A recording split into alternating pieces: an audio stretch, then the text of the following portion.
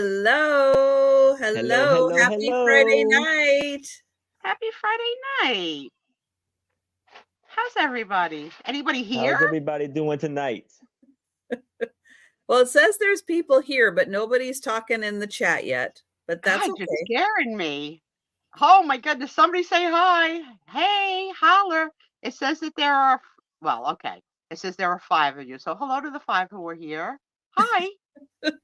Hi. How's everybody doing Everybody else must be tonight? out shoveling snow. So the good news is that we got up to 40 degrees today. Nice. And we're supposed to get in the 50s by Monday.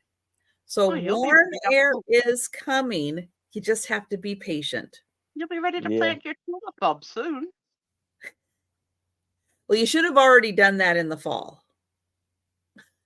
You know, I'm sick of you being the boss of me and telling me when to plant my bulbs. Let's see who's here. Hello, Debbie from Chicago, Crafts by Kelly and Robin. Happy Maker, Kelly. my Hi, Debbie. boyfriend, Doug Hay. Hey, hi, Happy Shelby. Maker. We got a different first set of 5 tonight. So welcome this new first set of 5. We usually have a different first set of 5. Welcome, hi, Shelby. Doug, I think of you constantly. I can't not. Do you? I do. You know, just different things in the day remind me of Douglas. Yeah, it's been crazy. Crazy. Doug, stay in. Don't go outside. Yeah, that's cold, Doug. That's really cold. I do have my window open a crack just because I need some little fresh air. Not a chance. I wasn't even opening my curtains. I was letting no cold air in here. But then again, I have to heat this place. So, you know. Oh, yeah. We had a conversation. Yeah. Tom asked me, he goes, does she not turn on the heat? I was like, yeah, she wants frozen pipes. She never turns on her heat. Of course she turns on her heat. I said, she just keeps it modestly low and warms it up. I said, because she's got to pay for it. I said, and she has multiple levels on the house. Yeah, exactly. Shelby, I have no idea who's going to be our guest on Wednesday. You're just going to have to join us and find out. It'll be a surprise, just like I'll be surprised on Wednesday when I find out who our guest is. You know, you can't know everything in advance. I can't. And Jen is a superstar who takes care of that. I so wanted to watch her first video back to hear about the cruise, and I didn't get a chance to watch her first video back, but I did hear that she's got like a raspy voice and caught I'm back home. I have a cold, flu-like symptoms. Well, she says she feels fine. Yeah, she just has a frog in her throat. Yeah. She just has a total frog in her throat. And, you know, hey, it gets better as the day goes on, you know, when she talks and stuff. But then at night, it's like whatever's in her throat just makes it worse. Gina threw it right off the air the other day. Now, you've sold enough. You're going to get to sell one more thing, and then we're done, and you're going to go rest your voice. You got 2 shows with Trisha on Wednesday. So on Tuesday, Gina cut the show and said, that's enough. Oh. And Jen said, do I really sound that bad? I didn't catch the end. Yeah, you really sound that bad. No, I know Wednesday morning, she sounded horrible. Wednesday afternoon, she sounded a little better because, you know, she'd had, you know, water and coffee and talking and, you know, and she sounded better. Yeah. Ooh, did Tommy get in trouble again? And Kelly, don't you worry about Aaron. He's good. He's good. And when he's got something to say, he says it. Yeah. Not only does he say it, you can try and break in, he'll talk right over me. He doesn't care. I have Like the floor. I, Aaron James Proctor, have the floor, and I'm trying to Yes. sell this piece of ephemera, Suspizio, and you need to Absolutely. wait your turn because I'm not letting you interrupt me. You just No. gotta watch for the supplements. Exactly. We got almost a 2-year rhythm going on. Almost. We're not Yes. perfect. We sometimes step on each other's toes, but True. it's Yeah, with love. we got an understanding. We're Yeah. good. Absolutely. He's our baby Absolutely. brother. He takes a lot from me. He doesn't take really anything from Trisha. Trisha's just old. I take it. But to Aaron, it's like a whole different, But it's okay. I can handle it. I'm tough. Tough like that. January, just like another freaking week left, right? Boom. Gone. Mhm. Then we're Gone. into the month of love, my daughter's birthday, the potential birth of my grandbabies, because if they don't come by March 5th, that's when they'll be taken. Ah, But okay. so odds are she could go in February. So I'm very Mhm. excited. Mhm. Hello, my BFF DMB. I know you start with twins. You start Yes. like a month early. You start Yes. watching. You start You watching want for the every signs week a month early. You Mhm. want every week of incubation you can, Oh yeah. so that there's as much weight as you can, so they Yep. don't have to stay behind in the NICU. But oh my Right. God, Right. guys, I threw her baby shower last weekend on Sunday for 40-ish people. If you follow me on Instagram, I'm Raggedy Susie. I posted a picture of Nicole and her husband and her pregnant belly, so beautiful, and then a picture of me touching the pregnant belly. I swear they were talking to me. They didn't give any kicks at that moment, but I ache to kiss those feet. Ache. Now, what was the last weight on them that's been The last one was 3 pounds, but she is going again, maybe early next week. But I'm glad she okay. didn't have to go in the last couple days with the iciness. We don't need her Right. to take a fall. Right. They probably would have called her and said, don't come in. And hello. Oh gosh. Marlene? Marlene. Marlene? Is it That's Marlene? Polanco with. Are we close? Marlene, I like Let that. us know if we're close. Doug, you keep on using that S word. I sent Doug one of the best care packages he's ever going to get. And this is what I get. This is what I get right? for my trouble. Well, he didn't get the nudes of me yet. Doug. Because that will be the best care package he ever gets. Pin the tail on the Susie. Okay? You don't know how we have fun here on the East Coast. Hello, Gatita. Yes, hi, Gatita. How are you? Good to see everybody tonight. Yes. It's a wintry night. No other nice place to be than with friends on a Friday night. I'm so glad you're all here. Thank you. Oh, I said it right. Awesome. Okay, say it again. Marlene. Okay. Now, do you want to know how I knew how to say it? I got to thank my friends at Bravo, because one of the Real Housewives of New Jersey, See, had a housekeeper named Marlene. See, and that was my first time hearing it. So, okay. Otherwise, you could just say I'm really smart. Hi, Jan. I know, Jan. Can you believe we're going to come on 2 years in February? We're going to have our let's poke fun at ourselves night and each other, and remember 2 years worth of fun stuff. I'm looking forward to that night too. Oh my gosh, it's going to be amazing. 2 years. You know, some relationships don't last that long, let alone internet relationships. Right. We got a threesome. We got a threesome. You could say it to your family now, Aaron. I'm in a throuple. You're in a throuple. Yeah. I don't know how to spell throuple, but you're in one. No, I don't either. Hi, Gina. Who would have thunk it, right? Hi, G. Right. We've had 2 years of fun. We really have. We've met lots of Mhm. nice people along the way.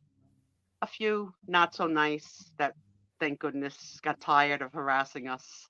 They're gone into the True. sunset. True. But for the most Unfortunately. part, for We the get most that. part, it has been the most pleasant of experiences. And I've learned a lot. You two have taught me a lot. Oh, Doug knows how to spell thruple. Of course he does. Thank you, Doug. Of course Thank he you, does. Doug. Just Little FYI. piggy.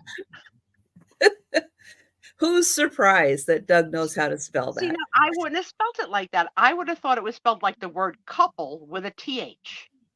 Yeah. TH With an for O. With an O in there somewhere. Yeah. somewhere. But Yeah. I something. believe Doug probably is the subject matter expert there. And Yes. maybe talking from experience. I don't want to, project that I know, but I might know that it could be. Could be. And I got Tom, 28 years. Yesterday I did a whole skit to Tom about Tom.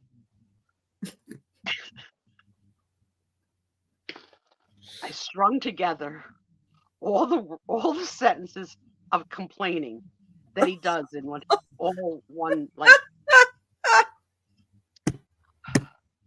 I kept going until he finally giggled. Because when you're together a long time, you tend to repeat the same things. So I always ask. This is my all-time favorite one. I always ask Tom to carry my things from room to room. I mean, yes, I have the Doug wrap around my neck for my phone. Like, I have, Oh, but I right. sometimes have other Yeah. things. Like Yeah. I have my emergency kit that I wrap around my neck. But I do ask Tom to carry other things, and sometimes they're things that are going to a place. Sometimes they're things that go into the garbage can. And then I also ask him to help me up. And without fail, since I've been disabled, so at least 15 years, Tom will say in a voice only a wife could love, "How much do you expect me to carry? I'm not a juggler." So last night I said to him, "I'm going to send you to juggling school." Exactly. I said someone needs a new skill. Yes. He's going to need to be able to juggle more as I become more disabled and there's more things to carry. Or I'm going to have to get, like how like to have like, the little red wagon. Maybe I gotta have to put a little red wagon at my hip and like hobble along the house with things in my wagon.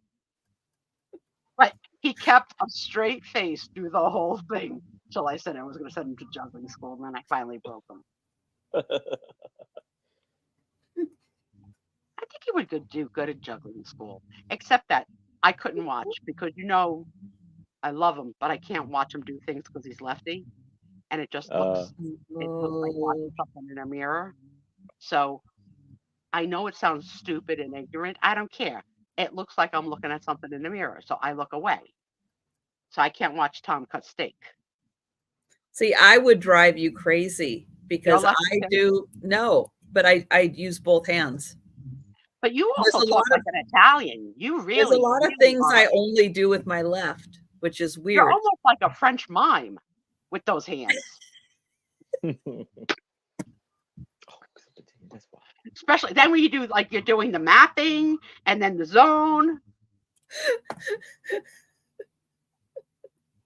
So I don't know why and probably because I'm already getting the mirror of you because we're on camera, right? Right.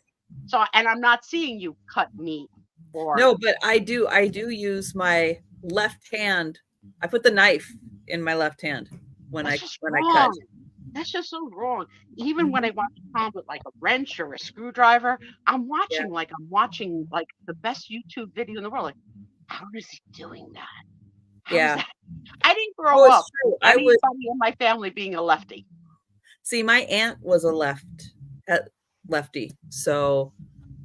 And it was tough in the grammar school for the kids because they didn't make lefty desks, so those kids had to sit sideways for like 8 years of grammar school so that they could use the right-handed desktop because it was like the half desk. Like no one could come up with left-handed desks back in the 60s and 70s? How rude. Well, they didn't encourage them to write with their left hand. No, they tried to break it. Yeah. And like a lot of left-handed people will write like upside down or stuff. I mean, yeah. Tom, I've never publicly or privately asked you this question. If you could answer it in the room, I would appreciate it.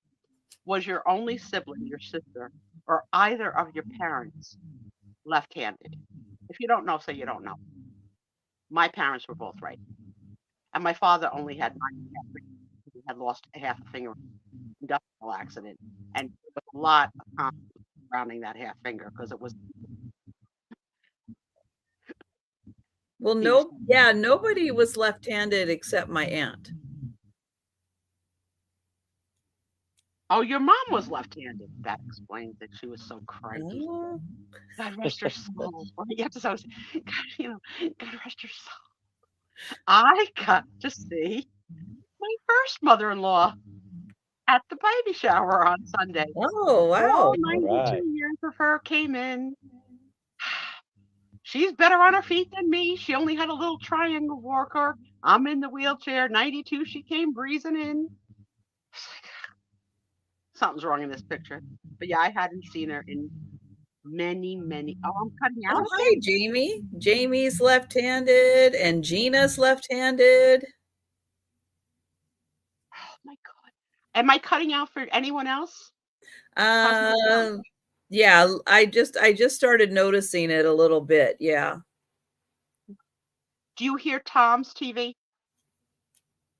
No. Okay, so it's not that. Tom, just lower a little bit just in case.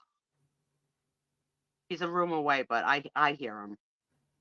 How about now? I'll do 77 years ago, my forefathers sent upon this nation. How was that?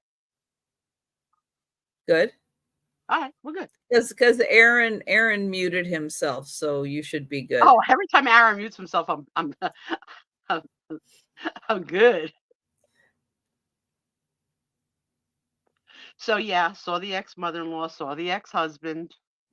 My family is so courteous and like my family, of course, went over to greet my ex-husband and ex-mother-in-law because my family has class. Hello, I'm Susie's sister, Angela. Remember me? Your son was with my daughter for 20 years.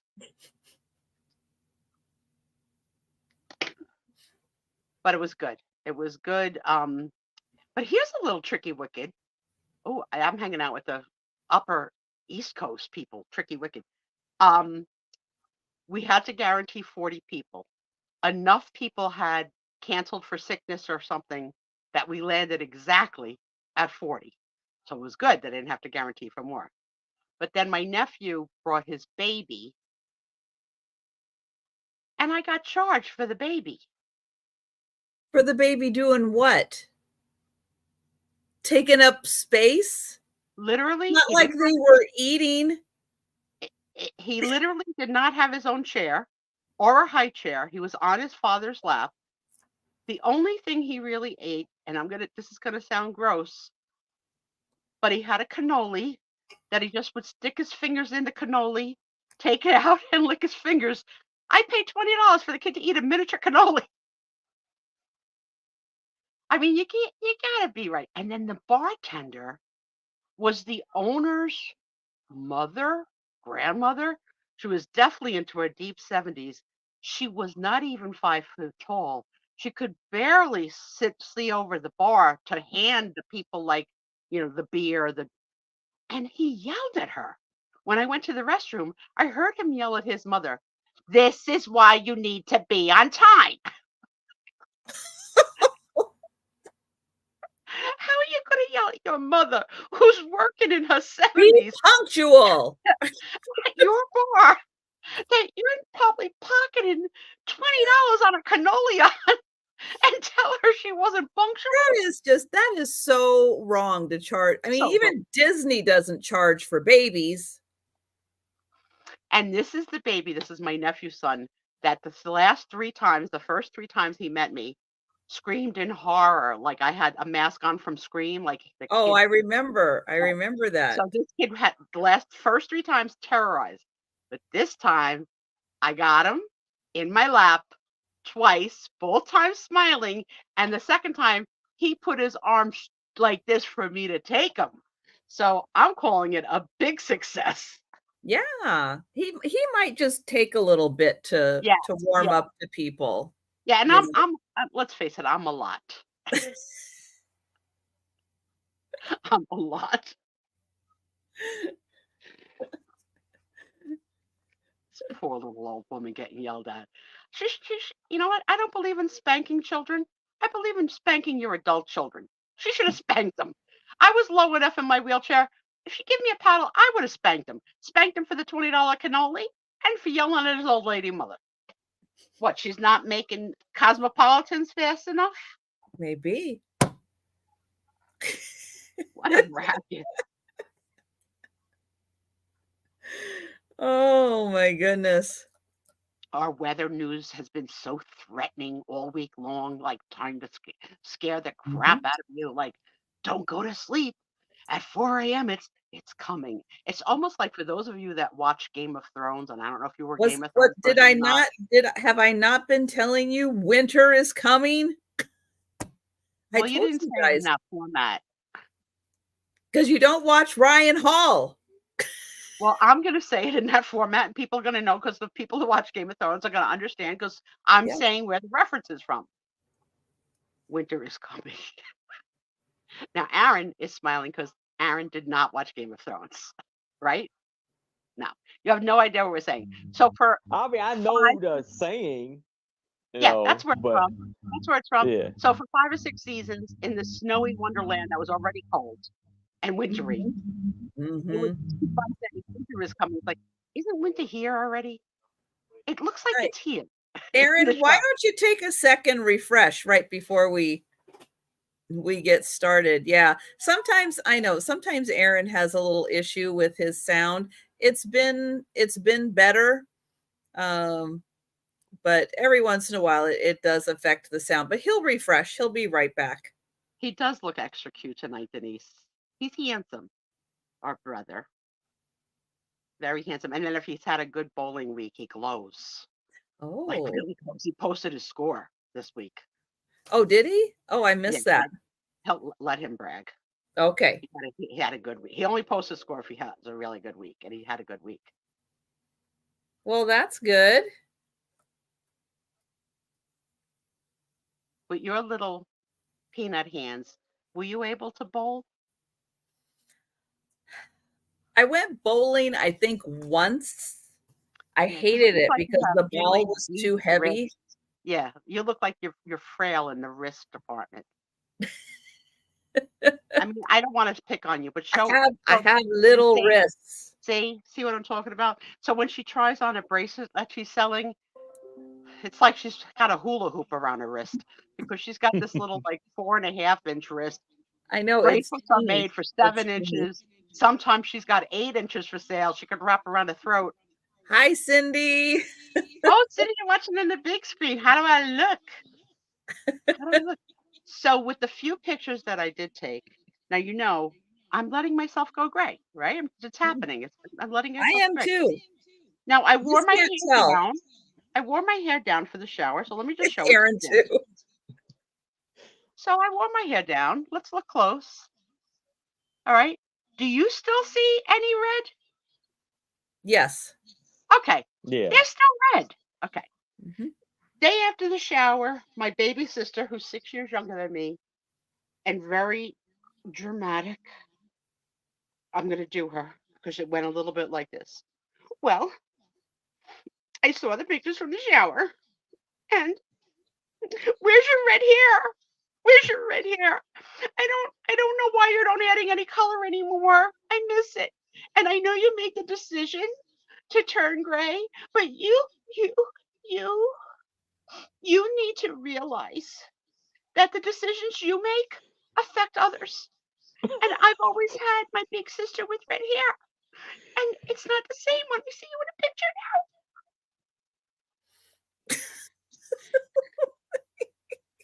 You can't make this crap up. Crying, crying. So I said to her, it's redder in person. I said, it did photograph more brunette. I says, but I decided when COVID hit that I'm done. I'm gonna stay at home. I'm gonna retire. I don't want to look like Lucille Ball did in her 70s and 80s. You know, Yeah. like, Yeah, red is tough. it was Red is too tough to carry off old. You yeah. know, especially when you were born a natural redhead. I don't want to look like cartoon red. So I've decided to Mhm. let it go. And if I didn't dye my hair for my daughter's wedding, I'm never dyeing it again. That's it. Yeah. So my older sister flew in, and as you know, they are mother and daughter, right? She Mhm. sat next to me. Within 5 minutes, said to me, "What happened to your hair?" And that's how she said it too. HARE, Hair. hair. Yeah. My nephew, her son, sat down and said, "Where's the red Aunt Susie? Am I this much of a freak to the world that you can't tolerate me as a going gray old redhead?" No, I think people need to get over But the their crying, obsession with can hair you colors. imagine? She cried. You are not. It affected me. I mean, like, how could you say that You I know need to what? grow my hair for you? I'm gonna get her an emotional support pillow so she can hug it, like a little squishmallow. I think that's what she needs, Fuck. so I'm she gonna can give you give it a her. hug. I'm gonna give you her address. That way, Big boss. when she's just not feeling, when she's, she can just give it a nice hug and then Yeah. she'll feel better. So then my older sister has developed a lot of allergens to different food products and whatever. So it was a set menu, right? But it was a big restaurant. So she was worried ahead of time. I says, look, they're a big restaurant. I'm sure they'll accommodate whatever your Hi, needs are. Gilbert. I do. Hey, So Delbert. have you ever had someone that like orders like sort of like gonna have the pasta, but I need to have it with extra virgin olive oil, not olive oil. And I need to make sure that there's no soy in the olive oil. Because if there's soil in the olive oil, I'm going to be very sick. And I can't, I've been in and out of the hospital. I really can't afford that. So can you make sure and please make extra sure? And if you're not sure, can you bring me the bottle to look at the back of to see if it has any soy products in it?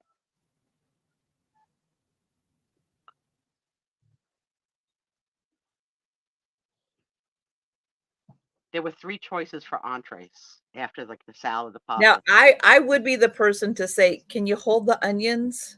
I would be that person. Right. That's legit. You're not asking for somebody to bring the olive oil bottle from the kitchen, from the No. chef And to the I don't need to see the onion.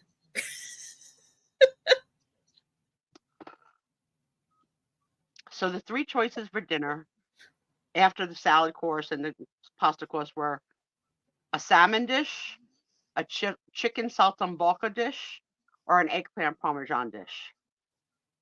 You would think that this was like a freaking essay question, staring at three choices. Like, Pretty come on, standard Italian kind of menu. A, B, or C. Which one do you want? And if you don't know, say, go to the next person, come back to me. And after the 12 at the table, you should know by then, right? By the time it came back to me, What were the sauces? What were they in? um, Tom, I had the eggplant parmesan, so traditional red Okay. sauce, Parmesan cheese, mozzarella. Tommy Yeah. had the salmon. Tom, if you could type what the salmon was in, because I don't know, I don't eat fish. And the saltimbocca is a white wine reduction of like prosciutto and chicken and mozzarella. Okay. Okay. So Hi, dude. she let everybody pass. The waitress went all around, Mhm. came back to her, and she said, "Okay, have you decided?" She goes, "Yes." She goes, "Okay, what will you like?" She goes, "I'm not going to have an entree. There's nothing here that I can eat." I was like, "Do you want them to boil a piece of chicken in water?" like, like, no, no, I just won't eat. Okay, don't eat. Don't eat. It was the coldest day we've had in New Jersey ever. The nice part was the restaurateur put cones in front of his restaurant so that, being with my handicap, I wouldn't have to park in the municipal lot a block and a half away. Nice. He could just get me right in. But there was another shower going on, so he did that for 2 spaces. My niece directed Tom into the second space, not into the front space. So it was time to leave. We were in the second space behind the front space, which was loading a shower. The girl must have opened every present. It was more than 40 minutes to load the bat. Now, out of courtesy, don't you just move your car up 4 feet and let the car behind you pull out? They just sit there and watch them load miniature diapers, big So diapers.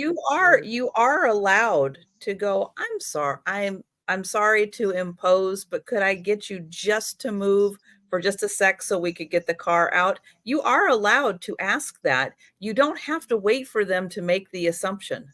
Here's where I think that we went wrong with this, Trisha. We thought they were almost done because they brought down a bar cart, the plastic bar carts they Oh, use yeah. in restaurants Yeah. for the dirty Yeah. dishes, and it was loaded. So when they finished unloading it, we made the assumption that we'd be able to be good to go. But that was the first of many.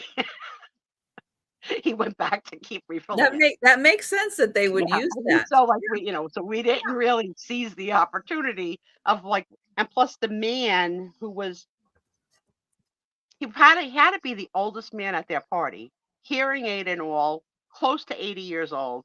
He's the one loading the back of the van. Where are all the studs? Why aren't the young guys loading the back of the car? And we're There gonna might not have been any guys. It might have been all ladies. I don't And know. he was going to be the gentleman and load the car. I don't know. But Tom respects his elders, and he just kept on saying, give him a minute, give him a minute. And it turned into I would say at least a half an hour, at least. That's a lot. Yeah, it's a lot when you've got a wife with a bladder issue. Every minute counts. Yeah. And then because of all the flooding that we've had in New Jersey, the GPSs don't know where to send you, right? Because we have that thing that, it'll take you the direct route, the route without the highways, and the route without any disruption, but it's not picking up flooding right now. So it's sending you in circles.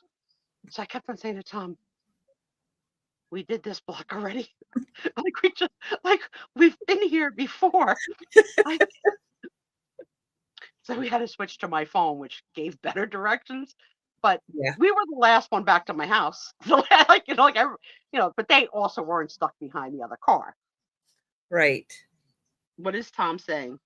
What was on the fish? Did he say? Nothing. He just said it was good. That's helpful. Denise, I don't eat fish. Come on now. No, I would have, as long as the salmon wasn't in a mushroom sauce, then I would have had problems. I would have said no sauce.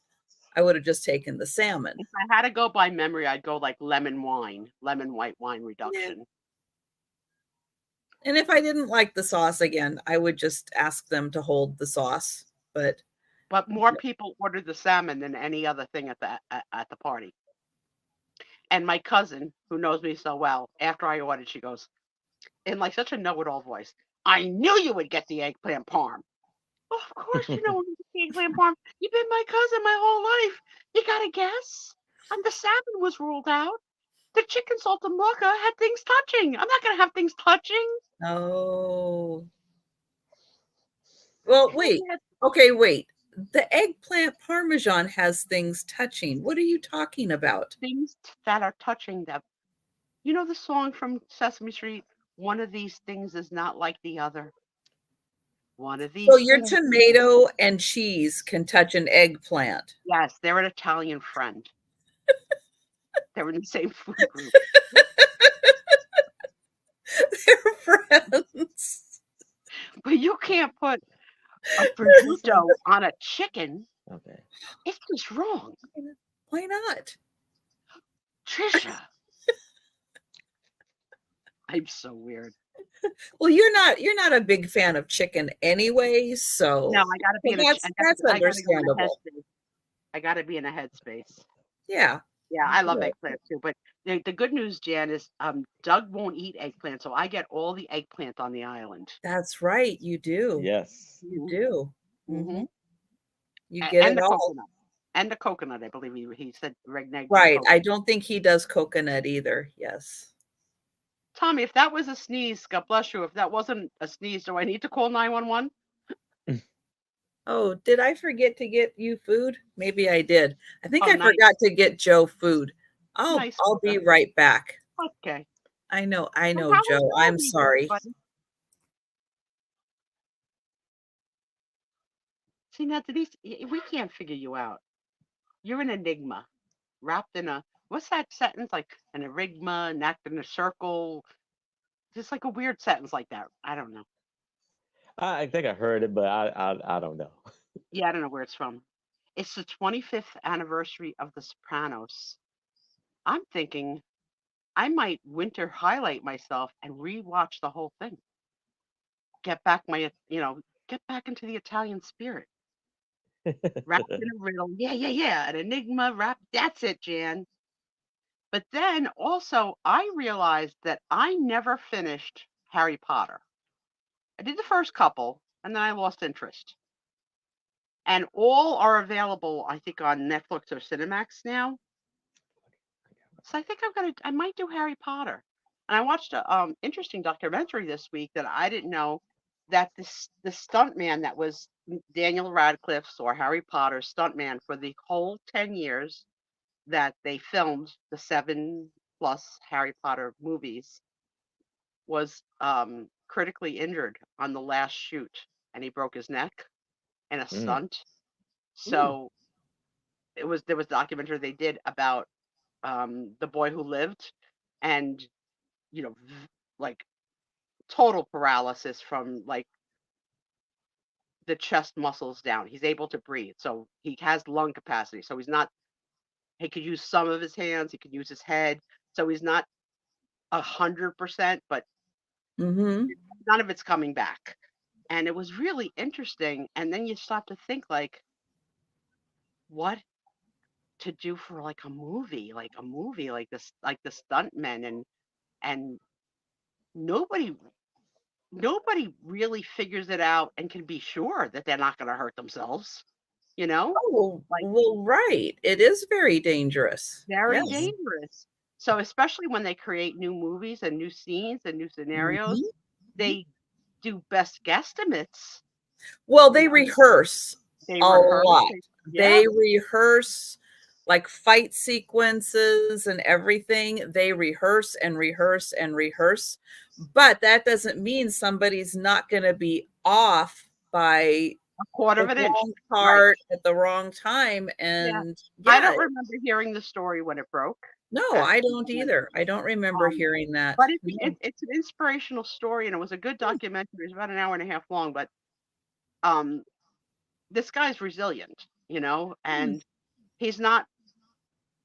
He didn't make lemons out of it. He's choosing to live the best of life that he can and Mhm. be an inspiration to others. And because those kids grew up, they were kids when they started on that set, Yeah, right? they were Yeah, it's what, been a 10? long series. They were They were 10 10. when they Yeah, started. Yeah. he was not really 10 because I don't think they can do stuntmen that are 10, right? Right. So what I found out too is what they normally look for are small framed adults. And in his case, he was a gymnast, a very Mm, short right. gymnast. And it So probably helped that Daniel Radcliffe is not a large man. I mean, he's, so a we had smaller the framed man. same stuntman, So, the yeah. whole shoot. Mhm. And Daniel Radcliffe is in the documentary and how their relationship continues beyond, and the pack of friends from the movie scene, and not the director, but I guess the stunt coordinator who takes the responsibility for getting it wrong, Mm. and the shame and blame he feels, and how the kid, who's now an adult, obviously doesn't point a finger and is Mm, not, mhm. it was really uplifting. So I don't know. I don't know. Maybe Harry Potter, maybe The Sopranos. I did watch I the enjoyed the Harry Potter movies. Now, you might like by the time like the 5th movie comes along, might be like, but stick with it yeah, because I did the the early ones plot, and I did like them. the plot, it grows with maturity. It doesn't stay just for kids. The subject matter gets darker, it gets a lot more adult driven as the movies go on.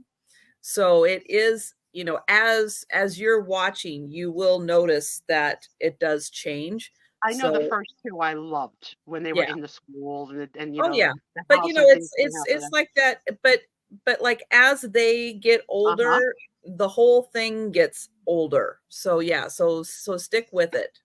Yeah, Um so Man, 20 I just got the alert on my phone, 25-year anniversary, which this year is Tom and I's 25th wedding anniversary. So I can remember that even though we're together 29, 28, 29 years, I mhm. can remember every Sunday night sitting down on the couch, holding hands, getting the popcorn ready for that hour, and just like couldn't wait every week. And Tom's not Italian, but he loved the show. And all the show was filmed all around where I live. I mean, locations that we go to, have frequented. So it was very cool for that. The house that he filmed from, we know where it is. Like, it was really, That really would cool. make it more interesting because I have Yeah. zero interest in the show. Hey, Mary. Hey, Sarah Lee. Hi, Mary. But Hey, if it Mary. were filmed in an area by me where it was Yeah. full of familiar things, then yes, that would have definitely piqued my Yeah. interest. Yeah. Yeah. But one of my bosses at the time had a husband whose family had a farm in northern New Jersey, which is unusual to have a northern New Jersey farm, but it was a huge piece of property. And they rented out that property Mm. for a snow scene where Tony Soprano runs and gets away from the FBI who comes crashing that house for another gangster. So the scene is in her backyard. Oh, And she was my wow. boss at the time. And she made a big pot of meatballs and sauce and meatball sandwiches for the crew. So she said, "Don't worry about ordering your catering today. I got you." And she fed the whole, like just meatball sandwiches for everybody. Wow. Yeah, she was a good, but yeah, it was very cool. They did that. Some on Bloomfield Avenue at Fortunoff, some hotels, like a lot of locations. The final scene that ends the show Which is is a at an restaurant, right? ice cream Yeah. parlor called Okay. Foxteen's, which is still there and still Mm. operates to this day. So very cool. Right, Doug. Yeah, Scranton for The Office. I Right. never did The Office. My daughter says I would like it, but every time I try and watch it, I can't get through an episode.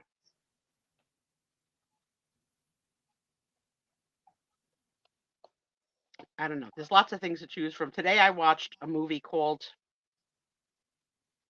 Queen Pins. Oh, I saw that come up. It didn't like make me go, ooh. It's not going to make you go ooh, but it was an enjoyable hour and a half. Okay. You Okay. know, it was lighthearted, not hysterical rolling off the floor, but I do really like me some Vince Vaughn. He cracks me up. Just like Mhm. his facial expressions and his deadpan like delivery of a line. Kristen Bell was the one of the female leads. The other female lead I didn't know, I had never seen in anything before. But it was an interesting story and it was supposedly also based on a true story. Oh, okay. Yeah. Okay. Hey, Toots Man. All right. Well, we are going to get started with the sale. And after the sale and during the sale, we're going to be talking more. We're going to be talking about other stuff and just whatever stuff comes up. I mean, who knows what's going to come up.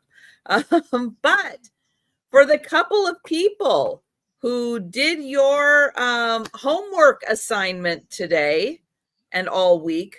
All week I've been pushing all week, but a couple people did their homework assignment. So thank you guys so much. I don't know if Aaron has looked at his subscriber count, but it's up a few. Yes.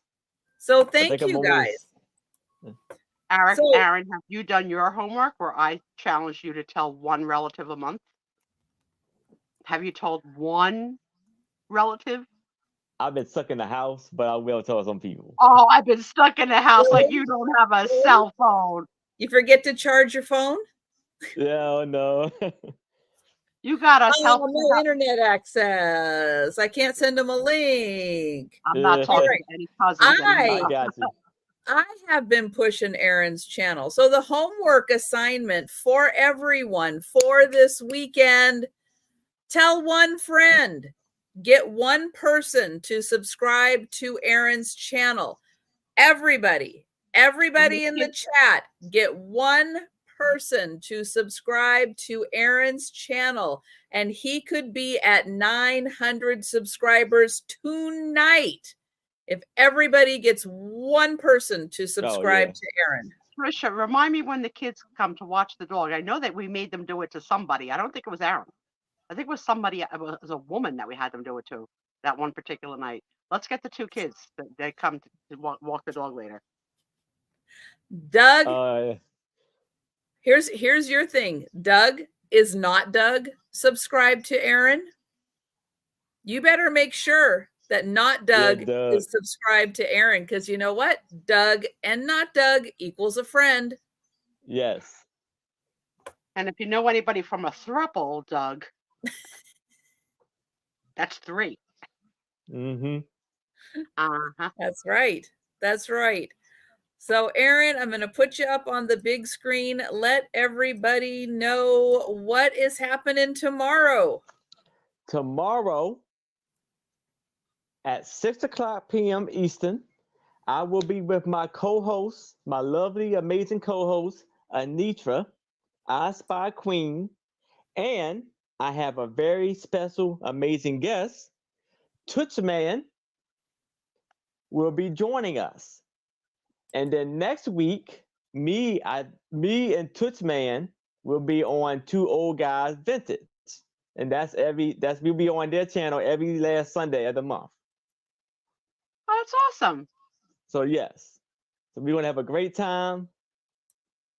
And again, the second pin is on the hat, and tomorrow will be the third. Yes. There we go. And as y'all notice, if y'all haven't seen it, you still got time to vote. The voting will end at 5:40 tomorrow. And if y'all haven't noticed, I put a long form video and a short. So I'm gonna try to do that for each one, a long form video and a short for the voting video too. So either one would do. Awesome. And I was given a little tip for the short form video that I may try. So whoever gave me that idea, shout out to you. I may try that next time. So yes, and then next Friday here and all that. Yep. Welcome in, Christy Bean. Show us what you got to sell first, Aaron. What do you got? All right. So first off, for $5, I have this book, and it is Picasso Women. So I guess this is like the women of Picasso's life. And this book, I don't think I did have a copywritten date. So we just want to get started on the photos inside. So that's a picture of Picasso. So it says here, Picasso Women is a unusual art book.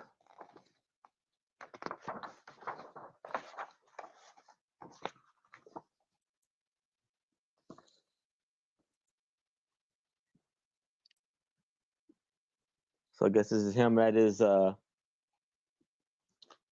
kitchen Hi, Nancy. with his. I don't know if that's his wife.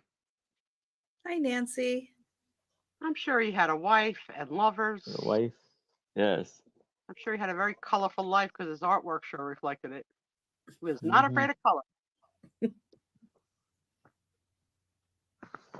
Well, he's at dinner. Then he's at his, I guess, studio, working on like some statue head figures. And then he got his wonderful paintings, tons of them right there.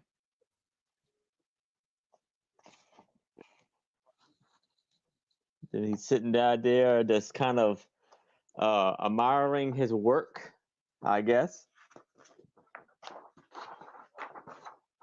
And then you got all of his art.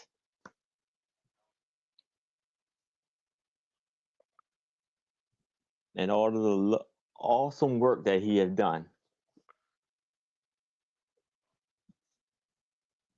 These 2 pages are a lot tamer than normal things that I've seen of Picasso, which are like triangles on top of circles within diamonds. It's coming. Ugh. It's coming. Okay. Yeah. He had a few phases, yes. Yeah, I don't know this phase at all. No, not at all. Here's where all of the triangles and There we go. come into play.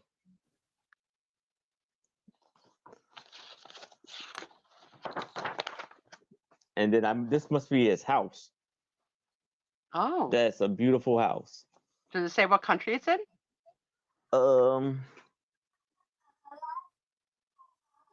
I guess it says La California. I don't know. The way it's written in, I guess, Italy. I don't know. Is that your baby's talking, Trisha? It's Joe. Joe, He's you're having stealing the show, man. You're stealing the show. He's so vocal tonight. and what's great, I don't even there he is. I didn't even know where he was. But I can He's hear ready to rock it. it. Dude. Louder and louder. I know Here's the thing. I'm not really an art aficionado, but I don't even understand the brain of this, how this works. And like when you're sitting down in front of a blank canvas and this is what comes out, like this reminds me of what junk journaling is now. How you just paste weird stuff on top of other weird stuff. It looks Kind of. things like Picasso's.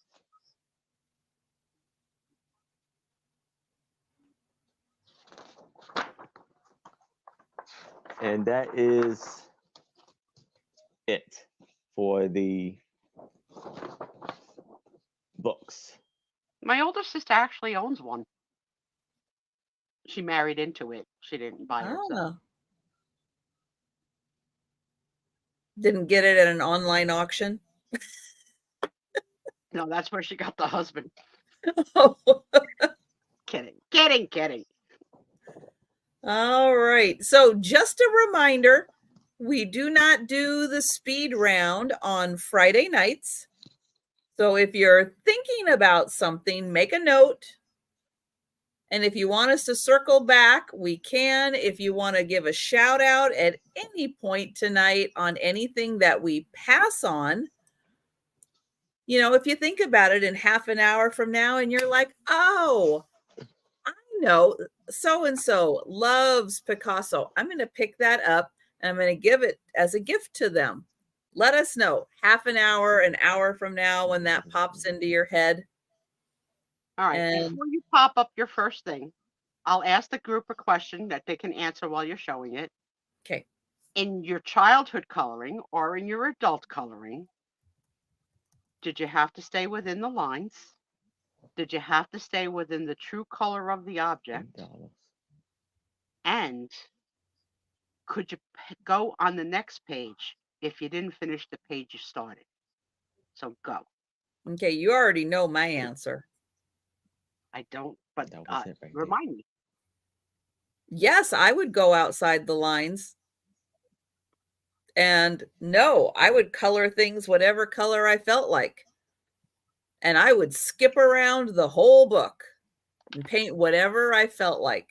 I would never share a coloring book with you. No, Never. you could not share a coloring book with me. I would drive you insane. Yep. Does an apple have to be red? No, because some are green and some are yellow. But are any purple? Maybe. I'm loving the answers. Keep writing your answers in as she sells her first thing. I think you and Nancy might make a good team. Girl, I couldn't even take more than one crayon out of the Crayola box at a time. I had to return Oh, it you back. didn't dump them out? Oh no, it had to be returned back to its original Oh. print. That's a lot of empty things. Tooch's apples were purple. There you go. Oh, all right. I have got a book. It's in rough shape.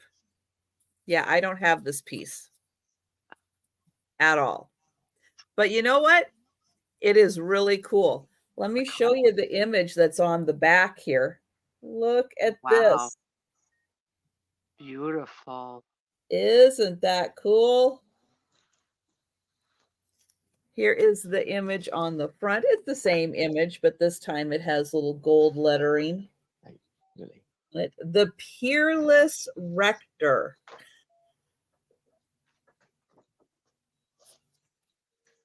So, yeah, parts of this book are in like really rough shape. But is it worth saving? Oh, yeah. Yeah, because this is one of the prettiest pages you are ever going to see in a book.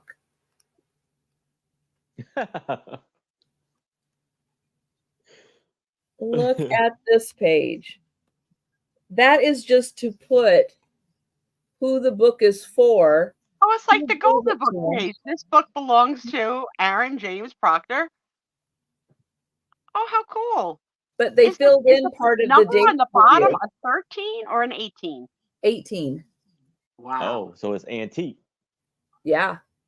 Look how beautiful this page is. Like, remember the old onion paper that you could put on and like just rub with your pencil above that embossing and get that image? Yep. And all throughout the book, there are these plate pages with, I don't know, actors or something doing very dramatic poses. So here's another fella. So yeah, you have a lot of words here. It is called the Peerless Rector or Popular Program. Choicest recitations and readings from the best authors. This is for schools, public entertainments, social gatherings, Sunday school, etc., including recitals in prose and verse, selections with musical accompaniments, dialogues, dramas, together with rules and instructions for gesture, expression, and cultivation of the voice. Thank you, Denise. And this is by Shep Publishing, Philadelphia, Pennsylvania. And it is from, somewhere on here, 1894. Very cool. And it's a really big book, but it is broken out. And so you do see where it has like a chapter and then lesson talk. So it does help you have conversations about what you're reading. And hi, Jamie. Hey, Jamie. And hello, Jerry. So I see Jerry in at 11. And this book has, oops, okay, the back cover is not attached. 516 pages. Well, I will get it up off the floor. How many of you are dying to smell it? I'm dying to smell it. Does it have any kind of smell? Faint, very, Faint. very Oh, faint love the smell. smell. Not a big smell. But here's an Jan asked a good example of some of question. the What do pages. we think the word resented means on the cover page? Like this, not like was it presented or like on the cover page that you said the most beautiful page in the world? Hello? Yes. Presented. Okay, so there was a P before the R. See the That's P? why. Yeah, we didn't see it at first. I was with Jan. It was like resented. The book is resented. Yeah, we needed confirmation that there was a P. Thank you, Jan. I was in the same headspace. We're We at have 12 with Denise. Got a little bidding action I know happening. it's true. We don't have smell-o-vision. But some of the chapters in here, let's see, we have readings with lesson talks. And then there are descriptive and dramatic readings. And it has like author names next to it. So if you have like a particular author you like, they might be in here.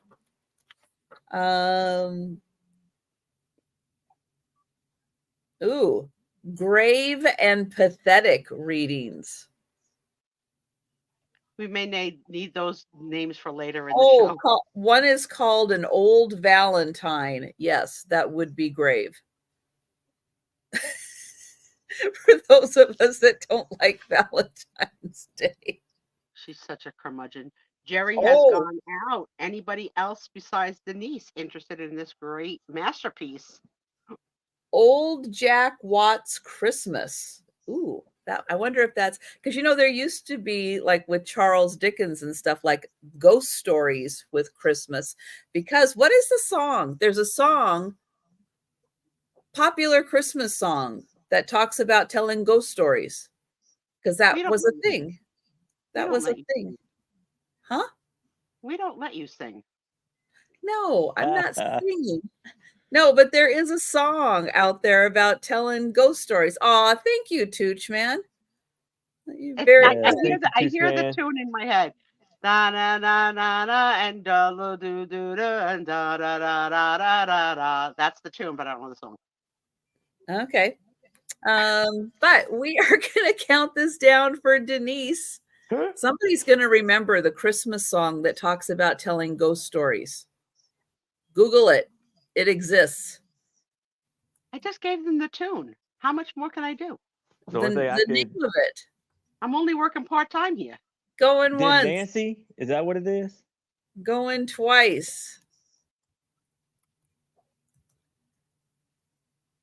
And sold to Denise. Thank you. Well, while Aaron's selling, I will look up the name of the All right. Before song. Aaron shows his first item, let's get some of these answers to that great question. All right. Well, I'm going to start this off. Hang on, Aaron. Hang on.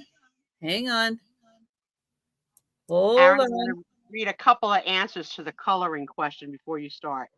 Oh, okay. The interesting thing is that after Toochman said he colored time of the year. apples purple, Doug uses a reference to Canadian coloring books. I didn't even know they had their own set.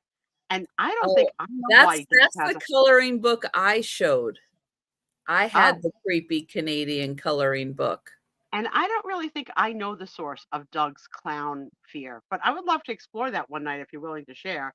Denise thought outside the box and colored with nail polish, but her mother thought she was asking for nail polish so that she would be more girly, which is cute.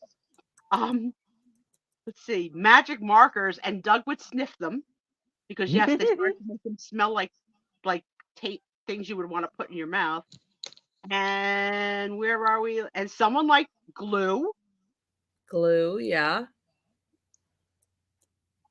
And that. Well, years old. It's the see, I had the tune. With fairy, Yes. fairy ghost stories and Thank you, heaven Doug. out in the sleigh. Thank you, Doug. Thank you all for playing. Thank Uh, you. See, I wasn't losing my mind. Oh, Ghost I stories had were a thing for Christmas. I absolutely. don't know why, but it is. It's kind of weird. Yes, Denise. Denise is the owner of the creepy coloring book from Canada. oh yeah, I remember. Okay, I'm going to start this off at $8. We have 4 12 by 10 printings of Norman Rockwell artwork. And these are all the seasons. So here you have winter, where he is skiing, when the guy is skiing with his son and They his on dog. cardstock, Aaron, or really just good thick paper? Thick thick paper. And Okay. it is embossed. Oh, cool. So he is making a figure 8. You got the dog struggling to stay up, and the kid is out of breath or something. He can't keep up with his father. And then we have the spring, where his father is asleep, and the little boy is, I guess, doing "She Loves Me" or "She Loves Me Not" with the flowers, with the Aw. dog by his side, with the butterflies in the air and the clouds. Is there anything on the back? No, it's just embossed. You can see the imprint. Nothing is on the back. Then we have summertime, when him and his father is going fishing with the fishing pole. The dog is right along again. The birds in the sky and the clouds.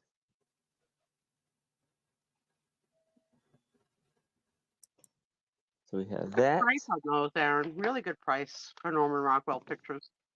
And then we have fall. And they are actually, the kid is about to set the leaves on fire and burn the leaves. The Hi, dog Shauna. over there. Welcome in. Hi, Shauna. The father with the pipes, and there's geese flying in the sky. Yeah, that looks really safe with the dad not paying attention. So we have fall, summer. You're in really good shape, Spring. too. And winter. They don't seem to have any fading, like as if they had been in a frame before. They look so crisp. Yes. You see the beautiful bright colors. Mm-hmm. Really. No fading at all. Really nice.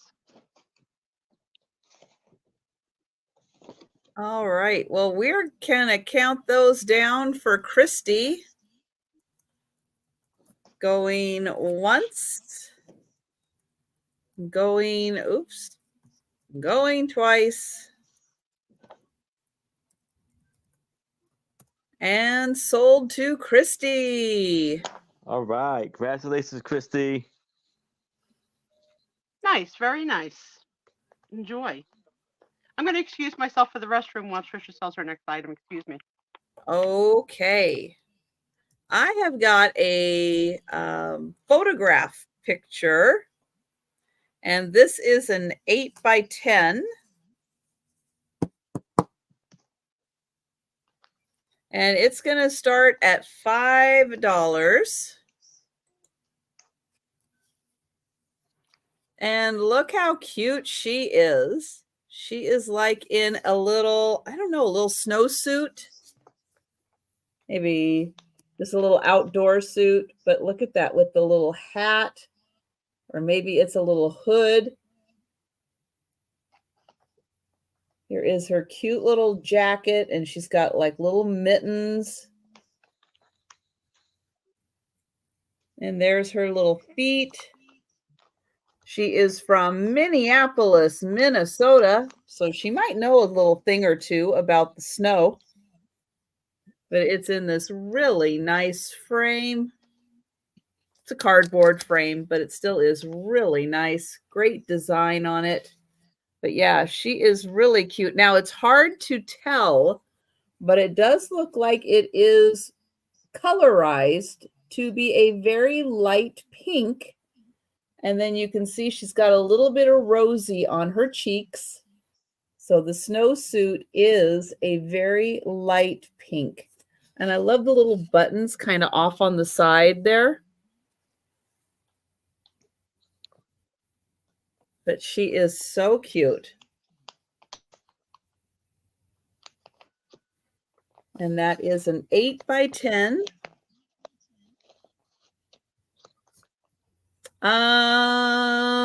Ansel Adams. I might know where there are some calendars with some pictures, maybe. But I don't have any books, no.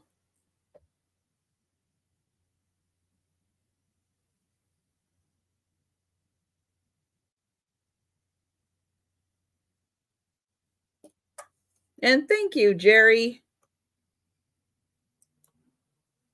You have any, Aaron? Can't hear you. Sorry, I muted myself. I didn't realize that. Some what? Some Ansel calendars with Adams. Ansel Adams. No, but I will keep an eye out for that. Ansel Adams. They're like black and white nature pictures. Very yeah, really captures like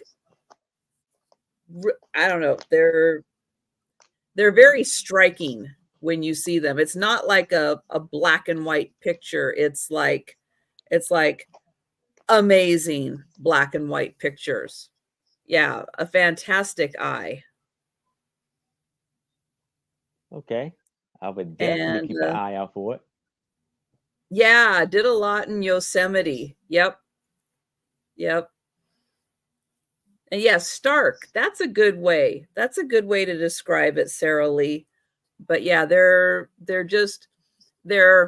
like you have like an emotional reaction to them when you see them. They're like so bold.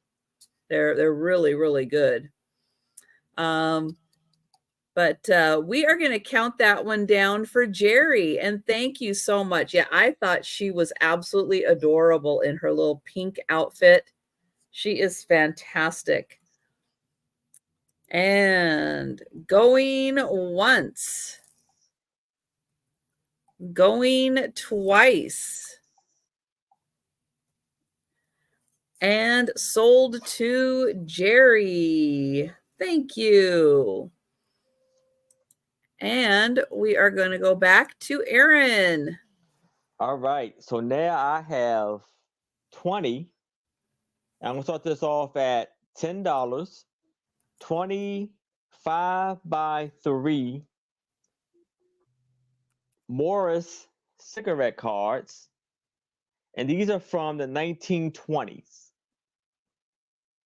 And they are in fantastic condition.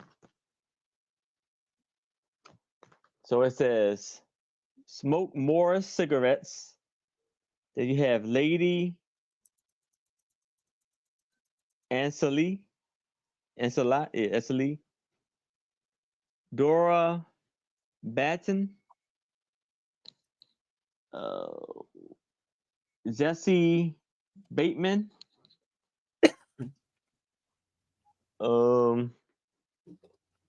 Marie Beaumont, Carol Bly, Rosie.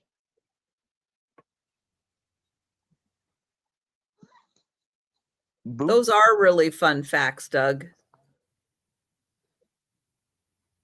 Alice Chasley. Nancy Gerling. And Kitty Gordon. Okay, I missed. Who are these women? Why do we have cigarette cards about these women?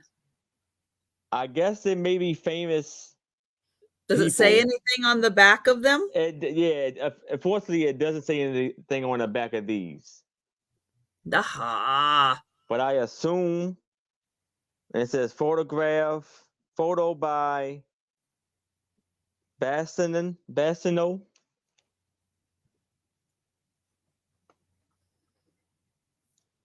They're cool. Are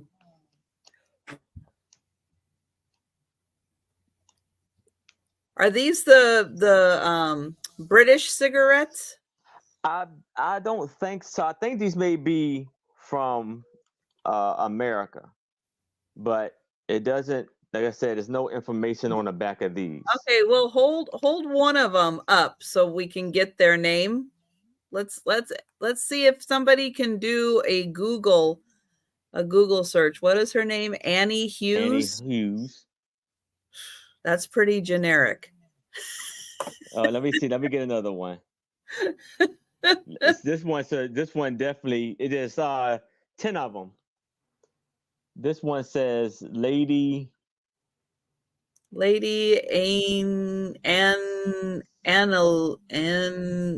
ooh, Sleeve. Annesley. Yes. And did you say there's 20 cards? $10? 20 of them. Yes. 20 cards, $10. Okay. Lady. Let's see. Lady Annesley. I want to show you this one. The ones. Oh, yeah. Right here. 1898. Lady Annesley was an actress. So, yes. So these ones are pretty famous, pretty fancy on the back. Okay, so yeah, they probably are actresses. Yeah, they said these are from the 1920s. And look at that hat. Look at that hat. Nah, those are way later than the 1920s, or way earlier than the 1920s.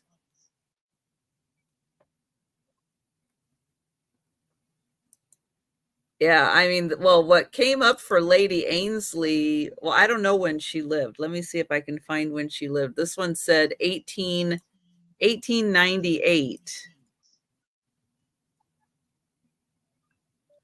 So yeah, I think those are late Victorian cards.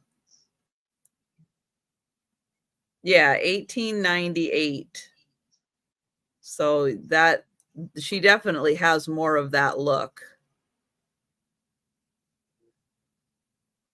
There's nothing on the back, Tooch, but the just the pictures on the back. Sorry, I'm staying out of it. I'm staying out of it. I'm just trying to help with the dates. So here's that, and then here's the other side.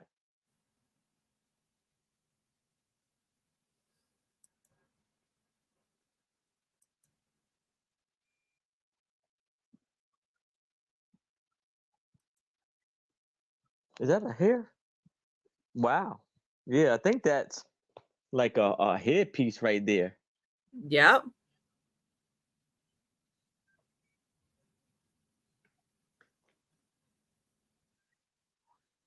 Let me flip.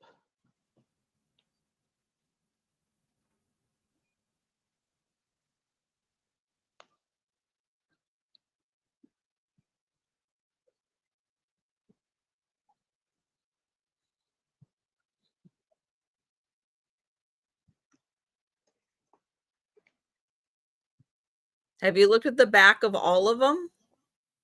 Yes. Let me see. Yes, And I have they're all blank on the back. Hi, Heidi. all blank. Yes. Okay.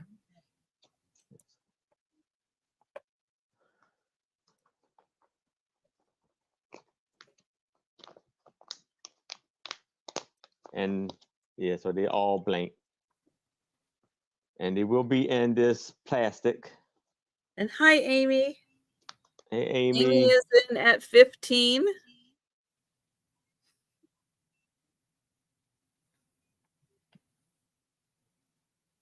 Okay, so yeah, it's a little earlier then. Hi, Maria.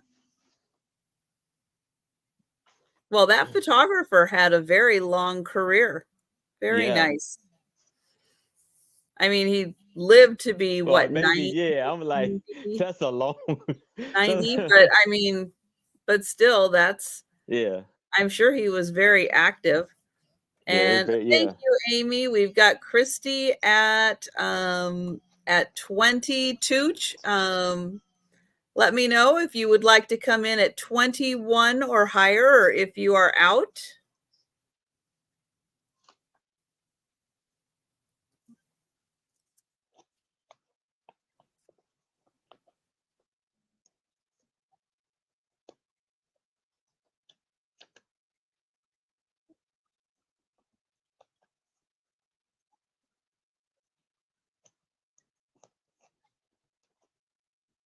Yeah, that is a nice collection. Yes. And it's fun. You can look these ladies up and see, see their career, what they did. Mm-hmm. All right, we'll give Tooch just a little bit longer to respond, to let me know if you are out or if you'd like to come in at 21 or higher.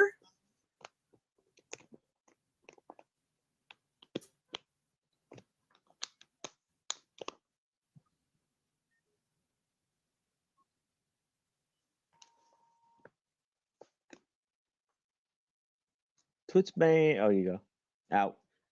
All right, thank you. And we'll count that down for Christy. Going once. Going twice.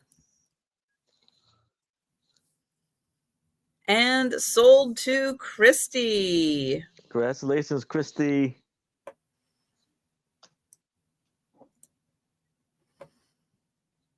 Okay, I have, I guess, something that they may have given out. I don't know what year, but I mean, this is like when you went to the theater, I guess, to see this movie, you got a brochure. I don't know how else you would get this. This is going to start at $7.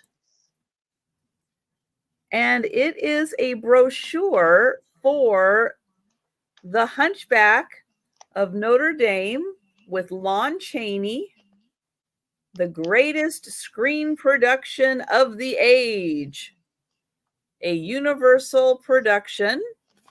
And on the inside, it's got pictures of the movie and little bits with all the actors.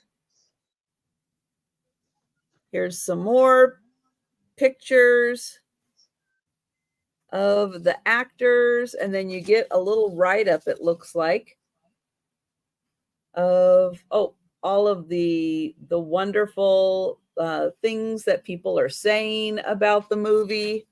And then on the back here, it shows you the dates. It was going to be seen on Tuesday, April 29th and Wednesday, April 30th at the Schubert Theater.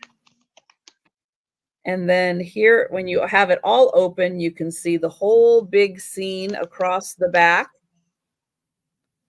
But I don't think I've ever seen a brochure like this for a movie.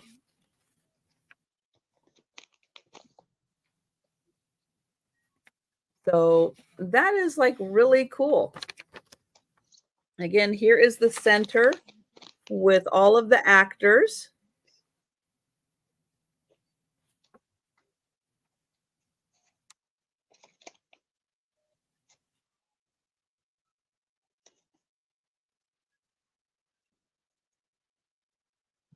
And like down here, I'll try to get in close so you can see, taken right from the movie.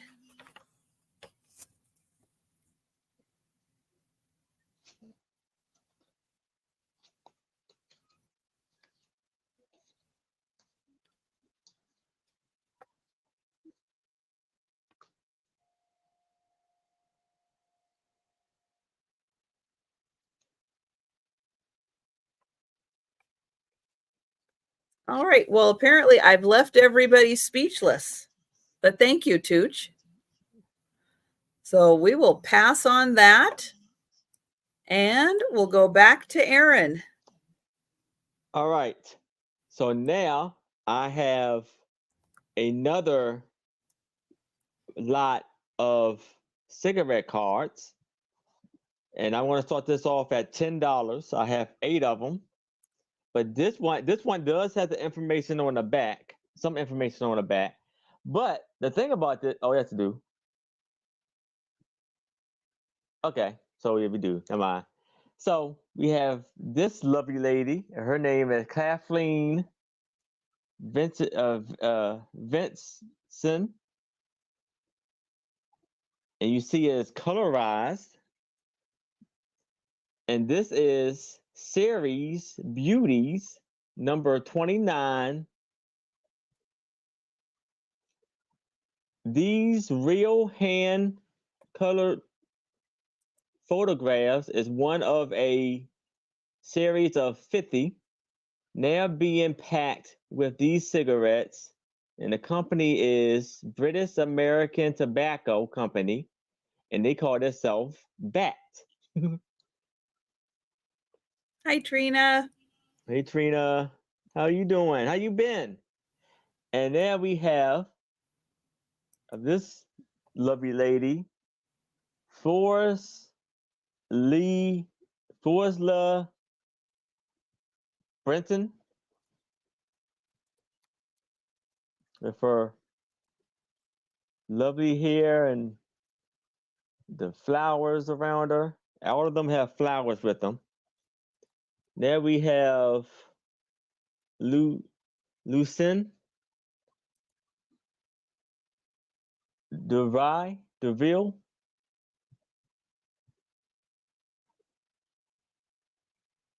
With her lovely green hat, a lovely smile, it was a pink flower. Dorothy Highslope, her blonde hair.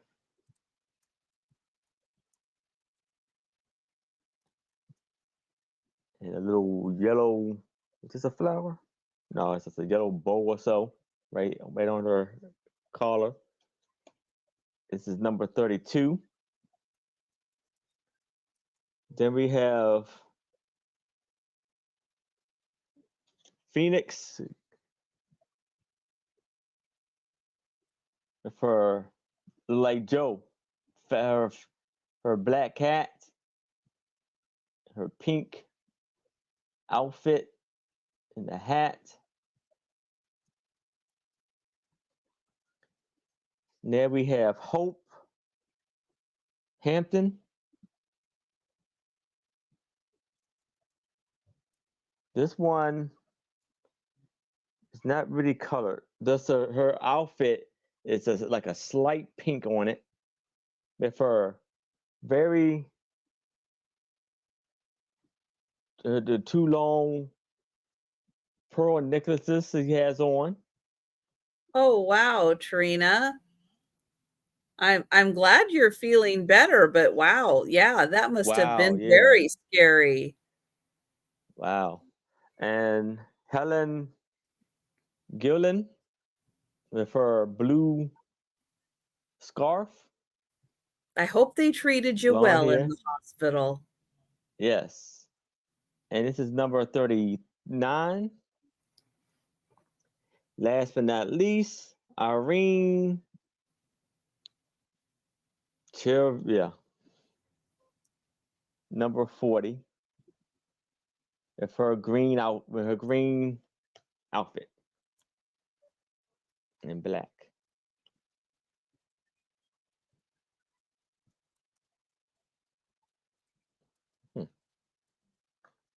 Some of them do, some of them don't. So we got one, 2, 3,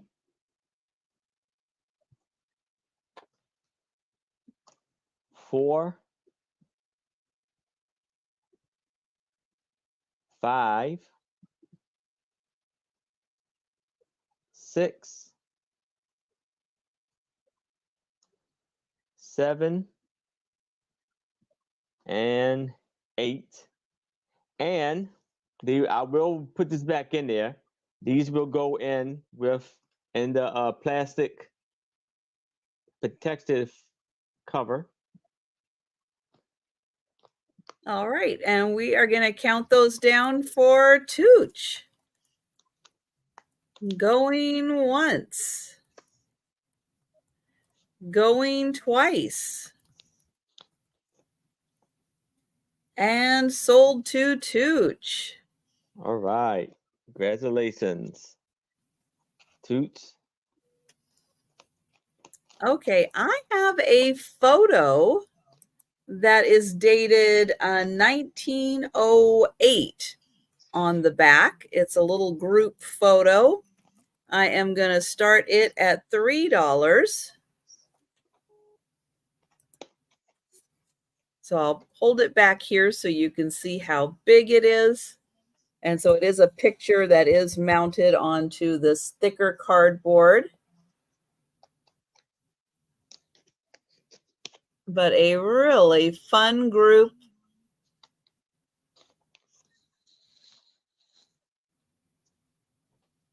Does look like they are all ladies, even though they are wearing ties. Let's see if I can get in closer to them.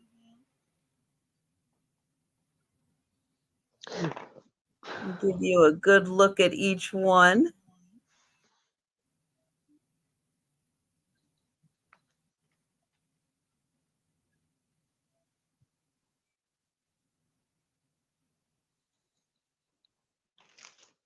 And thank you, Trina.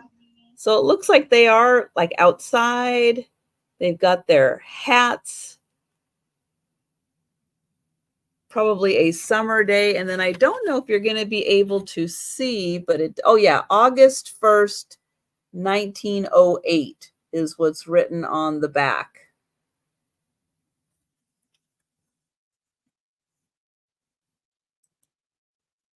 A really fun summer photo.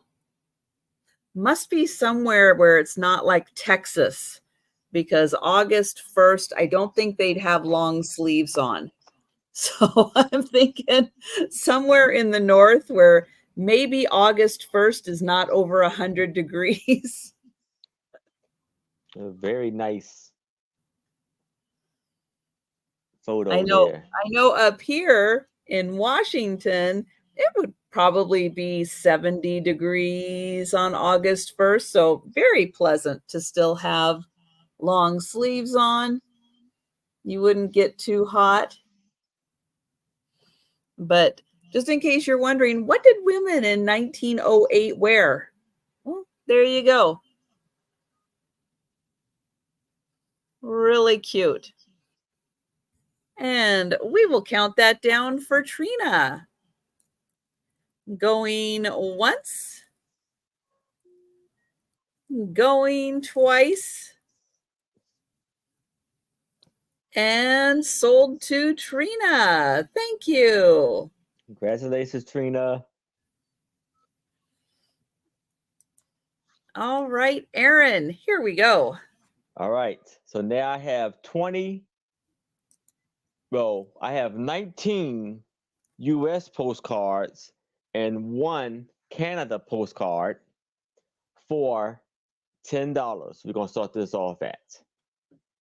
So here's the 1 Canada postcard, and this is CPR Landing Place and Victoria. Victoria, British Columbia. Yes. There's no marking on the back. Yay! And That's these are like just up the street from me. they're very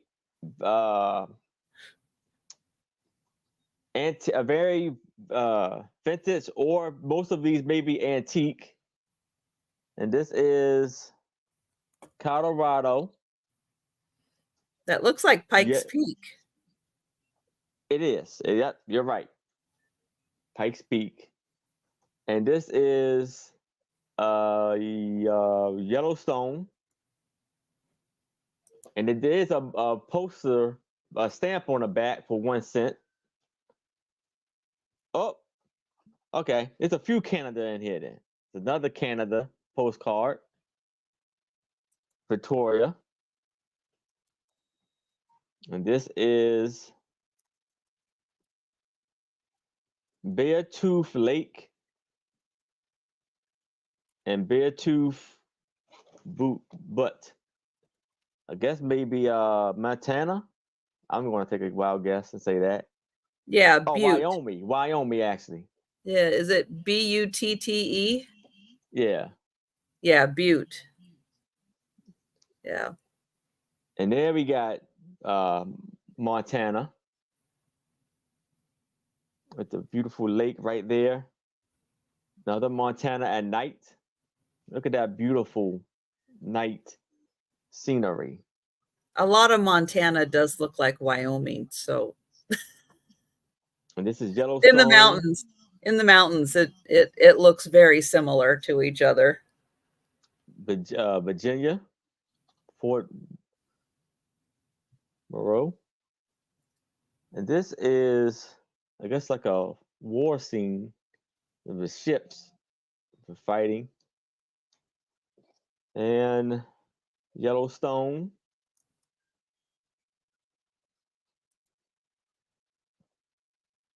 Colorado. Arlington, Ohio. It's 1944. And there is some writing on this one. It's a lot of writing. I'm going to read it. This is Montana. So there's a lot of beautiful mountain scenes in a lot of these. Boston, Massachusetts. Touchman is from Massachusetts. I know he appreciates that. Another Boston, Massachusetts.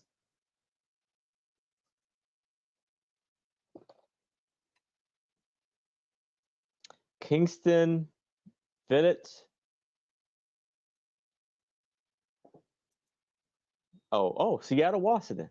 Well, that's what it's printed at. We'll hold that up again. Kingston is, yeah, it's in the Seattle area. Is that what it says? Just Kingston? It says Kingston Village. Is a semi-retirement community for self-reliant folks age 50 years or older. Complete living So yeah, it just says Seattle, Washington. The address is on the back Kathy. of it. Hey, Kathy. And then we got Michigan. This is Sparks and another Yellowstone Park with the Ram and Minnesota. So all 20 for 10. 1, 2, 3, 4, 5,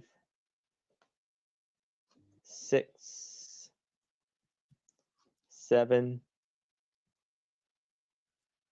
8, 9, 10, 11, 12, 13, 14, 15, 16, 17, 18, 19, and 20. So all 20 for 10.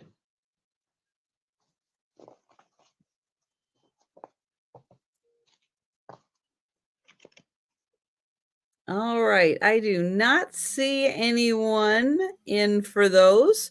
So we will pass. All right. And Put just that a right there. reminder, we don't do a speed round on Friday nights. So if you want to go back and see if there's anything that we passed on that you're interested in, you can let us know at any time in the chat. I have some antique Easter postcards.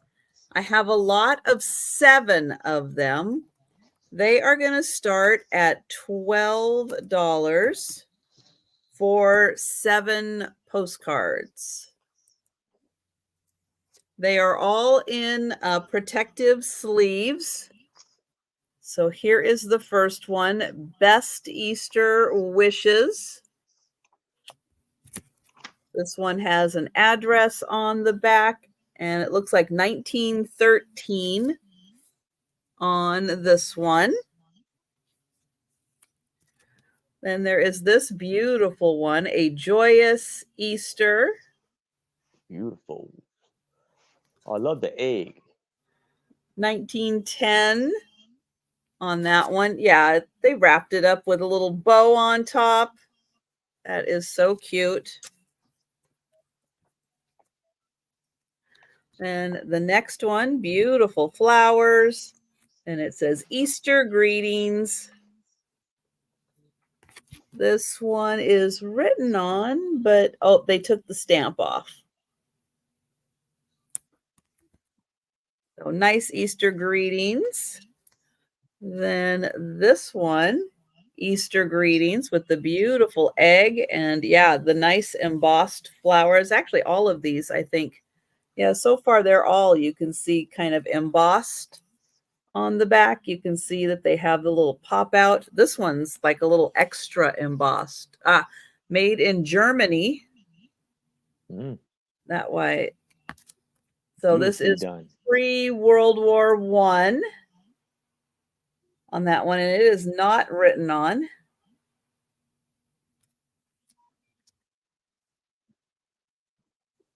This beautiful one. There's a woman. Do you see her Oh, right there? yeah. That is amazing.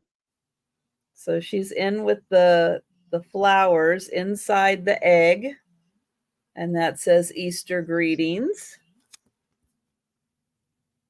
This one, oh, there is a, let's see, the date on that one, 1908, I think, 1908 on that one. Very embossed. This one, All Happiness at Easter. And thank you, Trina. This one is also, I think that says, yeah, made in Germany. So that one is pre-World War I. You can see the embossing is really thick on that. And then this one, Easter greetings. There's a little egg and a little cross right here. And 1911. So here is all 7 of them.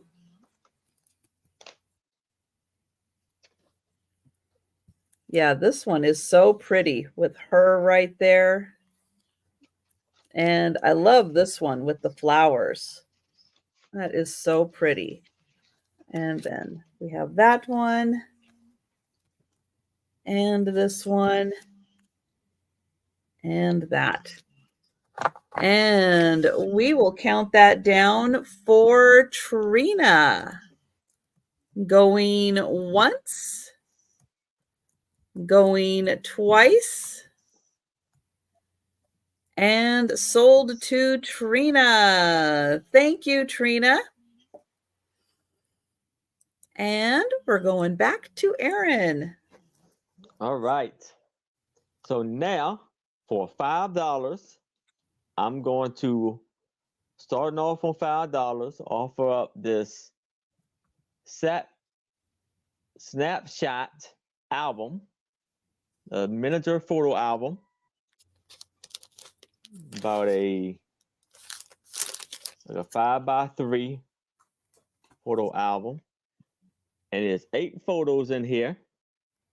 You see there, look like, I don't know, three friends hanging out, maybe cousins or so.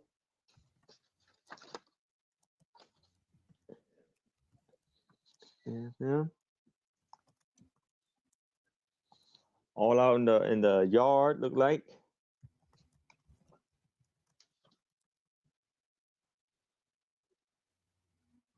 And there's no information on the back of these, as you can see.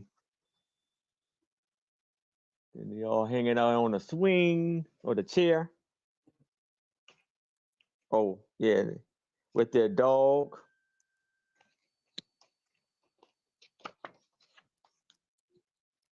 Having a good time, goofing around.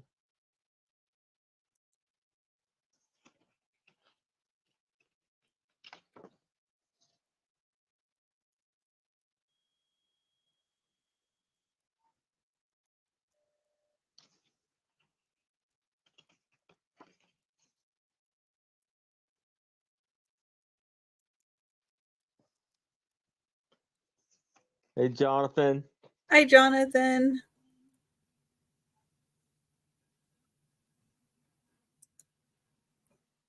They're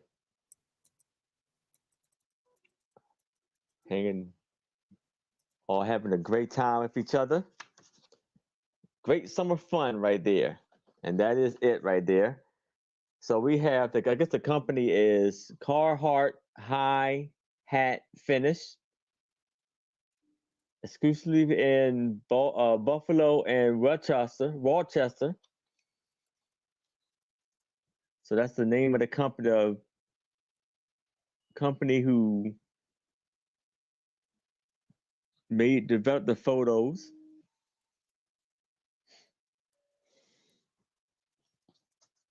So $5 for this lovely miniature photo album.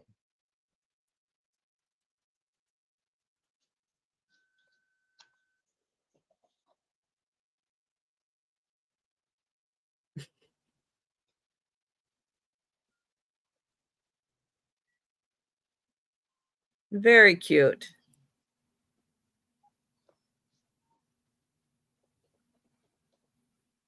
All right. Well, we are passing on that. All right. And as I mentioned this morning, I have a very, very small tintype picture. It is going to start at $3. And it measures just 2 inches by 1.5 inches. So it is small. So 2 by 1.5 inches. We got this lovely woman. She's got like, I don't know, like a little, like a fan type hair adornment, little ringlet coming down. It is a tintype. Yeah. I think they are slightly colored. Yeah. Little beautiful lady. Yes. Thank you, Sarah Lee. And she's got some kind of a little wrap around her neck. Might be a little tiny brooch right there holding her scarf on. But yeah, it is a petite tintype. But it is Very fun nice. to find these.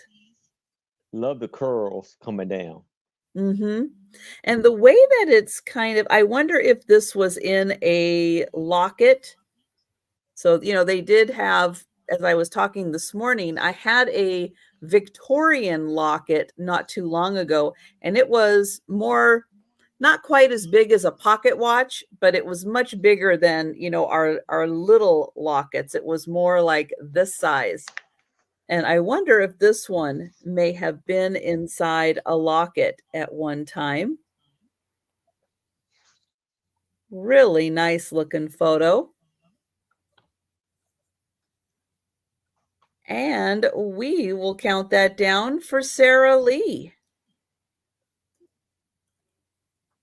Oh, going once, going twice,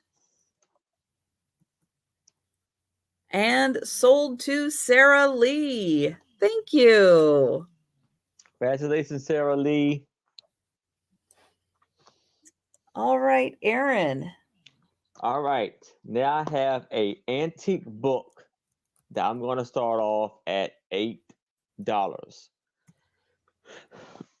I have an antique, I'm going to say Dutch or like German. I'll say Dutch, probably. Dutch book. It is looking at a lot of, I guess he's maybe a artist, and there's a lot of his artwork in here. So I guess it's saying Anton van Die. Something like that. And then yes, so it's all written in like Dutch. But it is copywritten in 1921. So you haven't read it cover to cover yet. No, I haven't. So any of y'all, I would not be able to either. we either know no Dutch or German. This would be great for you. Or, like I said, this would be fantastic for like scrapbooking or any craft arts you would like. There's a lot of beautiful pictures in here. A lot of beautiful artwork. This was of Jesus.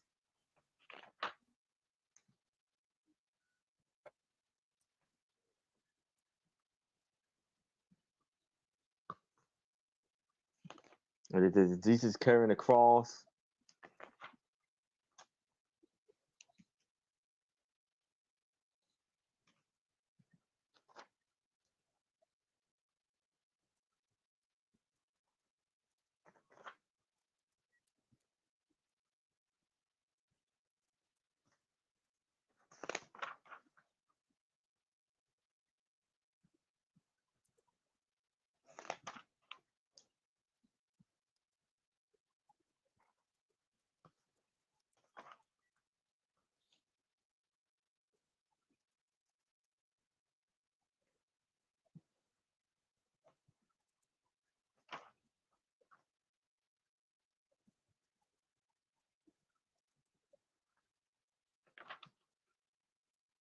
A lot of dramatic artwork here.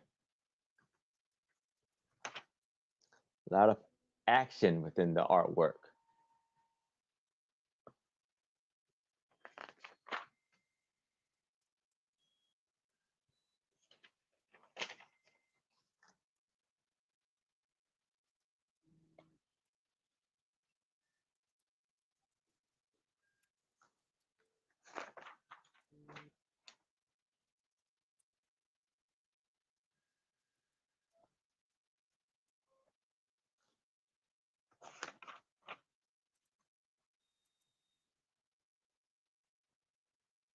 And while you guys are looking at that, you've been doing great getting Aaron subscribers to his channel. So everybody, just a reminder, We are working to get Aaron to 1,000. Make sure you are subscribed to Aaron's channel and go get one friend to subscribe to Aaron also. It could be a secondary account that you have. Maybe you have Hey, one Jamie. for your cat, your dog. Hi, Jamie. Maybe you're like Doug and you have a Doug YouTube account and a not Doug YouTube account. Make sure they are both subscribed to Aaron. But this weekend, everybody, go get a friend, go get a family member, go create a second YouTube account, and have them subscribe to Aaron. I know I have YouTube accounts set up for the cats, and the cats are subscribed to Aaron. Look at these beautiful pieces.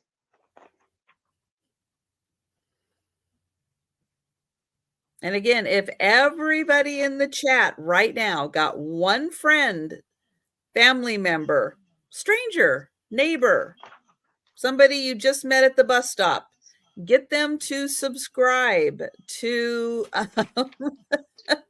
I know I don't have a Not Sandy and Otto account. I have a hard time just keeping track of the cats accounts. Don't make it harder for me, Doug. I already have 3 accounts. Well, 4 plus me. I already have 4 subscribed to Aaron. Did you miss me? Because while I was gone, Yes. I got my niece and nephew who are here to subscribe, Aaron. Oh, So thank you. thank you to Nick C and Jamie N, who are in my bedroom rubbing Tony's belly, not Tom's belly, just Tony's. Welcome in here. Well, thank you so very much. And thank you for the 36 of you that are here. Call your friends. Tell them we're on. We're on for a couple more hours. The girls and boys have stuff to sell. We've got stuff to talk believe about. that is all of the photo artwork that he has. Very nice. And we'll count that down for Jamie. Going once.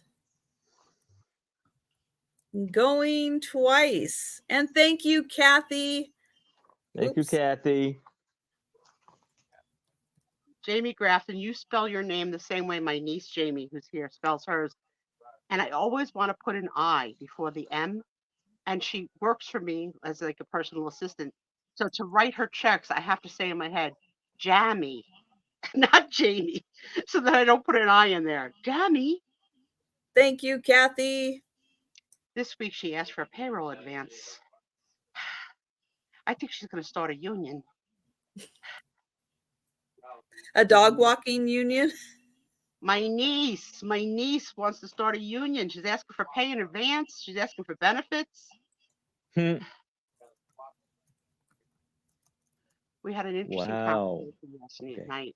My niece's boyfriend, when asked, in the event of the apocalypse, you can take one person. Who would you take? He said, Tom. Is it somebody you know, or can it be like anybody? Oh, well, we didn't add that into the equation. But he said Tom, which I wouldn't even take Tom. But Tom said me.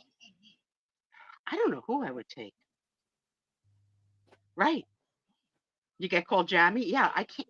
I don't know why. I want there to be an I. It's not. It's spelled both ways. Both ways. Yeah. Like your name has multiple spellings. True. But yeah, he would take my husband in apocalypse, leave me and his girlfriend behind to fend for ourselves. You know why? They're in a Carhartt club. They both have Carhartt coats. Oh, yeah. Carhartt club. Yeah. I mean, if I could take anybody in an apocalypse, I would probably go with somebody like The Rock or something like that who could like. Well, I'm going to go with take out all the zombies. I'm going to go with MacGyver. Yeah. there were MacGyver, I would go MacGyver. And I know, Aaron, Like, you're gonna it's have like a hard time you picking kind of between need me and somebody who can like clear things out. Yeah. Oh my goodness. All right. I have got 4 photos of Mary Jenkins. Jenkins. How do we know that name? That sounds familiar. Who is she? Yeah, like exactly like Daryl Dixon. Exactly. That's the kind of person you need. I don't know who that is. The Walking Dead. That's why I don't know. I've never seen that. Yeah, I'd he be gets too things scared. done. I'd be too scared.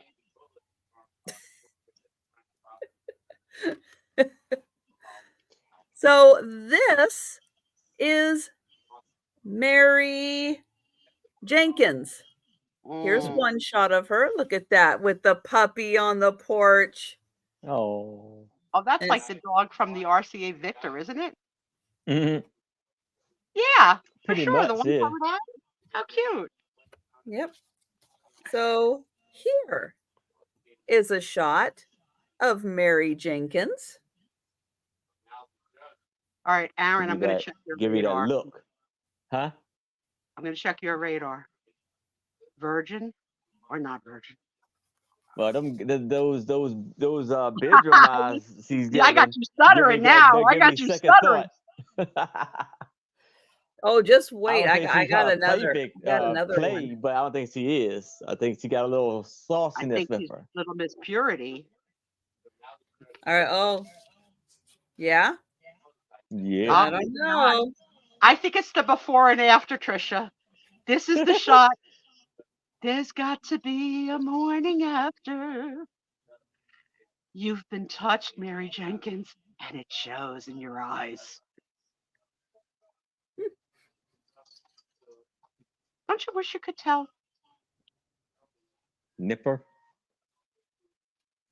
So there you go. 4 pictures. Good night, kids. Thank you. Aaron said, "Thank you, kids."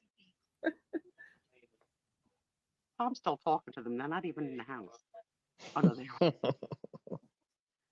So there you go. The 4 shots of Mary I have Jenkins. 37 in the room. It was Nipper. Yeah. Mary Jenkins, pumpkin pie, met a boy and he made her cry. Went to school alone one day, came home with a dog astray. Teased her hair into a bun. She said, "My God, what have I done?" Why am I writing rap songs? All right. I don't know. It was good All though. right. It was good because if you would have put a little beat to that, Aaron. Boom, boom. There you go. Mary Jenkins. And again, just a reminder, make sure you are subscribed to Aaron's channel. And this weekend, go find one friend, one family member, one neighbor, one stranger. I get credit for 2 weeks because I got 2 tonight. Well, I'll get my daughter next week. there you go. Birth, and then we'll let frickin' Frack sign on. Exactly. Because they're going to have YouTube channels. I asked her that question. Will you be exploiting your children for the revenue? And she said, absolutely not. I said, you may want to rethink this because I follow a couple of twins and I love their channels and they're making kaboom money. Kaboom. Whether they eat exactly. Because you know what? Those kids can pay for their own diapers. Actually, she's like, I'm not doing it. I says, well, you might want to rethink that. And I'll be lucky if she ever lets me post a picture of them. It's not she hasn't approved. Like Cecil B. DeMille. Well, Sue. Yes. I'm gonna make a deal with you. Okay. My bravery is kind of kicking up a little bit. Okay. So I'm gonna start off doing this. I'm gonna start this off. When I bowl next Thursday, I'm gonna at least tell my bowling partners that I have a YouTube channel. How many then I partners do may you have? decide to spread through the bowling alley. alley of everybody in there. So All right, I will add to that's that my tally. goal for next week. Have them put it up on the big screen. Yes, Yeah. if you give me the number This is and the time Aaron's to YouTube call, channel. I will ask the announcer to say, attention, attention, attention, all bowlers, bowlers, bowlers. Mr. Aaron James Proctor on bowl 10 with the Thrash Masters, or whatever they're called, the Plasmasters. Plasmatic. Yeah, so what I missed what your score was this week. What was the I big didn't even score? show it. My high score, I had a 169, a 145, and like a 130. So decent. I forgot to take a picture of it. But decent numbers. Yeah, definitely. I couldn't get strikes. I was just some reason it kept leaving 1 or 2 pins up there, but I was picking my spares up. So hey, can't be mad at that. That's good. So here I have a cute little baby. And I'm going to start this off at $5. And this is by Bonden. And this is about a 12 by 10. And look at Based these on the character big, of beautiful this face, eyes. who of our friends do you think this could be as a baby? Is it a girl baby? Is it a boy baby? This face rings a name to me. Who do you see? Delbert. I was 100%. thinking Delbert. 100%. I was just gonna say Delbert. I don't know if he's here, but I don't know why, because we've seen Delbert as an adult in Washington with Trisha, and as soon as you pulled this up, I was like, this is baby Delbert. Well, now we all have to buy it. Oh, see now Denise and Cindy are thinking Doug. No, he would have to be wearing a baseball cap to be Doug, because Doug doesn't go anywhere without one.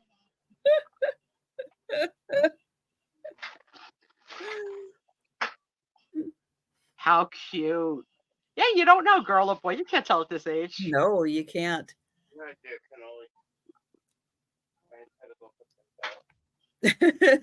Doug says, you know it. Gotta have the cap on. Yeah. I'm in ICU, but I got my hat on. Don't screw with the IV tubes, nurse. Don't screw with my hat. Oh, little Delbert. Nothing. It's just got a AUB. I don't know if that's supposed to be for like Auburn, Georgia, or something like that. I don't know. But our AUB is on the back. That's the and then some other numbers on top. I don't know what that is.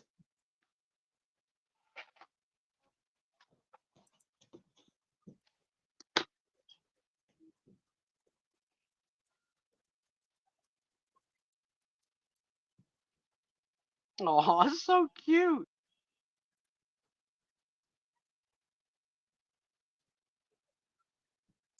Well, I am not seeing any takers for the little baby. What is that? 8 by 10? I think that's like an 8 by 10 photo.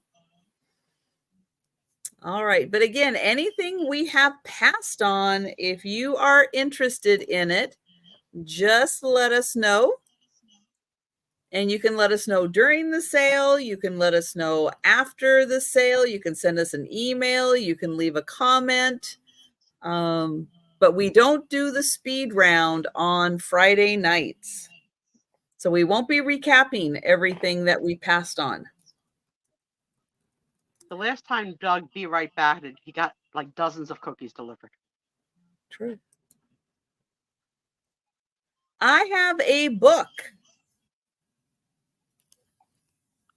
It is Paul Bunyan, The Work Giant. Oh, that's there scary. is a little writing on the back, and the binding is a little loose on this one. So I'll show you the binding here. So it's a little loose, but look how cute. Look how cute that is. I'm scared. Now, is that a This, cow or a hippo? It's probably a bull. yeah, 'Cause he it's has blue. a bull for his Yeah. companion. It's a or his bull helper. named Blue. Blue like the color? Yeah, How do you know? his big blue ox. Because Ox. Paul Bunyan, I it's don't know. I don't get out much. Sue, you need this book so you can read all about Paul Bunyan and Blue. Yes, that's his Well, if he didn't have a sidekick. mustache and beard, I would consider it. See, But I refuse. big blue ox. Yep. He's kissing it on the cover. Well, You they're know, close. if you're out in the wild, you got nothing to kiss. You got to do what you got to do. This came out in 1941. She's showing off again with the freaking Roman numerals. No, it says 41 right there. Oh, okay.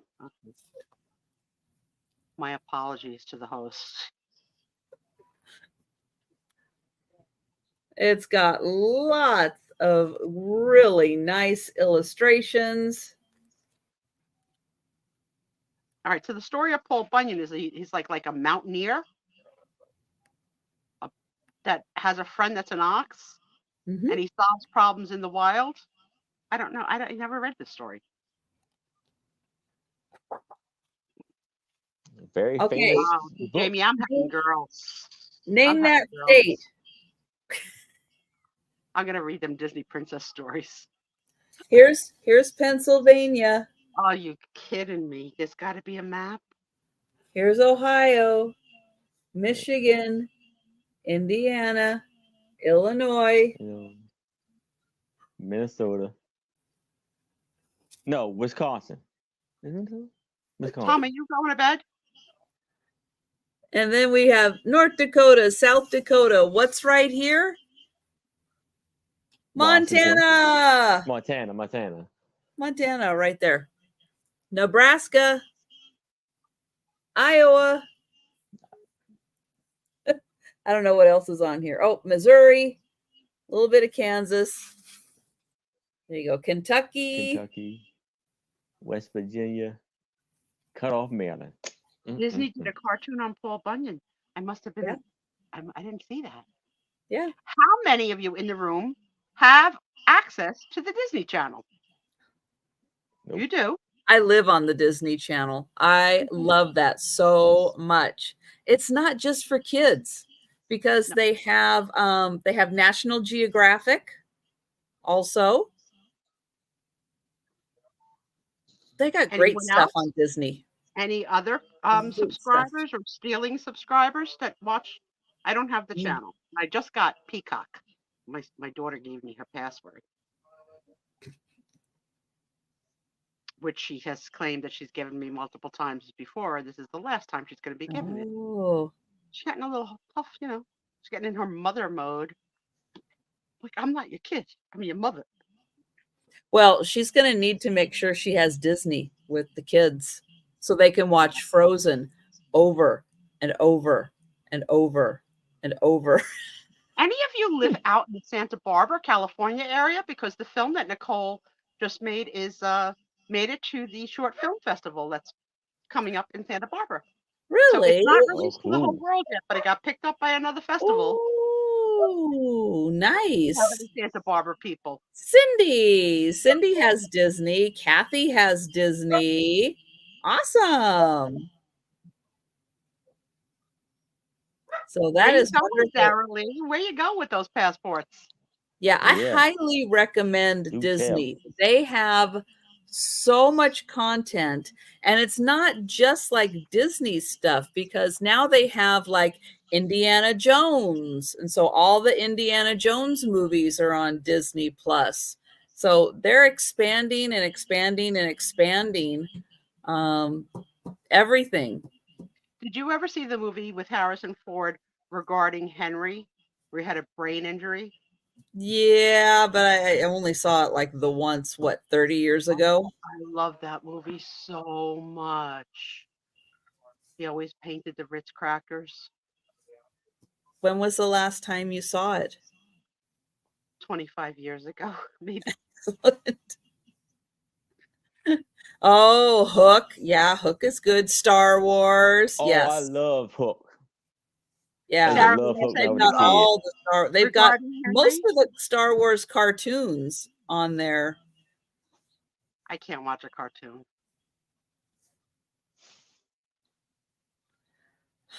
Sarah Lee, two You're questions for you you. Where are you and your daughter going? And which movie did you love? just And because who's they got buying their popcorn? passports renewed doesn't mean they're going anywhere. Okay, did you not take geometry where A equals plus B, or is that algebra 2? A plus B equals C. So getting your passports for you and your kid does not mean it's going in a drawer. It means you have a plan, a plot. No, it could. I don't want to put a lot of pressure on Sarah Lee just in case she's not going anywhere. It's all right.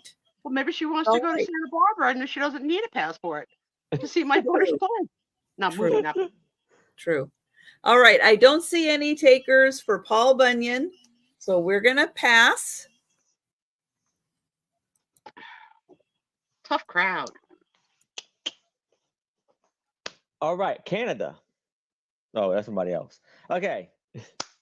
So now I have a 7x5, and I'm gonna start this off at $3 of this lovely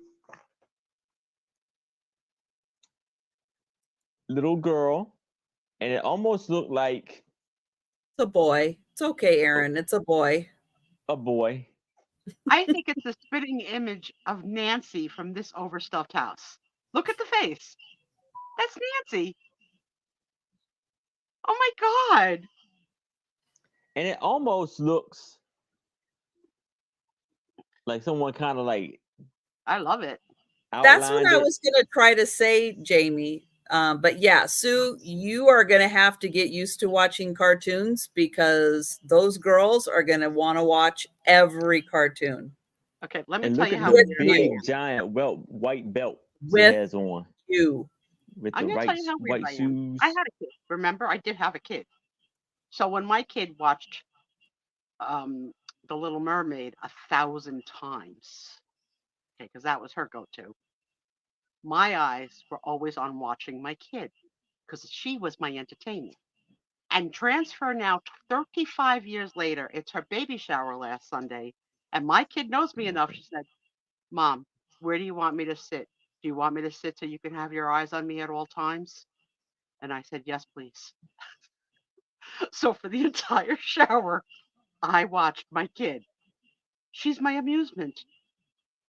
That's what I'm going to be watching. Those babies, their little butts moving to the music. Going to Germany.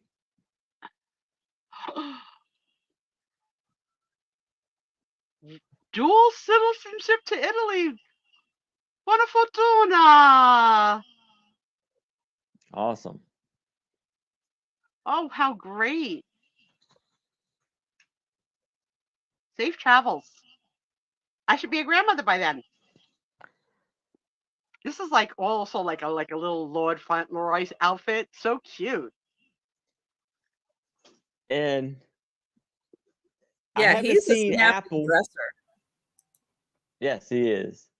That the huge belt is a kicker to me. It reminds me of the safety patrol belts from Trisha's one Oh merchandise yeah, photo of all the Yeah, the kids. crossing yeah. guards. The crossing guards. Yep, that's the belt, the big belt.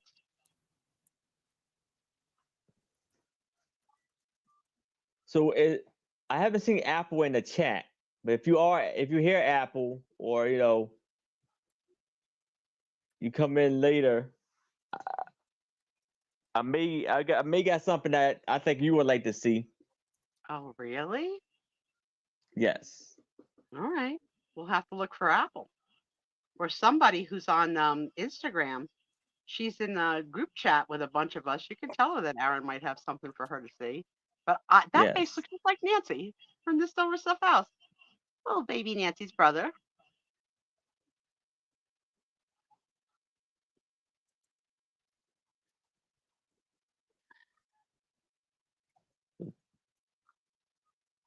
All right. Well, I Beautiful. don't see any interest, so we will pass. All right. And I have another lot of Easter postcards. So She'll this be one here before also you know has it. seven postcards for $12. What month is Easter in this year? Is it a March Easter or an April Easter this year? March. Early, guys. So we are just on the precipice of Easter. Yep.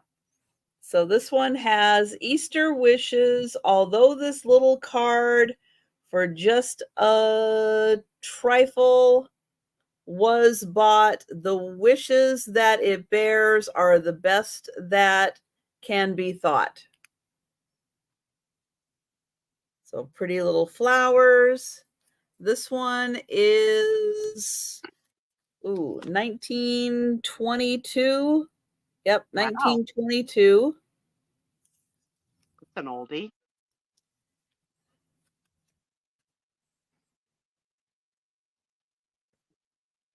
Best Easter wishes.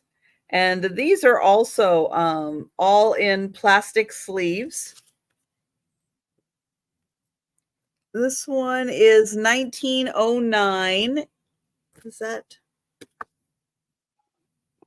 printed in Germany? So that one is pre-war.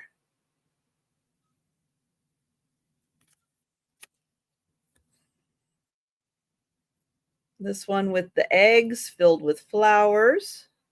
Oh, I almost didn't see those little flowers on the bottom. That's really pretty.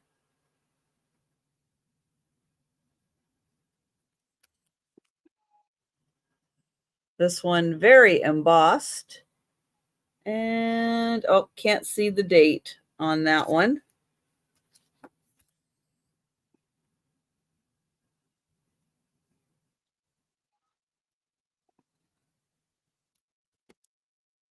Hey, Apple. We Beetlejuiced you. Yes. Yep. Hi, Apple. My This juicy one's friend. got a beautiful gold background. Oh. Okay, Kathy. And 1912 on this one. I hope y'all didn't hear that. Almost fell. Aaron, that would be 2 weeks in a row, and we're not having it. Aaron, down.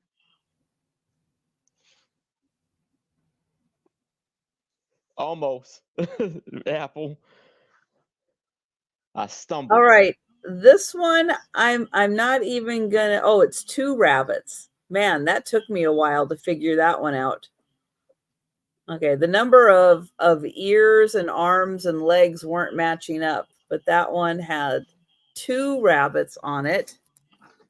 This one is really thick. Yeah, that is a super thick one. Apple says we need to bubble wrap you, Aaron, so that when you fall, you don't get hurt. That's funny. And Oh, then the here color, that is the purple. last one. Those are some beautiful cards right there. Yeah, the colors are so vibrant. This one is also from Germany, so it is pre-war. So again, there are 7 of them. This one is, oh, this one I think, well, it's postmarked 1913, but it was probably made before that. So there is this one, Easter greetings. This one with the 2 rabbits. This one with the chick.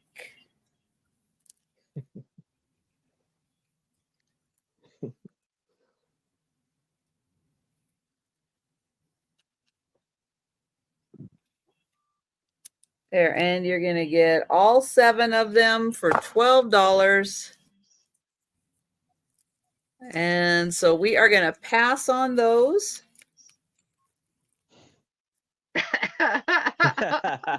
Yeah. EMT's on standby. Aaron down. Well, Trisha went down once too. Into the Yes. bushes. All right. Yeah. I don't You know. have to So grease it.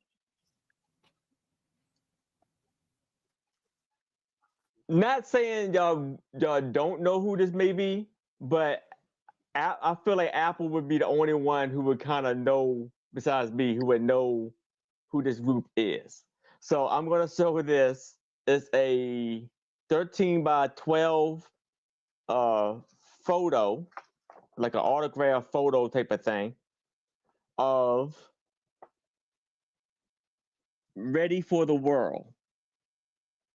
And this is a singing group, like an R&B singing group right here.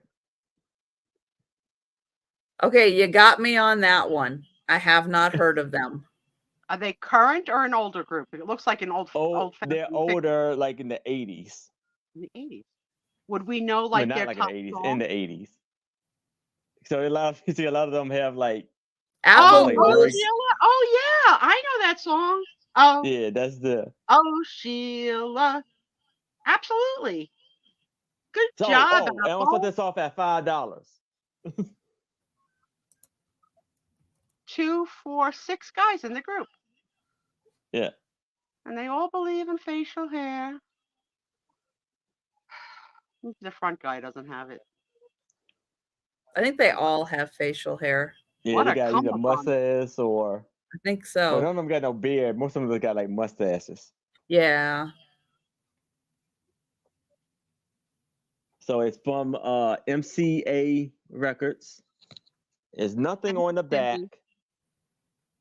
There's no signature. Thank you, Cindy. I've got you for the postcards. Thank you. Congratulations, Cindy. So yeah, if I had to guess, because I have no range of, I would have just guessed because I have nothing else. El DeBarge. Does the No. lead singer look anything like El DeBarge? Well, I mean, they all had kind of like the hair, like Yeah, like that the hair- same All yeah. kind of hairstyle and has stuff like like that. the look. Yeah. Yeah, Like Morris Day and the Time. because They had they're a lot, They he's a had like lot a lighter. look. Yeah. He's a lot Very lighter tone skin than he is. Yeah. Yeah. Well, hey, it was a popular look and it worked. So Yeah. why not? Apple says he does not look like El DeBarge. You don't need Nah. to get nasty, Apple. Okay. I'm not asking you to sleep with them. Apparently, no, because this guy was hot. Apparently, El DeBarge was not. I Sorry. think he had acne, if I remember correctly. And based on what's on the middle of my forehead, at 65, so do I. Third eye.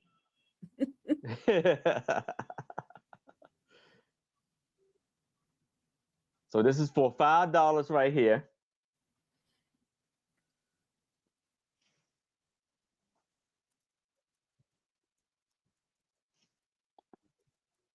But you called it. She knew what it was.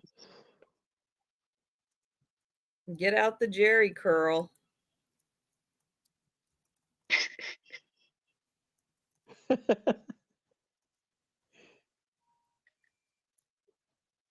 Roxette, she's got the look. Who sang that? This group? I don't think they did. Doug's back just in time for the corrections to all previous errors. Tell me how I went wrong. Apple's telling me why she wouldn't go with El DeBarge. She was too thin, and he sung like a lady. Dude looks like a lady.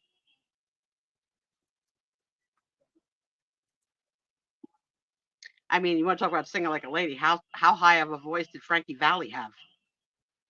Well, I mean, they sang in falsetto, so I mean that was their style. Always got to correct me. Who in the Well- world uses the word falsetto in speech anymore? Well, You they are- weren't the you- only person. They weren't the only men And technically women sing in falsetto. That is true.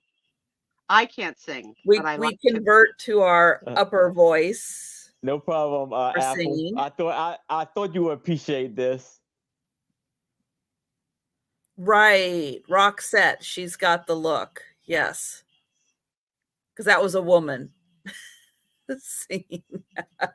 I got no freaking idea. This whole conversation went crooked. I blame Apple. Well, that was a fun flashback. That was a fun reminiscent about the songs and everything.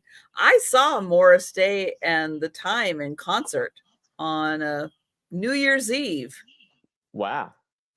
That was fun. They were very entertaining in their very nice colorful suits. You know, they always wore like the suits, but they all had like different colors.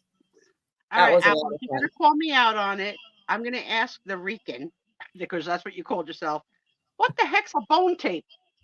I thought the same thing. What the heck is a bone tape? He was on my bone tape. I don't know what that is. In my household. I have no idea. You got me on that one. Oh, okay. I think I'm getting it, but all right. You know what? She's True City. A cassette tape with love songs. Okay. Yeah. Oh, like somebody would make a mixtape. That's what I would call it, like a mixtape. Yeah. Because in her town, that meant that they wanted to quote unquote get down. And in my town, it meant that they wanted to come over for Sunday macaroni. Different meaning, same idea. How many of you ever received a mixtape as a gift from a boy or a girl? Or, I mean, I did. No. Nobody gave me a gift of anything. I'm the gift that keeps on giving. You're stuck with me. You think you have 2 tattoos? You're going to wind up with a 3rd. Look at the logo around your chest. You're going to be wearing it next year. Sarah Lee has gotten a mixtape. Jan got a few. That little hottie. Whoa, Jan. Little hottie in New Jersey. Good needlework. This redhead in a tight sweater. And a good bra. A very good bra. Perky. Look at that. A bone tape. I can't with her. This is from February 1936. 5 mixtapes. Gifts. And it's British.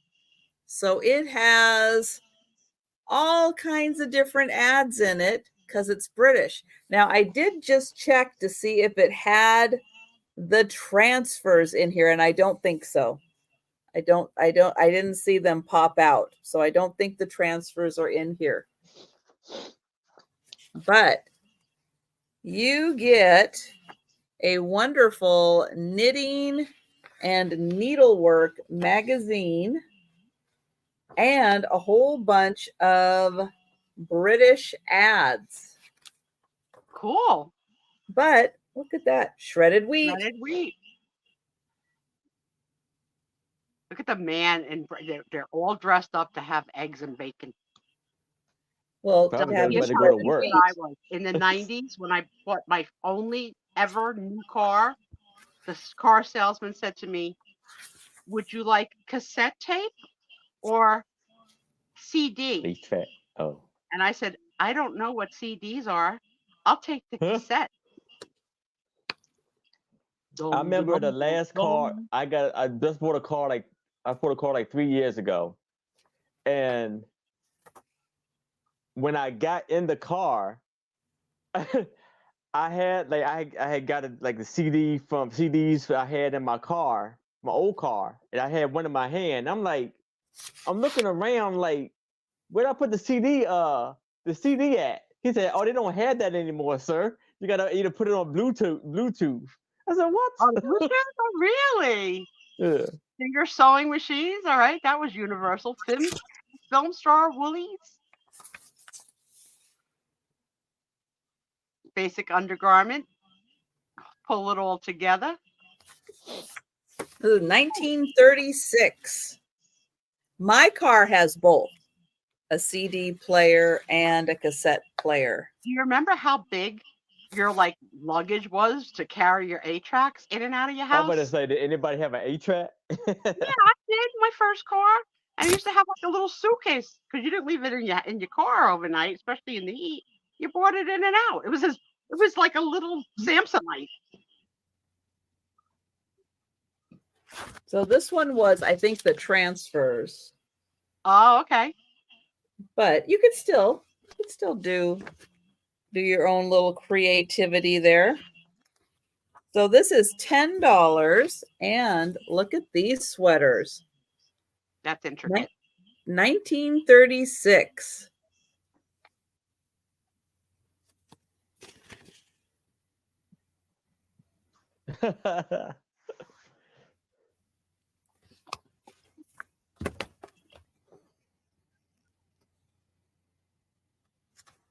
Yeah, then they switched to the smaller cases for the cassette tapes. And then the CDs came like in a sleeve thing. So this is the gal from the cover.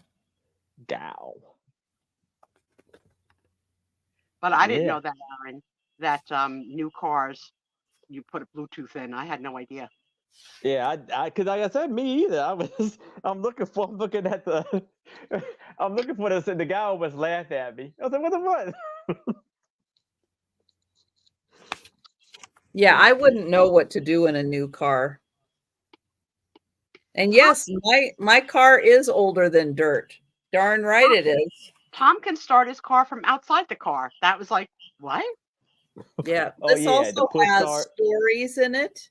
Yeah, I am not that lucky. So during the cold stretch, I was standing outside for half an hour every day in the cold temperature, because I have my car and I have my mom's car out here. And so I'd start them up and I'd stand outside so I could watch both of them and run them during the super, super cold temperatures. You have to do it. They got to keep the battery going. So here's a nice little garden scene, and then they help you map it out there with the colors and everything so that you can If I had to do that, I would not vary from the colors. I'd have to, if one is red, that's what's going to be red. I can't. You like the illustrations? They are cool. I like the difference in like the ads from another country too, Mm-hmm. Oh, she's slick. So if you like to see pantsuit slick ladies like really well dressed, there's a YouTube site. The Transfers are in here. Oh, cool. They that are. I follow called The Ladies of Madison Avenue, and where whatever events that they're going to, and like they're over the top outfits, jewelry, vintage gold. Like most of the crowd is really elderly, but I love seeing the clothes they come out with, and the jewelry, and the mixture of how many necklaces. The Ladies of Madison Avenue. That's what it's called, from Manhattan. There's a guy that just goes around New York. So stands on Madison Avenue, takes videos little of them. Little doily and sets in here. So 1936. Oh, we've got a recipe for Brazil nuts. Huh? We've got what to do with Brazil nuts. Brazil nut brittle. I was like, buttered Brazils. I was like, how you make? You're making Brazil nuts. They're hard to crack. That's where the expression "it's a tough nut to crack" comes from, Aaron. Yeah, really? Oh, can you make a bedspread? There you go. No, I can barely make a bed. Trisha, do you make your bed? Yes, because I don't want the cat sleeping inside my bed. Okay. True. Aaron, do you make your bed? No. I don't. Me either. Oh, look at this. Oh. All right. That's the question for the room. On a daily basis, do you make your bed? Truth. Honor system truth.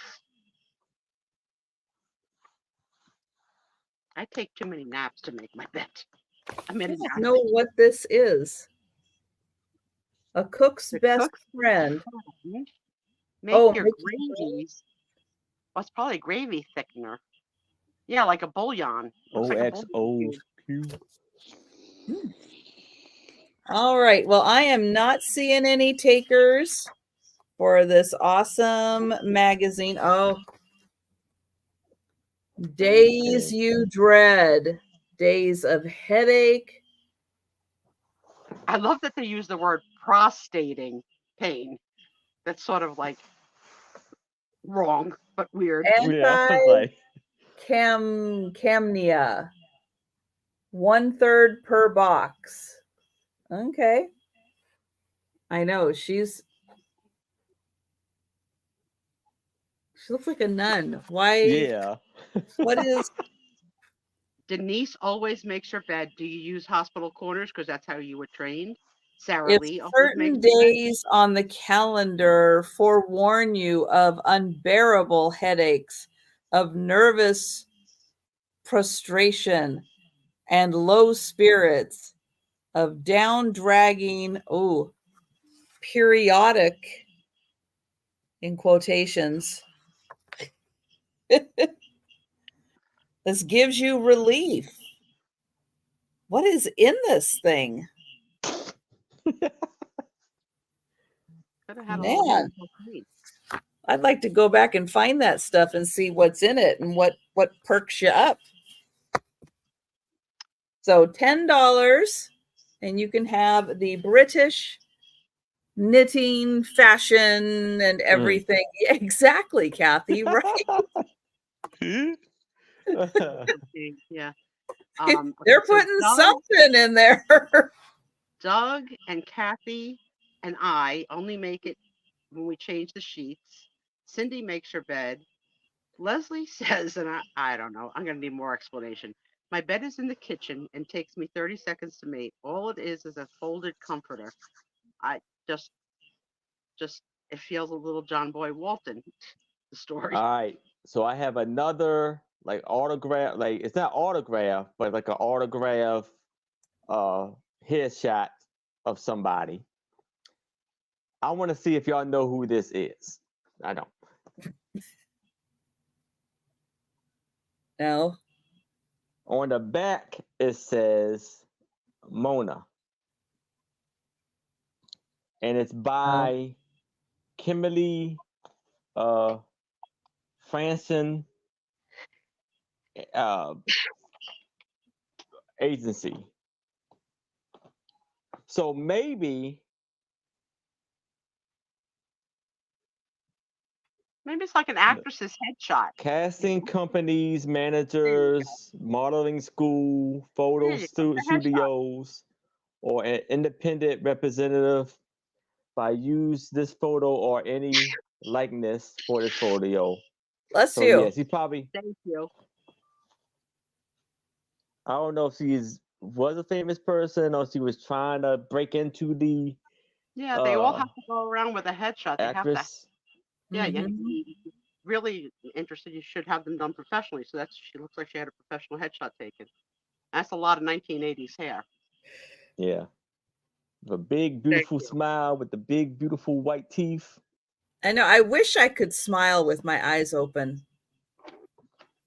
I can't. My eyes shut when I smile. 8x10 glossy. Yes. I don't even know where to start with you. I really don't. She looks like well, maybe it's all like that, but like she looks like she's almost like she's been on some TV shows or something. What's your start price? Oh, $5. Well, Aaron, when you think somebody is a celebrity, you can go to IMDb and look them up, because Sue has a page on IMDb because she's famous, and you can see if somebody's done something, Okay. because you can see the movie that It's Sue funny Spezio was on. because Hey. the writer producer of the movie that Nicole's in now was at the baby shower Sunday and reintroduced herself to me because I've met her before. And she praises Nicole, like Nicole's her muse, so she writes with Nicole in mind to play the parts. And I said to her, you know, if you ever have a part for me, I dabble a little. And she goes, oh, that's so funny. I says, I'm not kidding. Check out at my IMDb. She goes, you have an IMDb? I was like, is there any doubt? I also have a live YouTube show. I'm a hit. Did you make her subscribe so she could watch and get Well, in notification? a movie called Gorgeous. It's a short film. It's not available for the world right now. It's being offered through the short film festivals around the country. So it's already made it through 2. It just got accepted into the Santa Barbara short film festival that's coming up. So after it goes through the short film festival, then it'll be available for the world to see on Venmo. Is that what it's called? Venmo? Not Venmo's the money. I think something like Venmo is like when you watch stuff. Okay, I see it.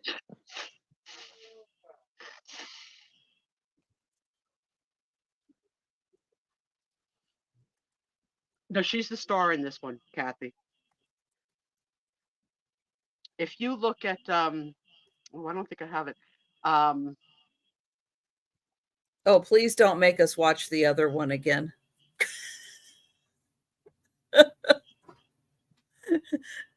She was wonderful. That other show stunk, but she was wonderful. Yeah, the name of the short film is short film by very nature are short. I think it's 20 minutes. We're Miss Finnegan? passing on Mona. And the name Okay. of the movie is called Gorgeous. Oh, that's And not the she's one the I'm star. at.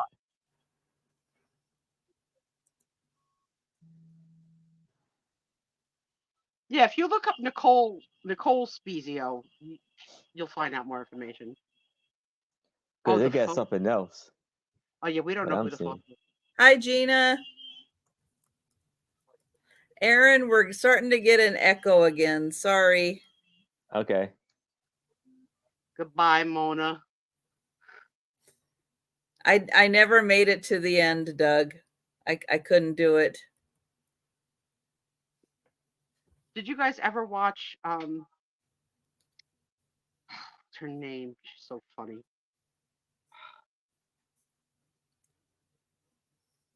She's a blonde actress, comedian, does stand up, married a guy with Asperger's, just had a baby a year ago. Oh, yeah, Amy. Schumer, right? Is it Amy Schumer? Yeah. Okay. So Nicole's BFF, who was at the shower, is in a show with Amy Schumer called Life with Beth that just got filmed season 2. So Nicole's BFF is in that. So it's cool to see all the NYU graduates and where their careers are all going and what they're in and how to follow them along. I love it. Thomas is Gina's BFF. You can have him. So I have a book here called Art and Anatomy. Yes, it does have some of the anatomy things that you would expect. But the part in here that I find a little more fascinating, let's see, this book came out in 1947. So it's been a while. It's been a while since this thing's come out. But yes, it does have, like, as you saw, feet, hands. It has other parts of the anatomy.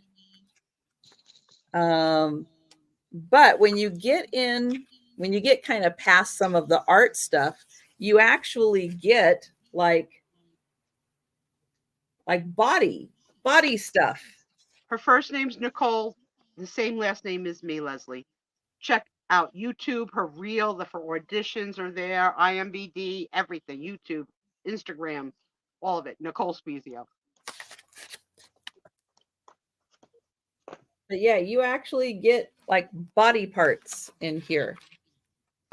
That, you know what's cool about the body part stuff? That would be cool, like for Halloween. Mm-hmm. Yes, yes. And Nicole, regular, Nicole. Ooh, creepy. Yeah, this is like all the muscle parts, I think.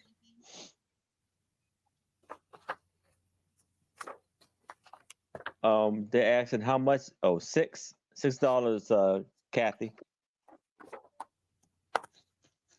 Thank you, Doug.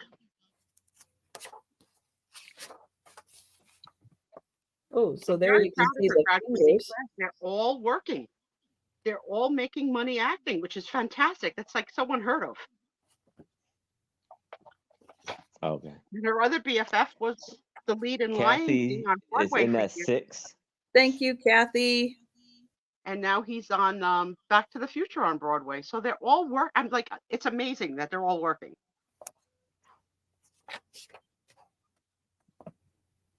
And then this is like almost at the end then.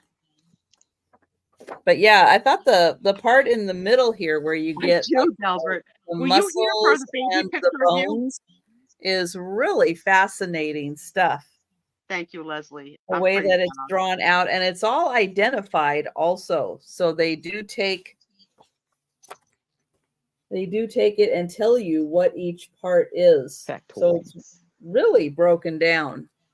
Well, you know, Delbert, I have someone smarter than me in the room because Gina also taught biology. So, and she has her master's in it. I only have my bachelor's in it.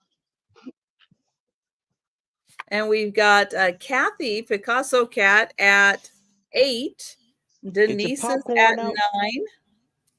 This book has a total of 80 pages. And again, it came out in 1947. It's really interesting that it seems like very detailed for 1947. But then again, things don't really change on the body. So yeah, but the recording does, like, you know, pencil drawings of it versus photographs, and, you know, like really like the evolution of how we represented it, of how we interpreted it through a drawing versus a real photo. 15. And Denise is at 15. Oh, this book is popular. I'll do an OnlyFans and show you parts of me for 15. What do you want to see? I think only if you get down to the bone and the muscle. So that might be a little hard to repeat. Why you gotta break my bank? Maybe Denise wants to see my elbow. The knee bone's connected to the... Look at this. It's going. Kids, I love a good bid. Who would have thunk it? Well, and this one is like multiple. So you have like the skeleton and then the muscles on top. So that one's kind of cool. And thank you, Kathy. And we've got Denise at 22. And then, yeah, and then this section gets all into the muscles. And it is really detailed. Thank you, Leslie. I'm her biggest fan. I can't say enough about how much I'm proud of my kid. And we are going to count this down for Denise. But isn't it funny that she knew at the shower that that was what I was going to be interested in, watching going once. I'm in love. I'm in love with going twice. Sold. And sold to Denise. Thank you, Denise. Congratulations, Nurse Denise. Thank you, Kathy. Thank you, Kathy. All right. Congratulations. Aw. niece. All right. So I have another miniature photo album. Older album prints. And this is from Whole Incorporated, Denver, Colorado. And I'm going to start this off at $5. And it's quite a bit of, I think it's 11 photos in here. So we just have here with the old school cars, the looking over the mountain, or the views of the mountain. Then he's there with the statue, like he's about to kiss the statue, playing around. I think he may be in China or something. Then he had the statue where he had his hand in the dragon's mouth. And this beautiful, beautiful waterfall. They're still our babies, no matter how old they are. Big giant mountain. And him and his buddy looking over to the mountain. Lots of big giant rocks. Okay, Doug. And you have the three amigos hanging at the base of the mountain. Then they out there playing around with this big, the big stone right there. Looks kind of scary doing that. Then they're trying to hold up the stone. And that is it for the photos. Very cool. And it is Kodak paper. And then you can put on the back of here, you can put the subject, place, and date. Kodak film in the yellow box, made only by Eastman.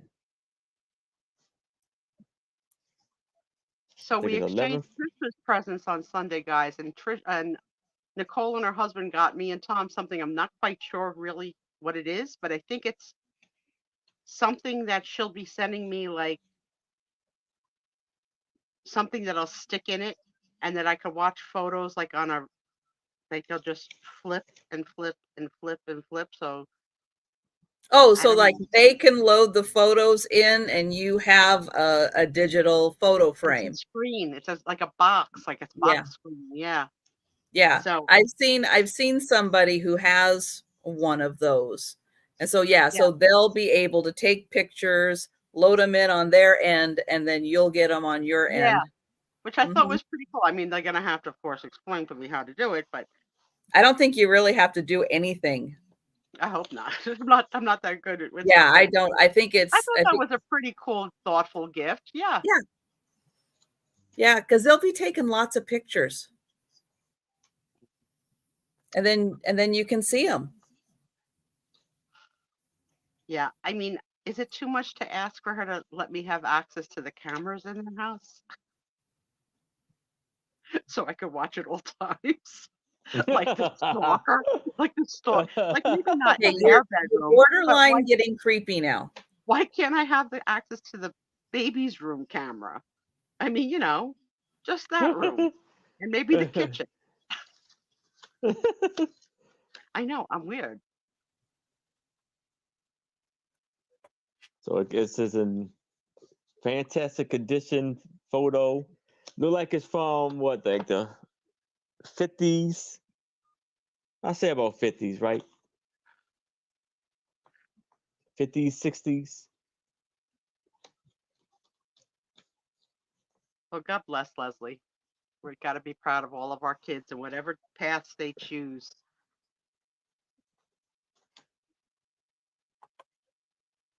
All right. Well, it looks like we are passing on that. All right.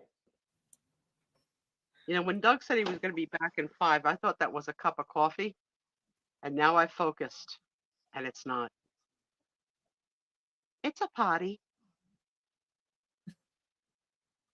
TMI, Doug. TMI. Well, I mean, you let everybody know. I know, but I'm the star of the show. I mean, you know, if I'm going to be gone for Okay. an extended period, you got to Okay. understand why. I don't have an Okay. agent on hand. So I have a book on Oriental rugs. This was put out by the Smithsonian. And so I would imagine this is a whole bunch of rugs that are at the Smithsonian. There are 28 color pictures, 79 black and white, and 5 maps. Oh, God, here we go, Aaron. What part of the world are we going to see via a map now? Oh, yeah. No. Oh, no. That's beautiful. This came out in 1979, and it has Turkish rugs, rugs of the Caucasus, rugs of Iran, Turkoman rugs, rugs of India, East Turkestan, and China. Rugs are a piece of art themselves, too. There's a new company product out now. Have you seen the commercial for it called Ruggables? That Huh? a rug comes in 2 pieces. The part that sticks to the floor, and then the rug on top, which you can peel away and throw in your washing machine. So they're washable rugs, indoor and outdoor, which I think is very cool. Look how beautiful. I mean, I have this in my dining room, living room. I Oh, don't have, like, you know, real what I'm ones. thinking. I have, you know, Kohl's, but they're still pretty. Beautiful. The more you know. You got to show Delbert the baby picture you had of him before that we thought looked like him. Oh, yeah. I'm sorry. When it's your turn again. This, oops. I'm not sure how many pages this has. It doesn't have any page numbers on it. But yet the index tells you page numbers. But oh, here we go. 122, and then there's the index.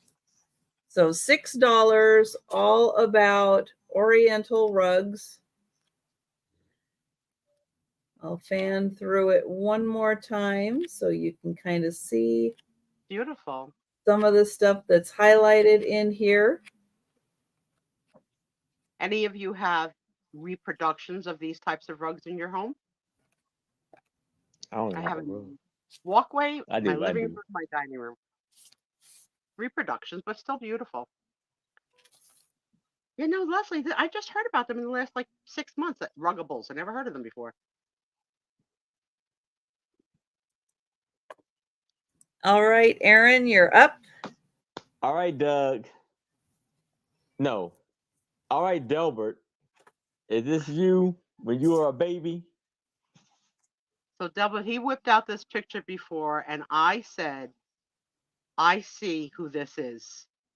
And all 3 of us said that this is Delbert. what we think baby Delbert would have looked like. Does this look anything like you look like as a baby?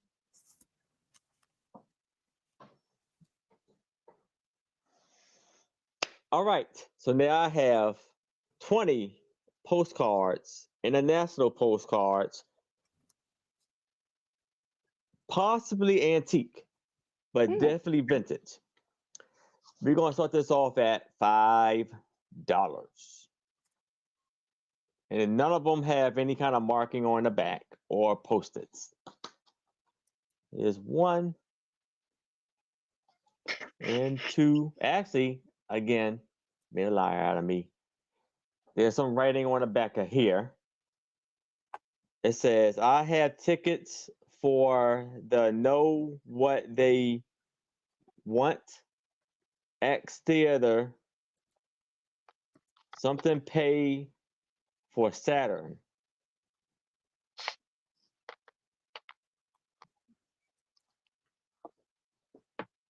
You have that beautiful. All of them are black and white. And thank you, Kathy.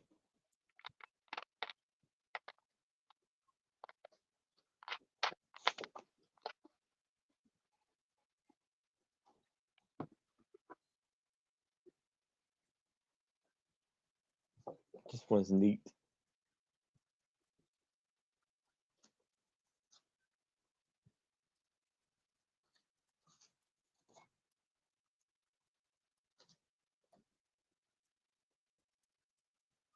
High priest.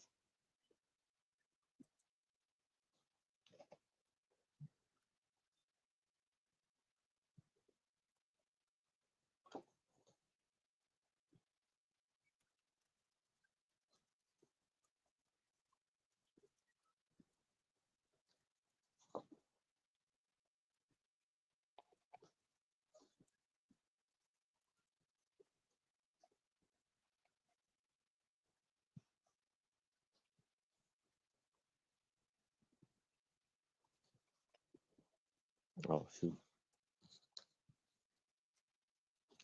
So all 20, $5. 1, 2,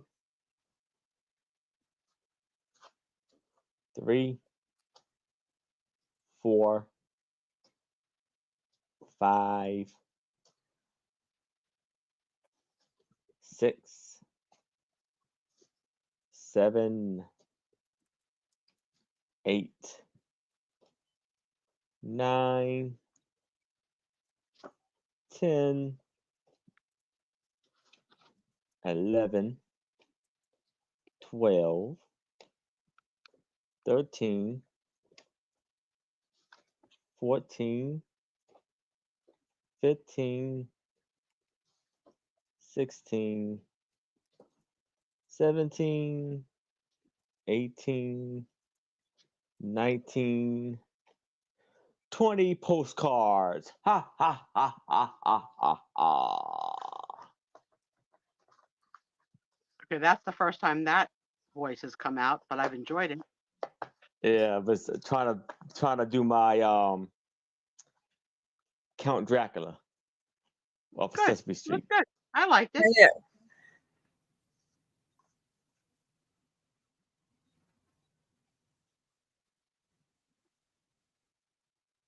What do you mean, Kathy, that Kathy is buying for number 12? I have no idea what you mean. But I'm counting the postcards down for Kathy. Picasso Cat. Going once. Going twice. And the postcards are sold to Picasso Cat. All right. Congratulations, Kathy. Meow kitten, enjoy them.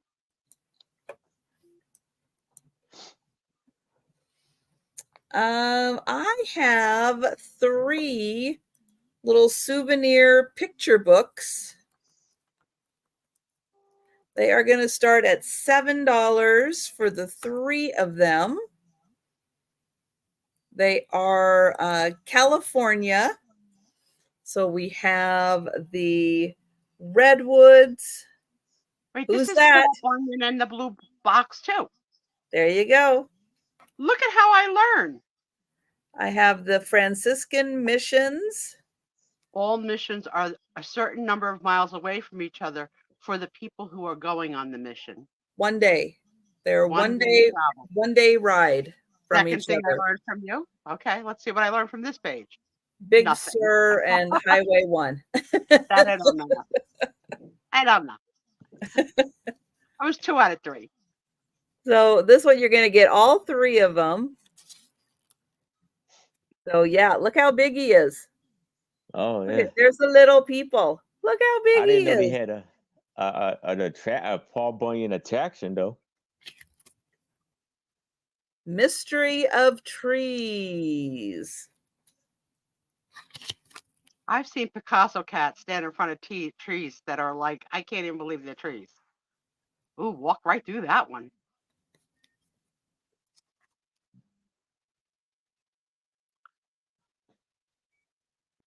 The Octopus Tree. Ooh.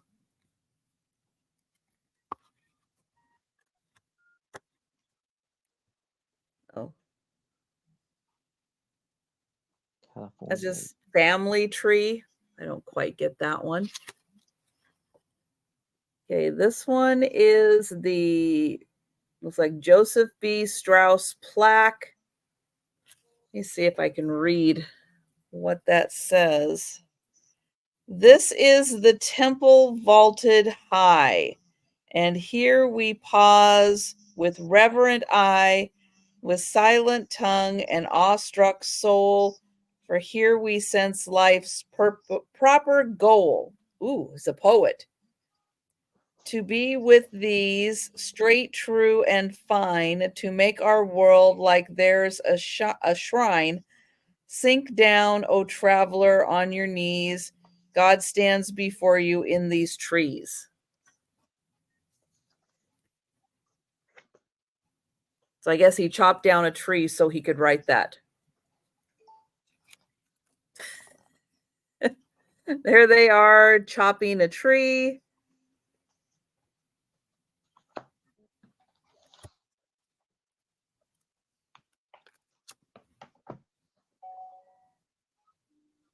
They must be demonstrating how to chop down trees. So there is that one, Mystery of Trees. Then this one has a little writing on the back. So this one is the California Missions. Here is the Santa Barbara.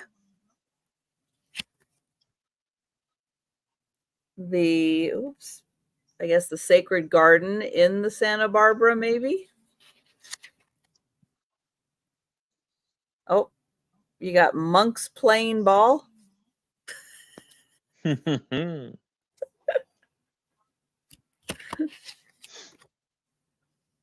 Mission San Miguel.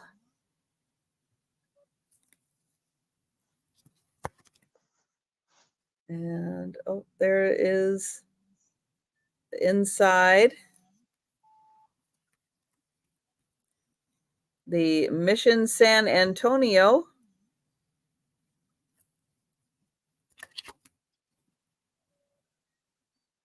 Primitive Grist Mill, which is in the tunnel.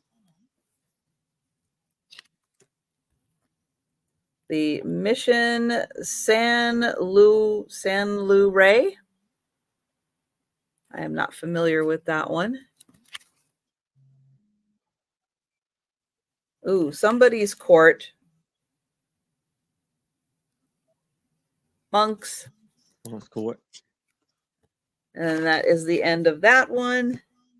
And then we have Big Sur and Highway 1. And Highway 1 hugs the Pacific coast, pretty much from Washington down to Oregon. It's very windy because it literally follows the coast.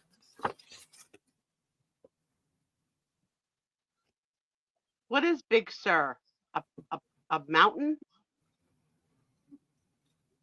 No, it's right there. That is Point Sur Lighthouse. No, it's just a part of California where they get really good waves.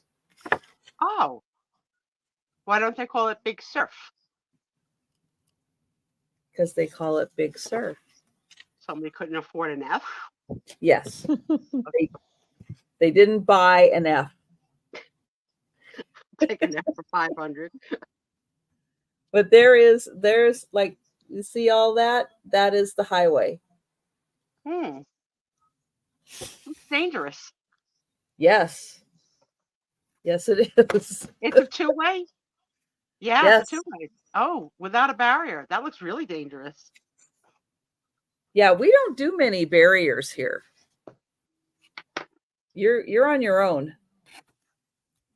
Because it was named before the surfers. Now that's logical. There's the very famous bridge, Bixby Bridge, the raccoons, world famous raccoons of Big Sur. Wait, that could be me, you, and Aaron's show. Look how cute we are. How cute we are as 3 raccoons.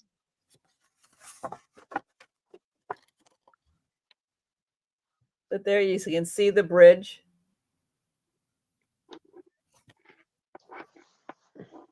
More of the highway. And oh, that one's upside down. So there you go. You are going to get all 3 of these for $7. All 3 of those. Nice. Anyone ever been there? No, I haven't. I haven't. Definitely. I just West Coast know stuff about it. But no. I just had a realign in my map in my head that Washington was on top of Oregon. It is. I know, I had it backwards for a little bit tonight. Oh, no, we're the ones by Canada. Yeah, I got it now. I'll hold Alphabetical order. Think of it that way. Alphabetical order. California, Oregon, Washington. Cow. Cow. All right. That works, Aaron. So, that works. I may have it now. Cow. That's right. The West Coast. Cow. So now I'm going to start this off at $5. And this is hair portraits in Baltimore, Maryland. And it's like a little dinner banquet, huge dinner banquet for, and I'm going to start this off at $5. And it's a lot of people at this dinner. And they are dressed up fancy, ready to have a good time. On very uncomfortable chairs, banquet chairs, those metal. Whew, my bum hurts sitting in a chair like that for hours. I need a cushion. All different ages too, like the mother, the husband, the son, but all dressed up. Yeah. Yeah, some celebration for sure. Mm-hmm.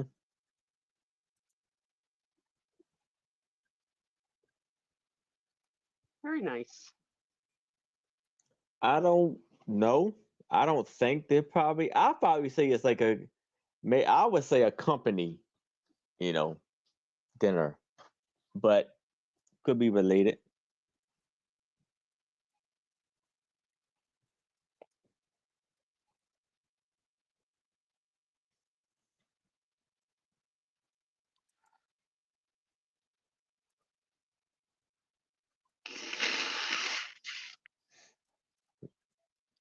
A lot of beautiful people in this crowd.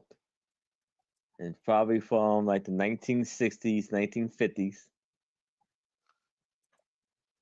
Yeah, the eyeglasses and the hairstyles are a dead giveaway for the period.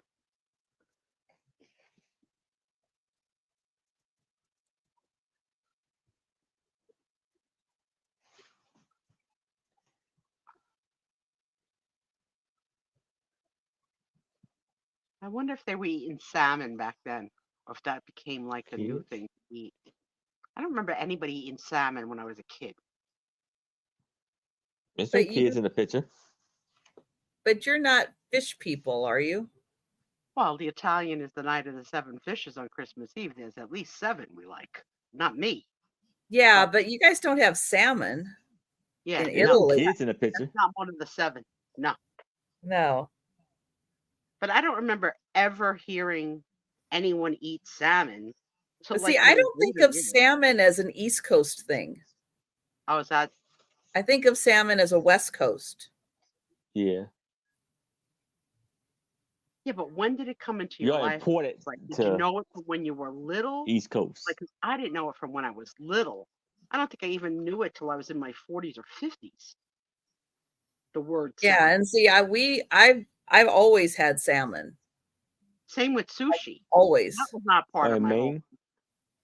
You have salmon in Maine? Okay.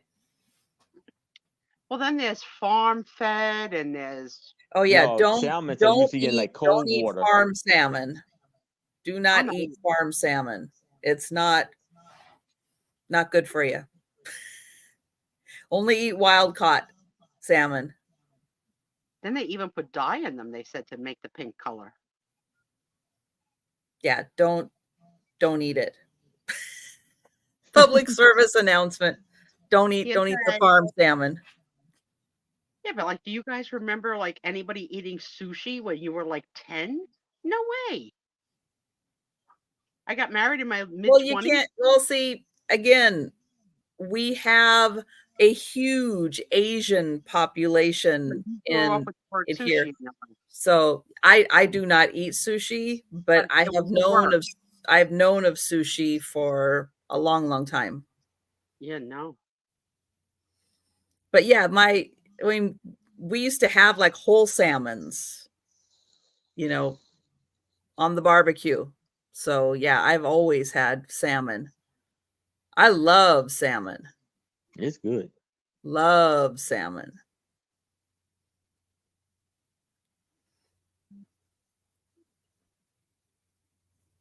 I'm afraid to ask Doug. Doug, can we be without salmon? Well, how does Doug feel about fish in general? Good question.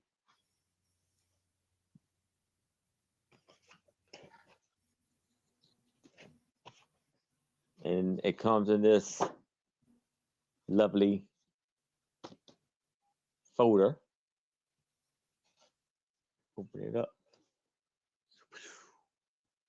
I mean, definitely canned tuna was part of my young life. I remember tuna in a can, and anchovies for sure was always in my house. And that disgusting pull tab. Oh, there you go. There you go. Doug. There you go. Doug does not do fish. Yeah. I don't do shellfish. I only I'm do allergic, though. regular fish. Oh yeah, we call it bacala. My mother loved bacala. That's the salted cod. Oh.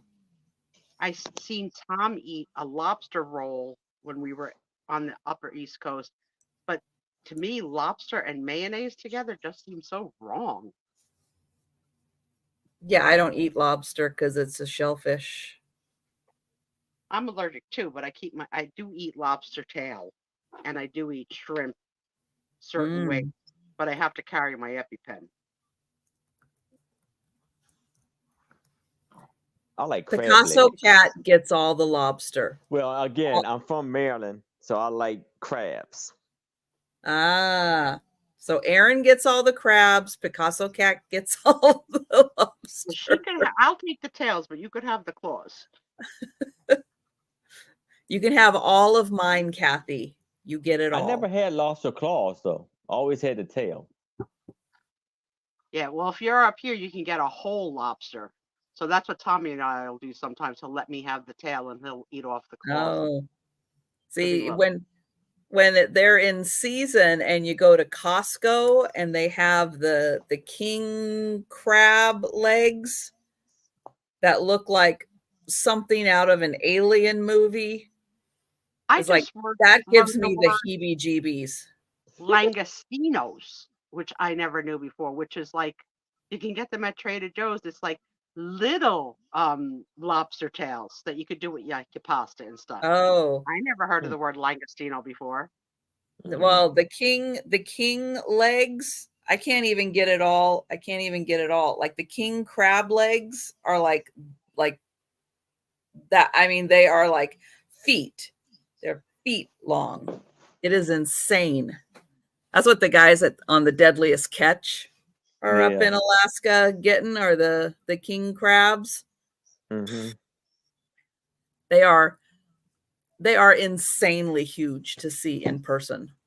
Insanely I huge. gotta go to Picasso Cat because she's like, send it over on the subject of fish. How about that weird stuff they eat in Louisiana? The crawdads, where they Crawfish. crawfish, Crawfish? they bite the head Yeah. off and suck the juice. Would you do that, Yeah. Picasso Cat? I ate it before. I ate crawfish before. Here's a nicer subject: pie. Pie. Here we go. I It's haven't met spicy. too many pies I don't like. I agree. Pies are a good thing. Scallops is real good. But okay. Big You ones like or the little scallops? ones? The Yeah. bay or the big ones? Because they taste Big different. ones. Or either one. Tom likes Mm. both too. But pie would not be my dessert of choice. Cake. Are they getting scarce? Snow crabs? Ah, hi, Mark and Michael. Hey, boys. This is by Borden's. Look at Oh. all of the wonderful products that Borden's made. Mm. I bet you can't bet Doug's favorite flavor of pie. Ooh, do you know what his favorite flavor of pie is? I don't. I'm going to go peanut butter. Oh, maybe because you know, insider scoop. I will go with apple martini that I like a key lime pie. But I also like a lemon cheesecake. I don't like an apple or a pecan. I would eat pretty much all of those. Yeah, I'd eat them, but do you love I them? see. I don't eat cheesecake. So, oh, lemon meringue. Yeah. If it's a cheesecake anything, I don't eat that. That's the only one I won't eat. So it doesn't just have like dessert pies. So We sweet also and have savory. like Yeah. pot pies. We've got a cheeseburger pie. So you get some savor. You can have pie for dessert, or you can have pie for dinner and then have pie for dessert. There we go. That is a deep dish cottage pizza. I think it's just a deep dish pizza, but that thick is like, or crust is really thick. That's too much crust for me. Yeah, like Sicilian. I don't like that. I wouldn't like that. A potato burger. No. That's different. Mini quiches. Those are cute. Hold the onions, and I would eat that. What do we have? Oh, a Mexican pan pizza. That's kind of fun. Who's our Swiss- bakers in the room? Who bakes? Swiss chicken quiche. Cheese and chicken. That's a good combo. Ooh, a clam pie. Ooh. There you go. Clam? Did you Interesting. say clam? Clam. Yeah. Is that a dead spider on top of the pie? Because that's what it looks like. It's like one nightmare on top of another. I don't know what it is on Oh. top of it. Oh my goodness. Leslie don't bakes. think- Well, yes, I don't Leslie, think I know so. you bake. Thank Yeah, you. I'm about to say Leslie. Thank you, Leslie. for the baked goods. Crab and shrimp quiche. I don't know what that word means. Tortillere. Tortillere. I don't know. Very French of me. Then we have a mocha walnut tort. That looks good. Pecan pie. That was somebody's favorite. A Canadian meat pie. Oh, Doug, I don't fold it. I just Here. slip down my shirt. An index. That's why I need to wear a bib. I swear there is no index in here. Okay, that does not help people. You got to put an index in here. Nope, no index. Let's see. Is there a... Oh, an eggnog custard pie. That would be a good alternative to pumpkin pie. This holiday season that just passed, who at least had 1 cup or glass of eggnog? Spiked or unspiked, I don't care. Who had Apple eggnog? butter yam pie. I had eggnog 2 times That in sounds my good. life. In your life New or the England maple My life. apple pie. New England? Mm, Make it. that would be good. Deep dish peach pie with almonds on top. That's nice. There is no way I am drinking eggnog. I like it, but I'm allergic to it.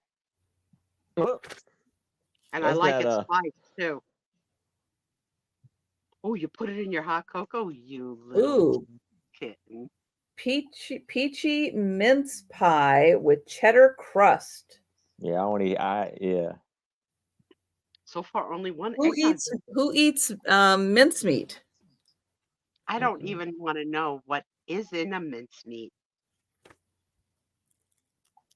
I watch a I think show. you can get vegetarian mincemeat. I watch a All show right. daily from France called the Chateau Diaries. And she did a homemade recipe for her boyfriend. It took 2 days to make, but to start the stock, she had to put the hoof of a cow, like the foot of a cow, the something of a duck, like in stock to make this gel. No.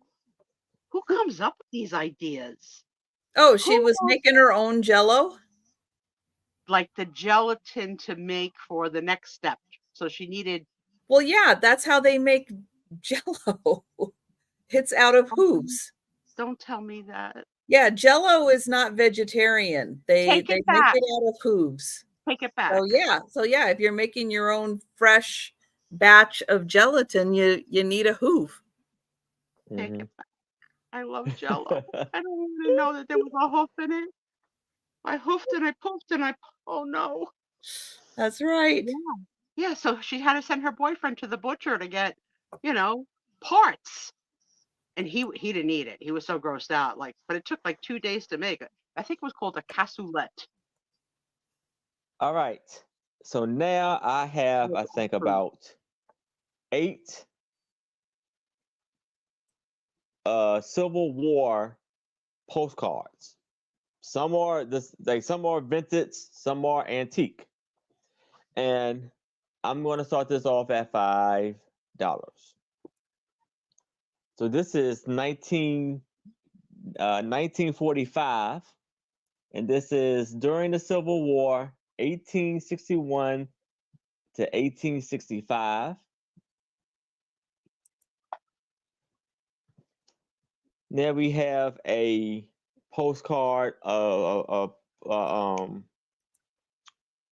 portrait of Robert E. Lee.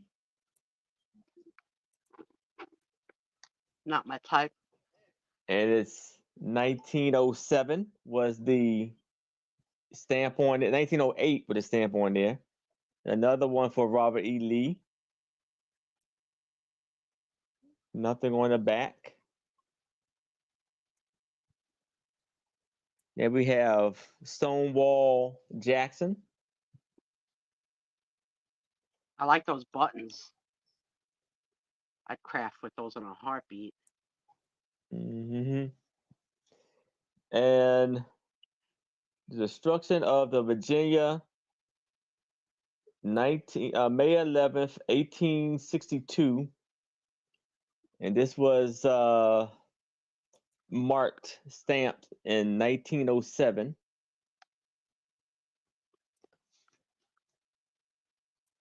And you got a picture of Robert E. Lee.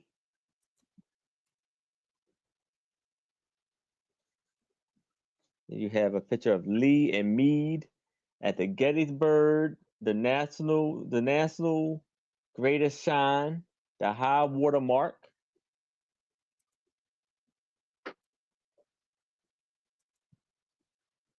and of Stonewall Jackson.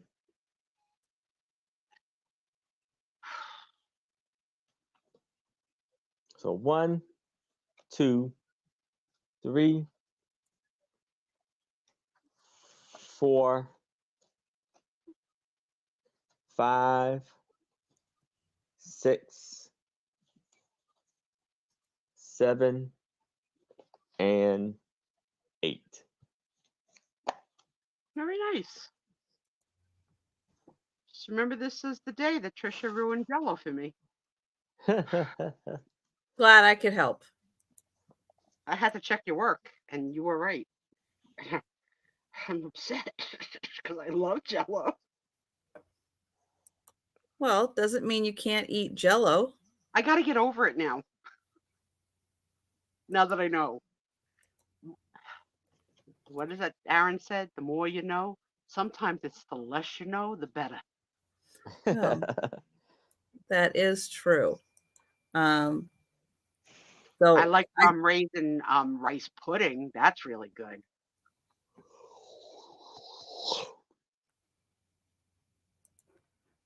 I am setting up for the race. So was there any takers for that? Because I'm not looking at my screen right now, even though it No. looks like I'm looking at my screen. I'm not. Okay, I got one more race to set up. So no takers. All right, we'll show them one more time, Aaron. All right. Shoot 1. I mean, I won't eat 2, every flavor Jello. Let's not get 3, crazy. 4, Let me go check if the puddings have bone in it too. 5, 6, 7, and 8. And there's a little piece taken out on top, the top left corner, top right corner.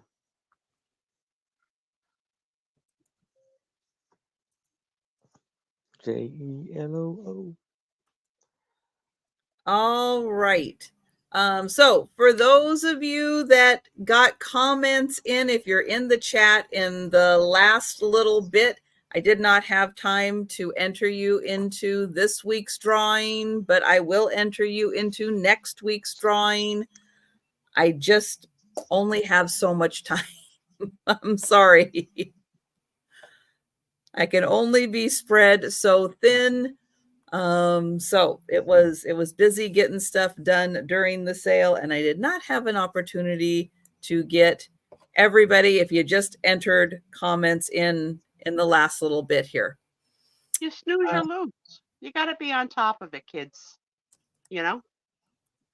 It's like a lotto commercial.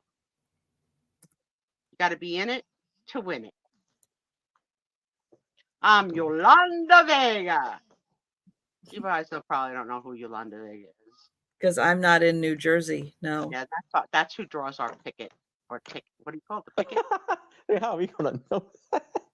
I'm Yolanda Vega. I don't know if she still does it, but my whole life growing up, Yolanda Vega told me the 3 numbers. Thank you, Kathy. Thank you. I'm sure Sue will be able to sleep now. I am going to have to put my fingers down my throat before the night is through. And I know you think I'm kidding, but I'm not. Don't do it. I'm so skeeved. Don't do it. I had no idea. None. Nothing goes to waste, Sue. Nothing goes to waste. Everything is used. Everything is beautiful. Okay, do you eat the fried pig skin? No. Okay. Or the pork rinds or whatever? Yeah, pork rinds. Yeah, I don't like those at all. No, I don't do those. My mother also used to suckle on a pig's foot. Oh. Mom, why? Ooh. So I Mary have got Poppins. a paperback of Mary Poppins. This is this was Crabtree's, and it is from 1972.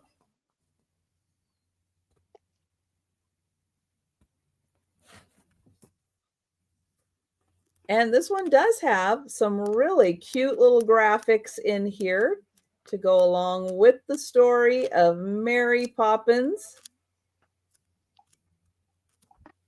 And something I did not realize until I got a hold of this and a few others, that Mary Poppins was a series of books. I kind of just think of it as like the one, but it wasn't. It was a whole series of books. So this one is $3. Really cute graphics inside. And let's see, you had, Mary Poppins. Mary Poppins comes back. Mary Poppins opens the door. Mary Poppins in the park.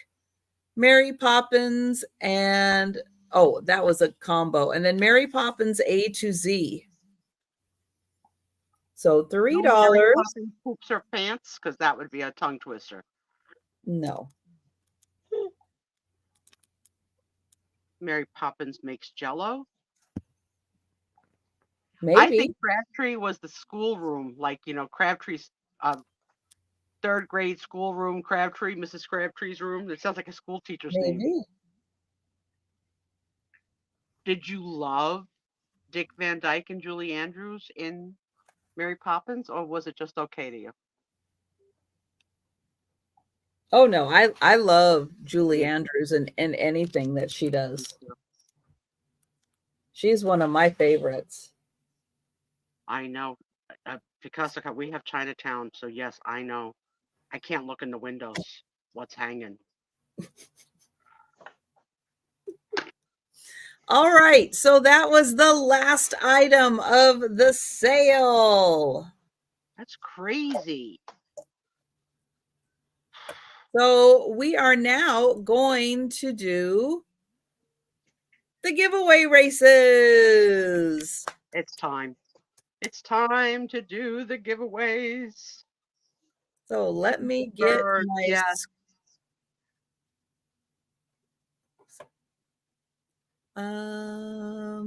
First is... a lot too, Dick Van Dyke. I think 99, I think, something like that. But we did lose a honeymooner this week, I think. The last one. Oh. For a name. All right, I need a number.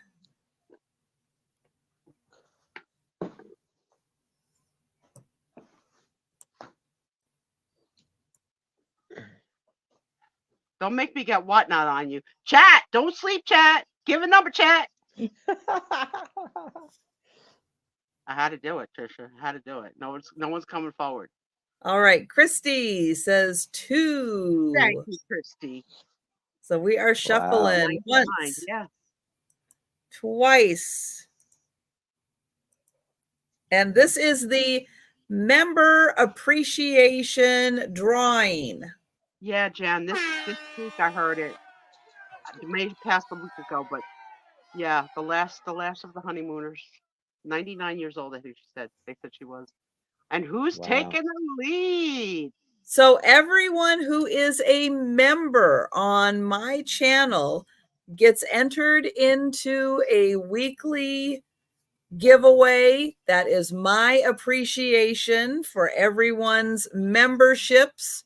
So if you are a member, you are entered into this race. If you would like to become a member, just click the join button and it'll give you all the information you need in order to become a member.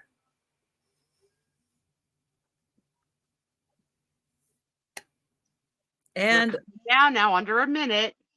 Here we go. That's when it starts to really get interesting.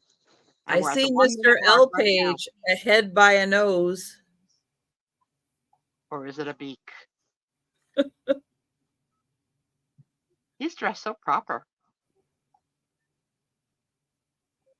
I'm Oh, always look at that. There's Sue Spezio. doesn't matter if I win, Tom spends my winnings. That's how we got it. Oh, getting close now. They're all coming forward. Oh, 30 there's seconds. Jamie. Yeah. Tommy and I, for Christmas time, rewatched all the Honeymooners Christmas specials in a row. Ooh, they were good. 17 seconds. Jamie's got it right now. Yeah, Can she hold Jamie. it? Can she hold it? Uh-oh. Whoa. Uh-oh. Here they Whoa. come. Whoa, big shakeup. Uh-oh. Is it? Oh, Yeah. Get Tina. To the moon, Alice. It's funny because in one of the episodes of the Christmas ones, Ed says to Trixie a line that's like, "Don't make me have to hit you." yeah. Say to the moon. Yeah, but not Ralph saying to the moon, Alice, like as to the moon, Alice. This was Ed like shutting her up, saying, "Don't make me have to hit you," and it was shocking to hear because I don't remember my ear picking that up as a kid, but now like hit you, hello. Oh, that is one of the things that I never watched the Honeymooners because that was the vibe I got off of it. And I never watched it as a kid. I only watched it as an adult. And yeah, it was like I watched it and all the red flags of like abuse. And I'm like, no, I'm not watching this. I'm not watching this show at all. I didn't pick it up till we just watched it recently. It wasn't like Father Knows Best. It's like, nope, Yeah, it's not but I Leave It didn't to have that. Beaver. I didn't have that Nope. memory, and we hadn't watched any in years and years and years. And I said we were, one night looking for something to watch because we had watched all the Christmas movies over and over I again. need a number. Go ahead, talk. You need a number. Apple, what number should we use, sweetheart? What phone number is rattling around your pocketbook? 3. Yeah, it was shocking. All right, Doug says 3, so we are going to shuffle 3 times. Thank you. 1, 2, and 3. So these are the drawings now for everyone who has left, except for the people who just left it, and I didn't get a chance to get you in here. Okay, and start. All right, which you will get entered into next week's drawing. But if you leave a comment, that's all you have to do. Leave a comment on a video, leave a comment on a live, leave a comment on a short. And if I don't put out any shorts, go back through the whole catalog of shorts, watch them, and leave a comment. Down to the wire. Uh-oh. Breakaway. Oh my God. What? No way. What? Congratulations. We haven't had that happen in a long time. Congrats. Wow. Whose birthday is it? Kathy Wiseman? Yes, it is Kathy Wiseman. Happy birthday. Yeah, she needs a lottery ticket. Exactly. Yeah. She's probably not even watching. She's going to be so surprised. All right. Next up, let's get the next race, which is the Leprechauns. Here we go. So we need a number. We need a number.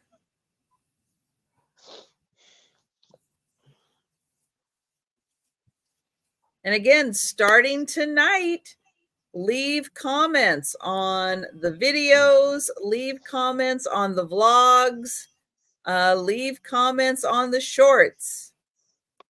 Sarah Lee, thank you, Sarah Lee. We're going to shuffle once and shuffle twice.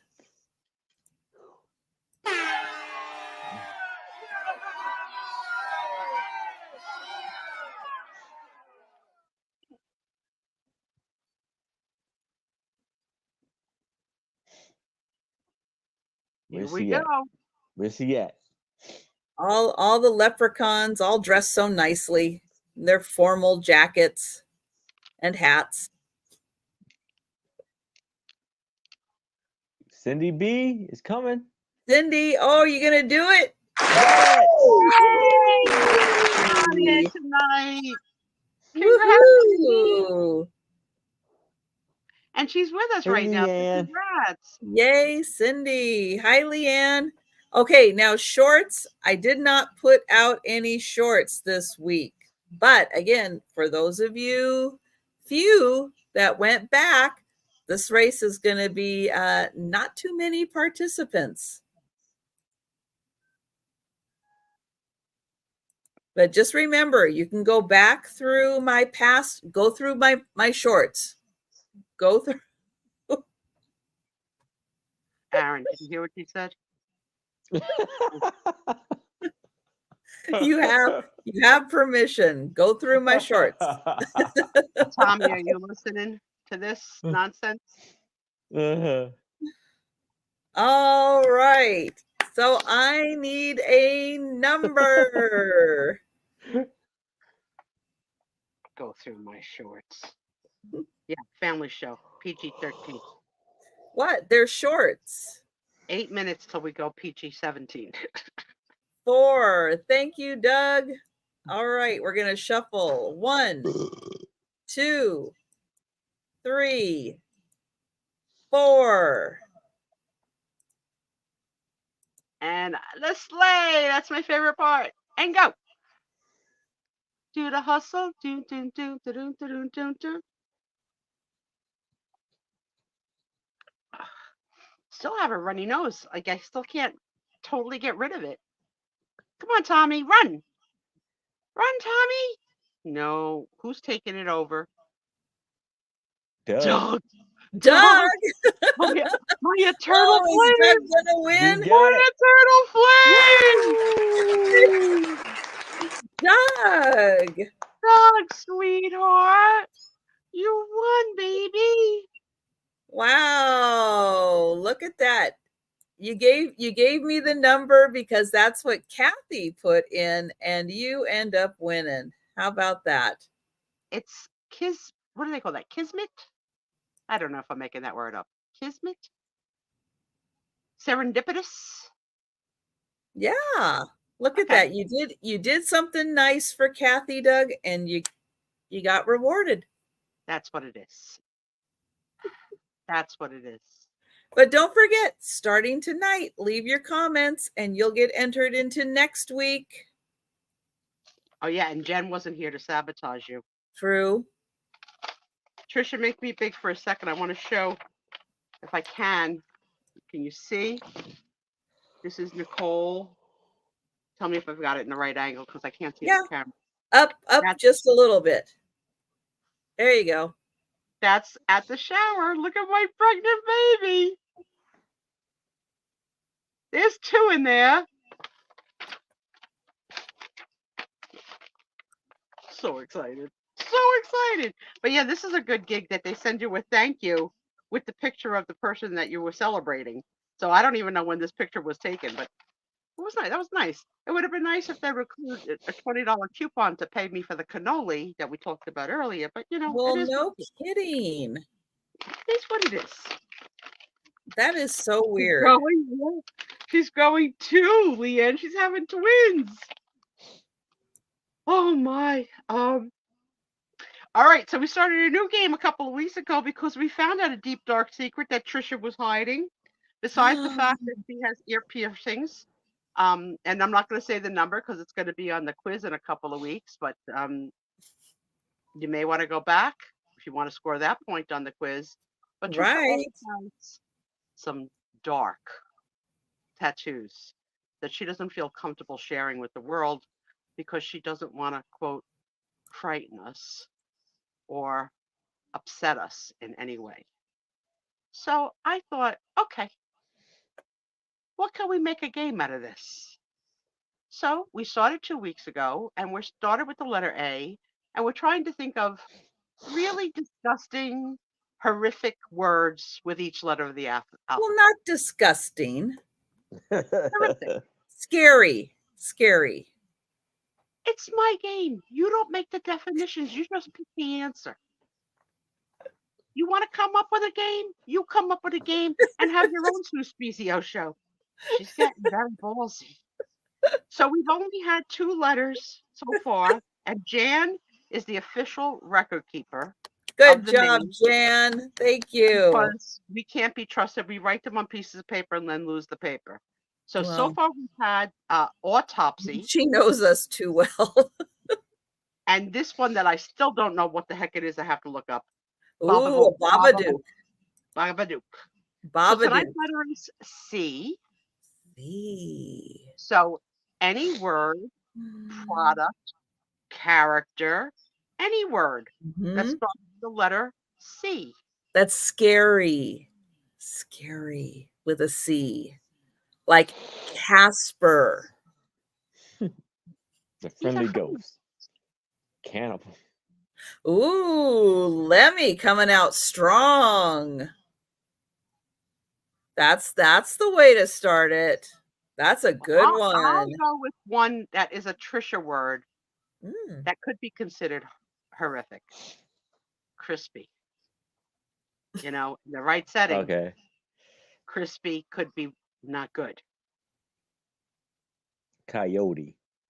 Joe was like talking up Ooh, a storm tonight. Coffin and Crypt. Ooh. Good. Good ones. A $20 cannoli. Yes. That is the scariest one of Yeah, them $20 all. cannoli. A mini cannoli, not even a full size. I haven't even You told are my not getting a 4-star review. Forget it. Not getting it. I mean, I don't know how expensive things are by your way, but it was 40 people. The party was $4,000. I mean, no matter how you slice it, it was an expensive party. Clown. Devil. Oh, clown, Doug yeah. would agree with that Doug. one. Yeah. How about, let's see. What is that thing? Ooh, a cemetery. That's good. Yeah. Capybara. Capybaras are kind of scary because they're so big. I don't know what that is. Is it a caper? A capybara is the world's largest rodent. Oh yeah. And They're not. I know they're They're not. cute. They're actually kind of cute. But when you think about the fact that they're a rodent, ooh, they kind of look like a dog. They look like a wire-haired dog with like a face that's a little too big. Ooh. What is it? What is that? Like it's like a Mexican the kind of legend type of thing, like a human. What do you call it? A humazoid. Copper. I don't know. I don't know where you're going with it. Capobrera or something like that. I don't know. That's Kathy, not that, tripe but starts with the letter T. We're on C. You'll have to hold tripe till we get to T. not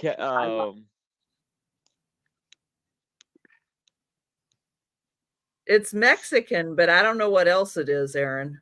yeah, it's like it's off a C. See if I can find it. What kind of a thing is it? It's like it's not like it's like a creature type of thing. It's like a Oh, Kathy says it starts with a K. She knows what you're talking about. So you have until K to find it. I don't think it's a K. I thought it was a C, but it's like a creature type of thing. Yeah, I think that's what it is. Ah, Jan. The chupacabra. Yeah. Chupacabra, yeah. Oh, what is the oh, I just thought, hang on. Who? God knows if the FBI does searches on what we search for. We're so weird, right? I'm Yeah. asking about cow hooves. Jello. Cockroach. Yeah, there's 2 votes for cockroach. Cockroach is pretty bad. As a biology major, I had to dissect one. You wouldn't think Corpse. there's a lot of things in there, but there is. A cockroach? Oh, yes. Yeah. Corpse or cadaver? Ooh. I like them, but they're a little close to a letter A's autopsy.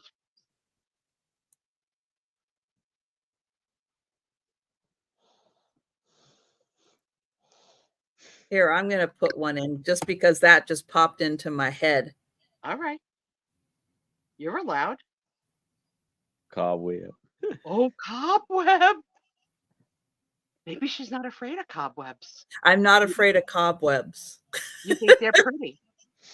No, I don't think they're pretty. I'm just not afraid of them.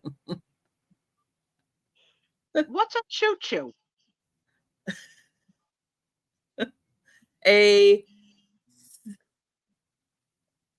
How do you pronounce it? It's a thu.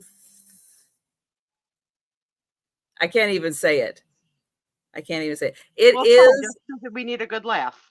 The Hulu. It's like the Hulu or something like that. Oh, Cauldron's good. I like Cauldron. It is the high priest of the great old ones, godlike creatures who came to Earth from space to rule the planet. Cthulhu. All right, that's how you say it. Cthulhu. That's way too hard. Weird, love, Italian, slimy creature. Yeah, I love Lovecraft. Lovecraftian. Lovecraft is an author.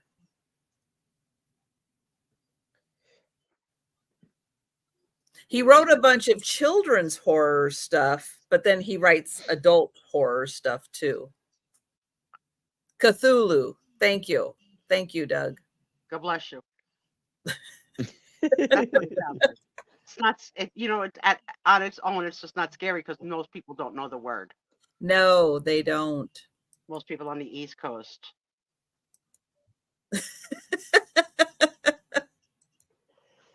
All right, let's go scroll back up to the top, girl. I am. Got anything else coming in? Oh. Read them out loud, please. Okay, we have cannibal, coffin, crypt, candy corn, clown, capybara, cemetery, creepy, Cujo, caterpillar, centipede, cockroach, corpse, cadaver, cobweb, Cthulhu, cauldron. Did I say chupacabra? I think I said chupacabra. Candy corn. Oh my God, Doug, have you ever seen her eat candy corn? She moans. She freaking moans. And then she eats it like a little rat. Like she bites the white off first, then she'll take a bite of a pretzel, then she'll take the orange, then she'll make a sandwich of a pretzel. It's a production. It scares me. But I don't think it's scary enough for the tattoo. No. And it's a peanut. And it's all Picasso Cat's fault. Is she the one to blame for this nightmare? Does she eat it the way you eat it? In that peculiar fashion? She started it by saying you need to try peanuts and candy corn together And she is 100% right, because that is the awesomest combination ever, because it tastes like a Payday candy bar. Well, when Lay's Potato Chip has their next contest of developing a flavor, you should submit it. Oh. Lay's potato chips that taste like peanuts and candy corn. Cucumber. Why not? All That right. could If we don't work. have any other C words coming That in, could you work. got any that are really calling to you? Because they're going to be your last name and tattoo. You know, I have to say, I think Lemmy put the bar really high with Cannibal, and I kind of haven't seen one yet to knock Cannibal off the top list. I think that is the winner. All right. So,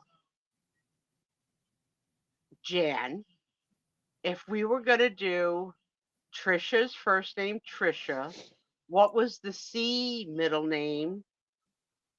Annabelle Bueller. Chapstick. So, Annabelle, so it'd be Trisha, Chapstick, Cannibal. Hannibal. So, you'd have to have this, the tattoo would look like a person eating another person, No, bloody, no. but then No, applying no. chapstick. No, what would be really good is if it was the shrunken head cannibals, Okay. like in Papua New Guinea, where they shrink the heads. Okay. And he had the little shrunken head, and he's putting chapstick on it. But he has to eat it first. He has to eat it and then apply chapstick. That's assumed. That's assumed All that right. he ate it. I'm down. We did good. We did good. So that's now what I start think. thinking That's next what I week think. we're gonna- I think it's the cannibal holding the shrunken head, putting the chapstick on. All right. I can work with that. Your body's going to be covered head to toe with these images. It's frightening. That would be fun. I could do that. Jan, I suggest you keep a record of the image, because we're going to forget. We're going to forget what is the image that we, and I don't know what last week's image is because I haven't even looked up the word yet. No, I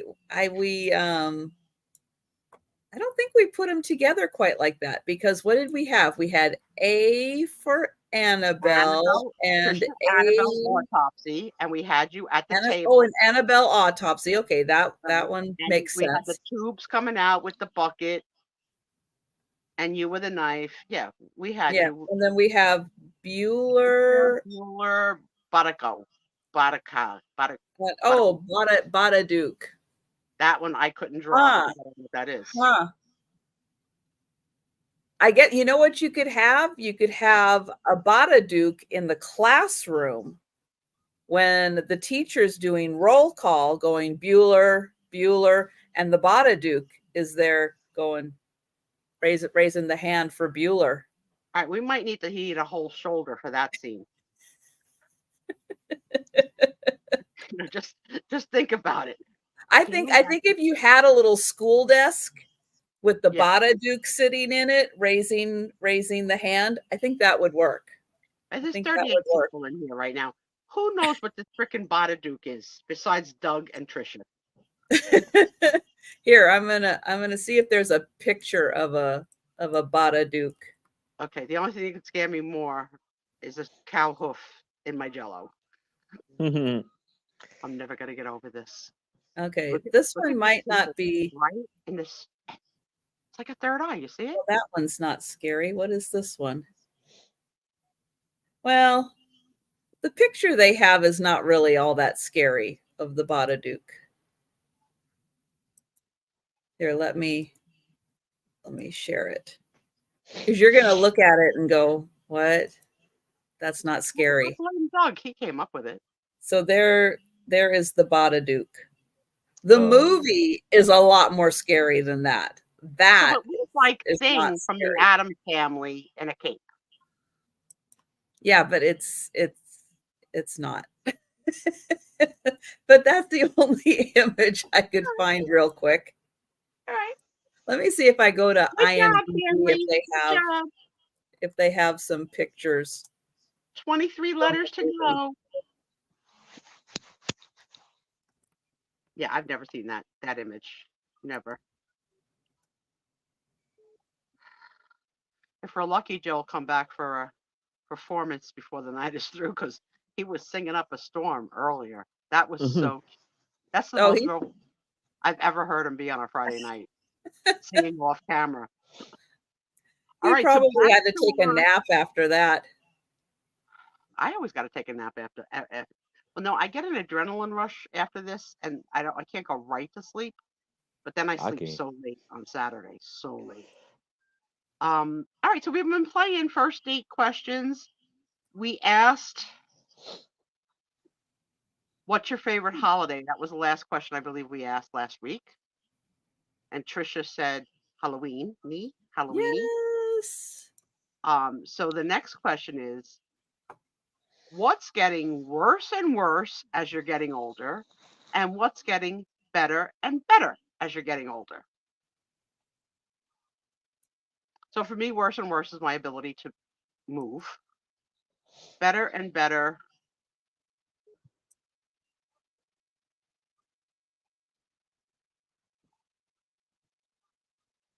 I think I'm a better crafter now than when I started. So that's That's awesome. a good one. And what are yours? And what are yours? Um,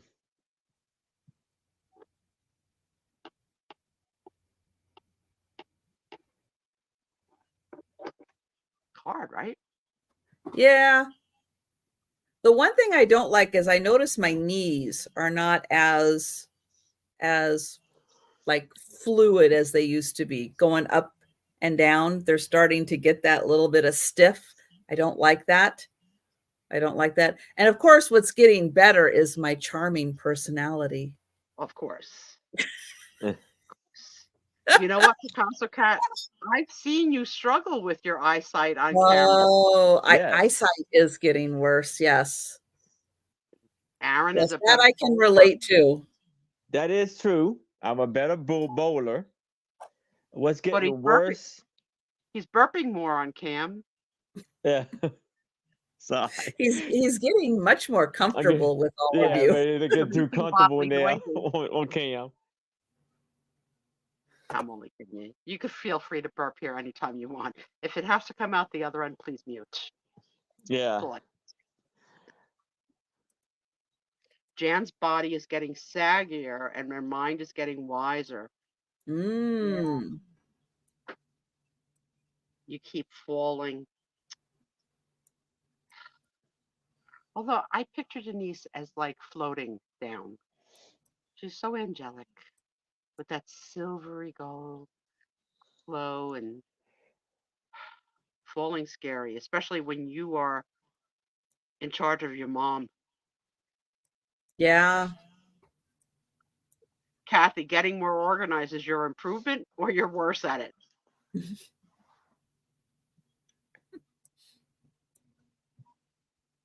Oh my God, Denise, you're so beautiful. I can't stand it. So here's a while people are answering, here's a faux pas I had this week on a Zoom call. I had a Zoom call with a person that I've never spoken to before. And I said, "Oh my, I really love your voice. It's so soothing." And she said, "Yes, they clipped my vocal cord in a carotid artery incident. I can barely talk above a whisper." Mm. What the frick do you say back to that? Oh wow. How do That's I recover from shocking. that? And I said, "Well, you certainly made lemonade out of it because I could listen to you talk all day." I'm an idiot. You don't know when to not say crap. But I really liked her voice. It was special, like a Disney princess. I didn't know she had a cut vocal cord. What are the odds of that? No, that is odd. Oh, remembering words, Patsy. We all do it on the show all the time. We go to each other like, "What's the word for?" And usually the person who knows is Jan. Jan usually knows exactly the word that any of the three of us are looking for. She is our Google. Mm-hmm. Yeah, it was the only thing that helped was that I wasn't on camera, because if you would have seen my face, and then I had another faux pas at the shower. I was being introduced to someone on Mike's side of the family. An elderly woman was standing there with a middle-aged woman, and the elderly woman was engaging me in conversation and introducing herself and who the heck she was and whatever. And the younger woman tapped her on the shoulder. And the older woman said, "And this is my daughter, whatever, Caitlin, and she's deaf." So I don't know what the right answer is on that, because some deaf people can read lips, some can also talk. Like, what am I supposed to do? Ask for the extent of the what am I working with here? Like, I didn't know what to Why do. don't why don't you just say, "Hi, it's nice to So I meet said you." hi and shook my hand. I said, "Nice to meet you. I'm sure we'll figure out a Exactly. way to communicate." And she did. And then at the end of the day, I knew this was thank you. So I at least had one sign up my belt. But I'm like, Yeah, can you don't warn but she wouldn't expect you to know it to do anything else, and she more likely has had to learn to adapt Well, I to think she was tapping her mother on the shoulder because her mother was being rude by not introducing her by her Mhm. long-winded introduction and Well, saying to her maybe mother, she didn't "Hello." realize she was Yeah. right behind her. Oh no, they were side by side. But I Oh, think that okay. the older woman had like a lot to say, and the younger Oh, woman yeah. was like, at some point you need to introduce me too, right? So it was like tap tap tap, mom. It's like, yeah, I did. And then I got over talkative, and I think I was starting to enunciate more. I became an idiot.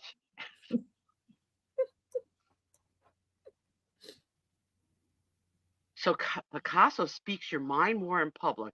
Not sure if that is better or worse. I scolded some guy in a landscaping truck that was taking up 4 parking spaces at the thrift store today. Well, Good that's for a crime. you. That's a crime. Good job. Tom always tells me to mind my business. Always. He tells me to mind my business. And I just I Mm-mm. I something happened at work recently with a man who used a word that I was offended by, and I felt the need to call him out, but I didn't want to call him out on the call, but I wanted him to know that this word is not appropriate. And he, in the next call, he used it again. And I had gone to my boss and said, "You got to tell this guy to stop using this word. It's offensive." And so then I said to my boss, "Apparently you didn't talk to the guy because he's still using it and he really likes the word. So he used it multiple times in today's call."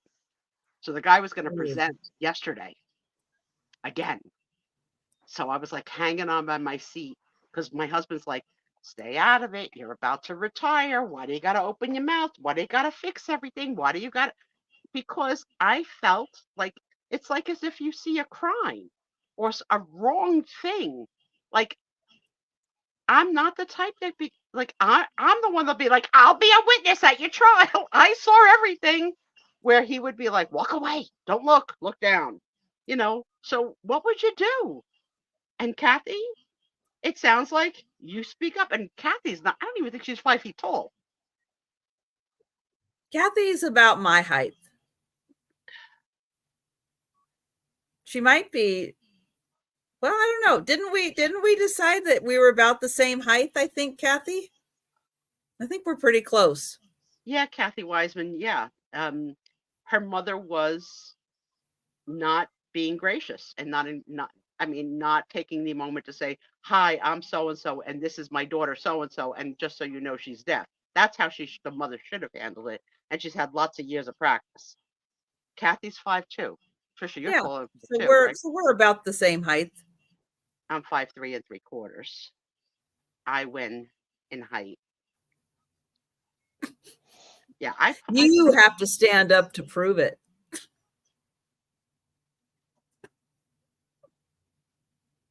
Other than that, we're taller than you. picking on your handicap. That's We funny, win. Mom. That's funny. Now.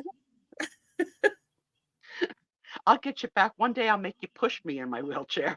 Then we'll hear how strong you are, huffing and puffing. You'll be calling, Aaron, I need your help. My little tiny hands can't push. If I couldn't push a bowling ball down an alley, I can't push Ezekiel to the bathroom.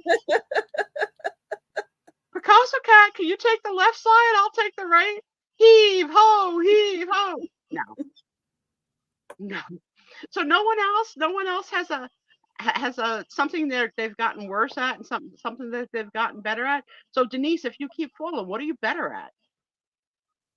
Are you more patient? I mean, I got a dog. Never in my life did I think not only would I love a dog, but that I would let a dog lick me, not my face, but this dog licks me like a lollipop. He licks me, my legs, my arms, my hand. I won't let him touch my face, and he knows. But Jamie and her boyfriend, when they come in at night, they let the dog kiss them on the mouth. I can't. I could never do that. But how do dogs know the difference between you're a yes and you're a no? But they know. You don't. They learn. They want to please you, so they absolutely learn what you like, what you don't like. Denise, apparently you can't type tonight because you're not making any sense. I do keep falling. I am great at snow blowing. Okay. I get it. You are very good sarcastic. Yeah, but Denise, you had a lot of practice the last couple of what snow you had. I give you a lot of credit. Yeah, that they've had a lot of snow. A lot. Anybody else? What you got better at and what you got worse at?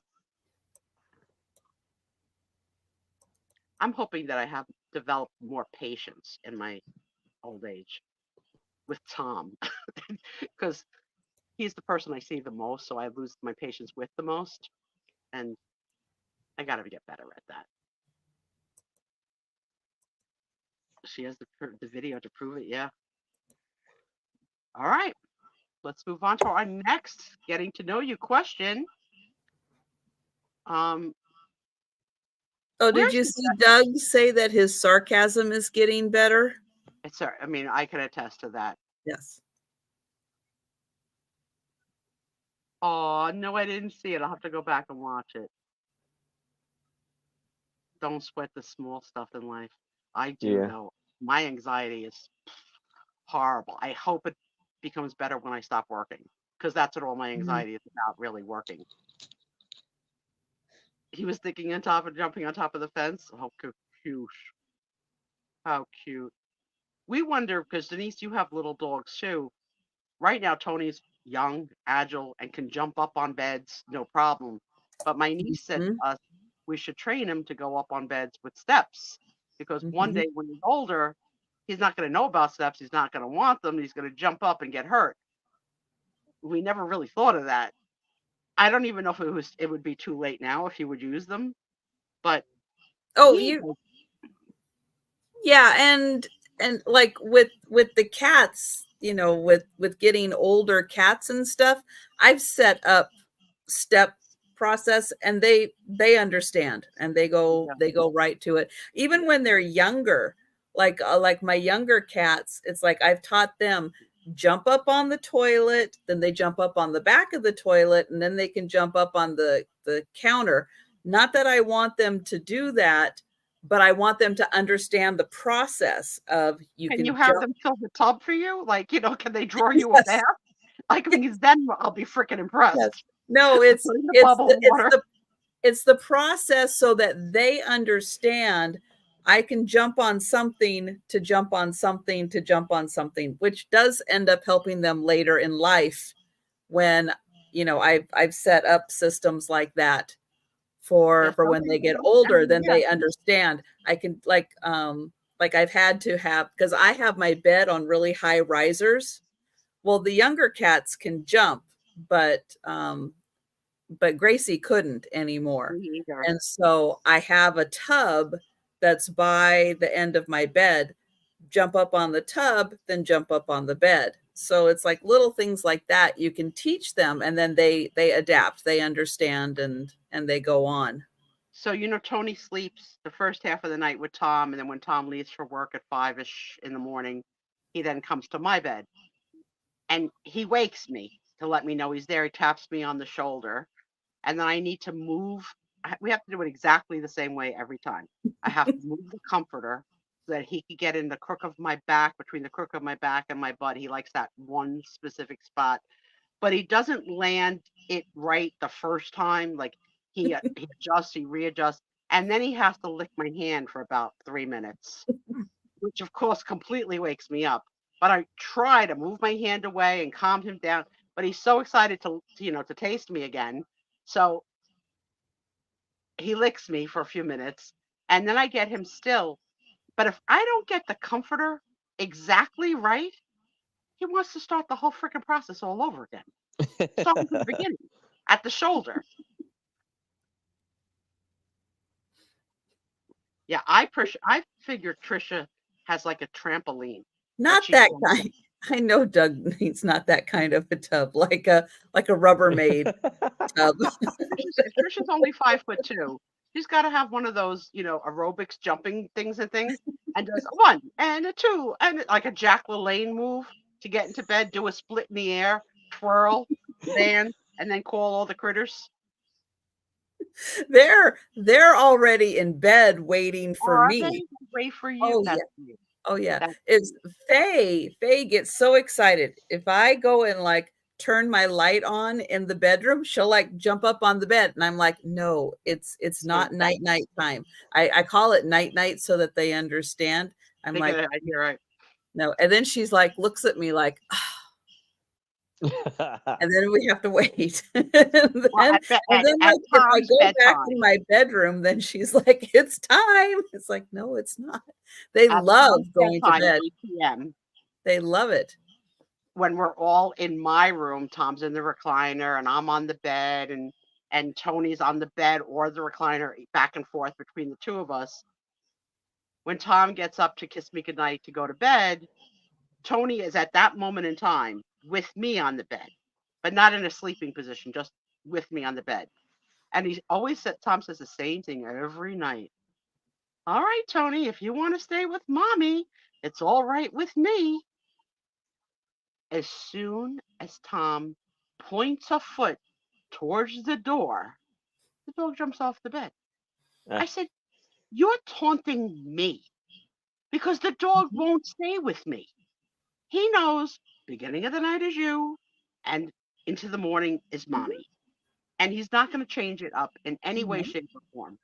When he goes on walks on the block, he knows which houses have dogs. So on the walks, he stops in front of their houses and barks at them.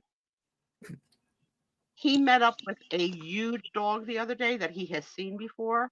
The huge dog laid down flat on his stomach in this freezing cold to be in a submissive position.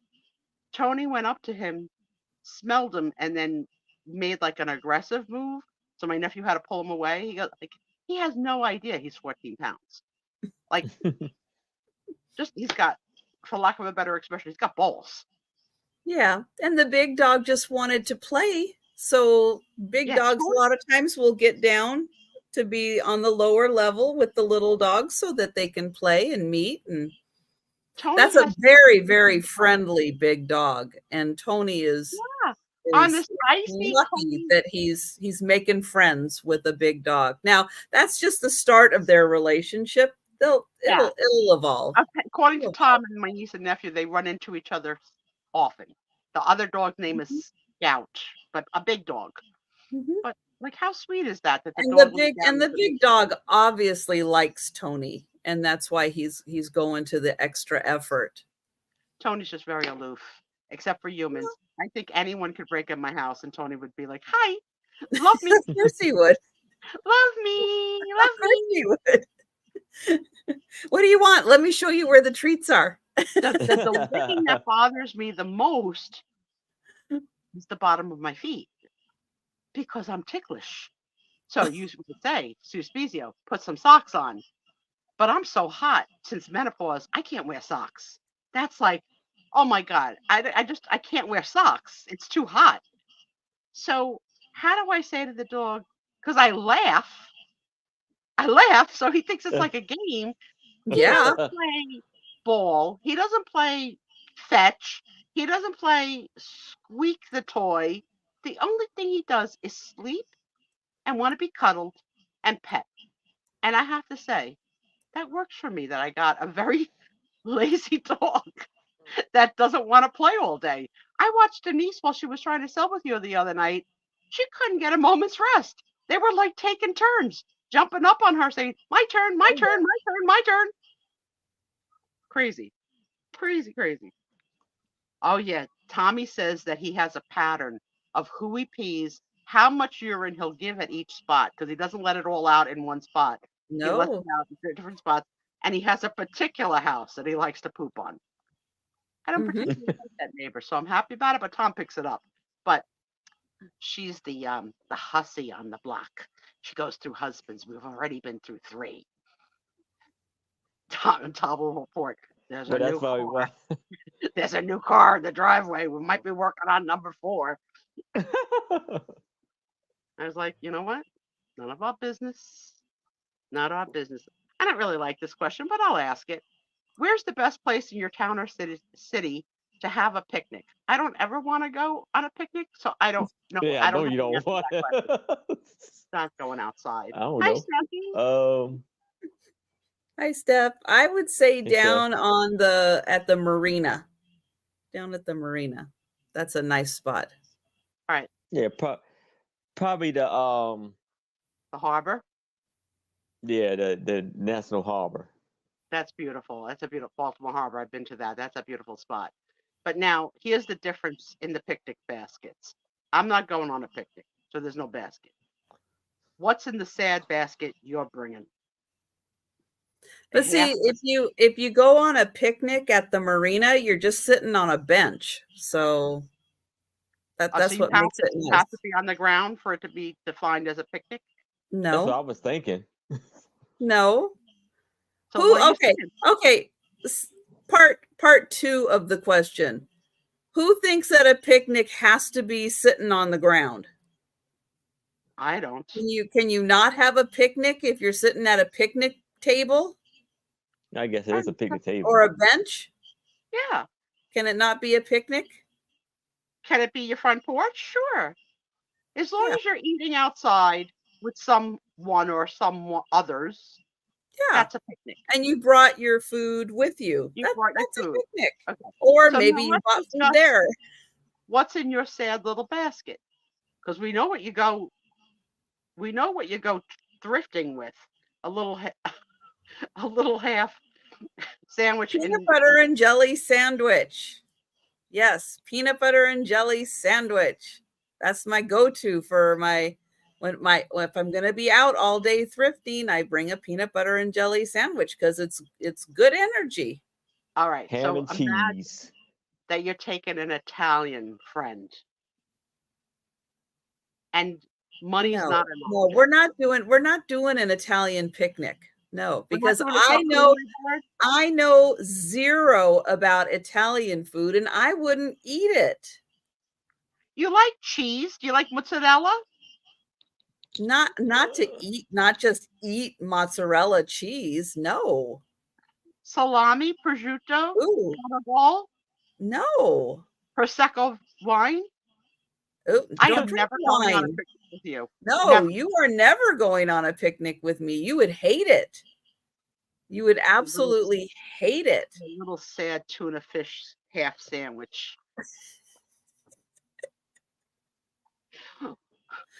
If I brought cheese and crackers and meat on a picnic, it would be like turkey or chicken or ham with probably cheddar cheese.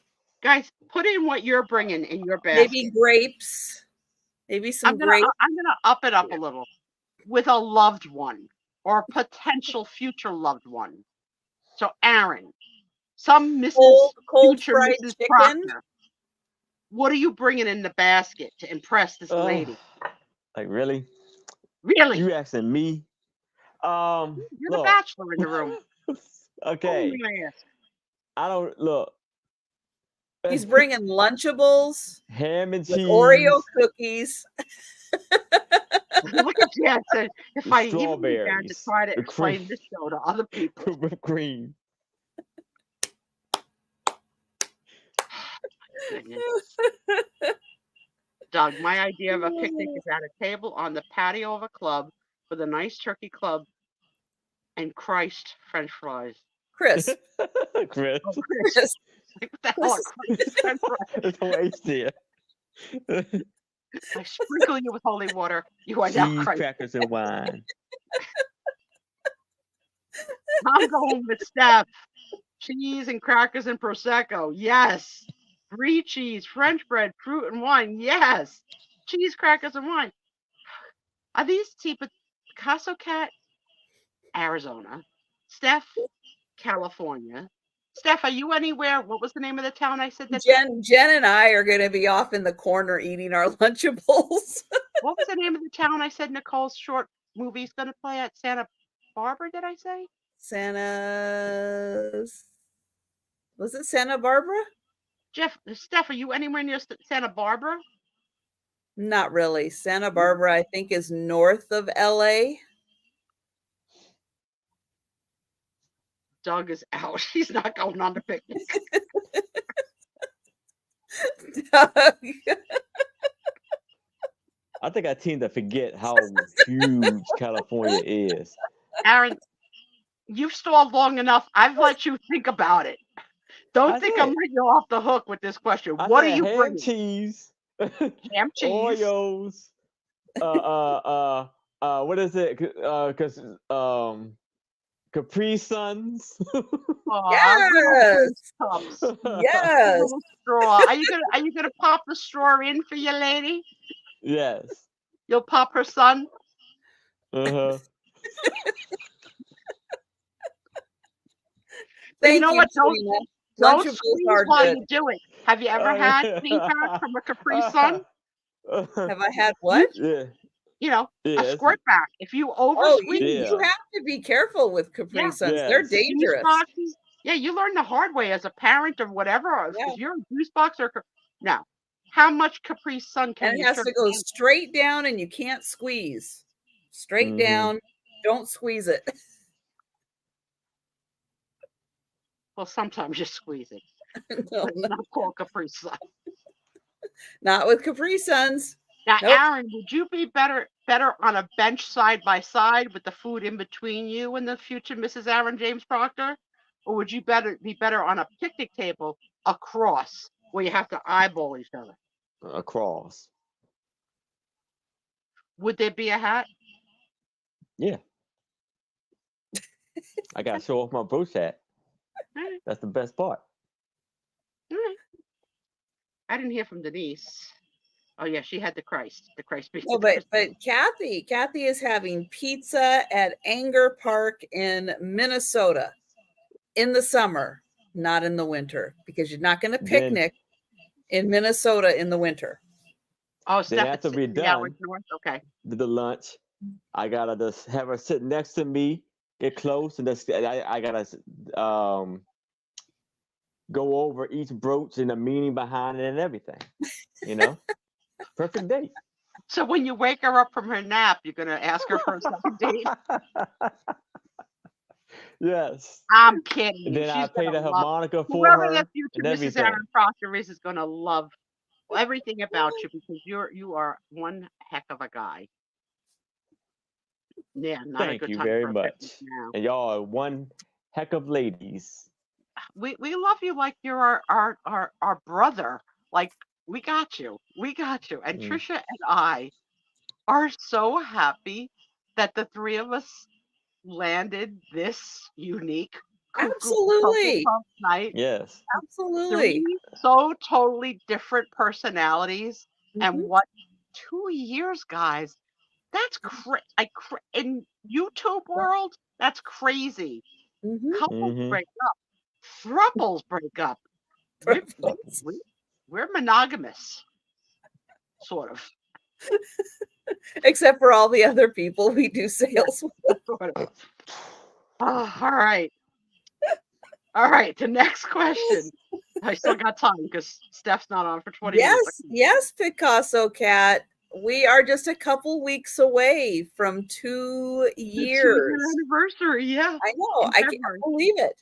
I got to get out the chapstick. For those of you that don't know, I've been drafting Q&A questions to play on our 2-year anniversary. Yes, they'll sell for sure, but maybe they'll cut maybe 5 items out less each so that we'll have a little bit more showtime. But what we'll do is we're going to relive facts about each other, the show, yourselves. I'm going to ask questions, and it's going to be like tally. I'm going to ask you to bring a pen and paper, number 1 to 100 or however many questions. I think I have 75 questions ready now. Oh my gosh. Shut up. You can count to 75.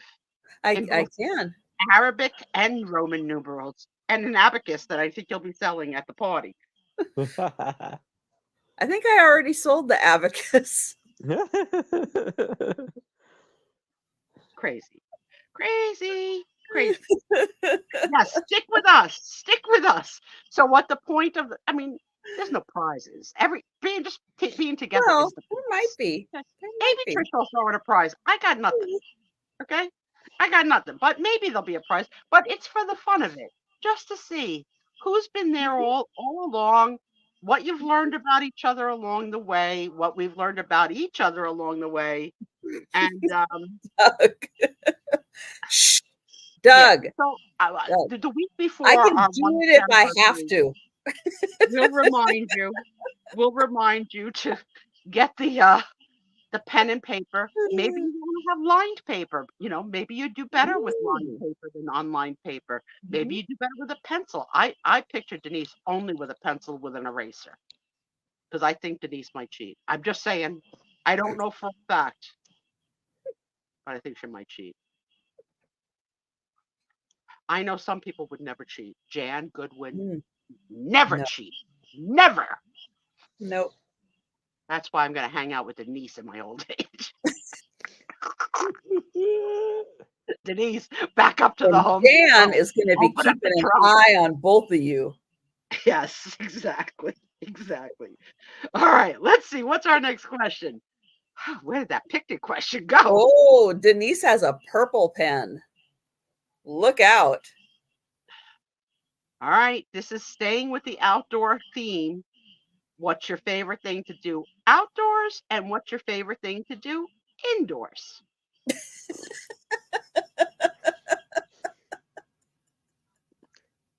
Yeah, just doing it in Roman numerals in your head right now. Believe me, it might be one of the future tattoos. Yeah, Denise, we cheat. For sure. What do you like to do outdoors and indoors? Outdoors, I like to go to that flea market once a year. That's my favorite day of the year. Okay. Being independent on my scooter with my own money and my own shopping bag and leaving Tom in the wind and just buying whatever the heck I want and spending the whole day outside on Thanksgiving Day. It's the one day of the year that's my favorite day. I've had it 3 times so far.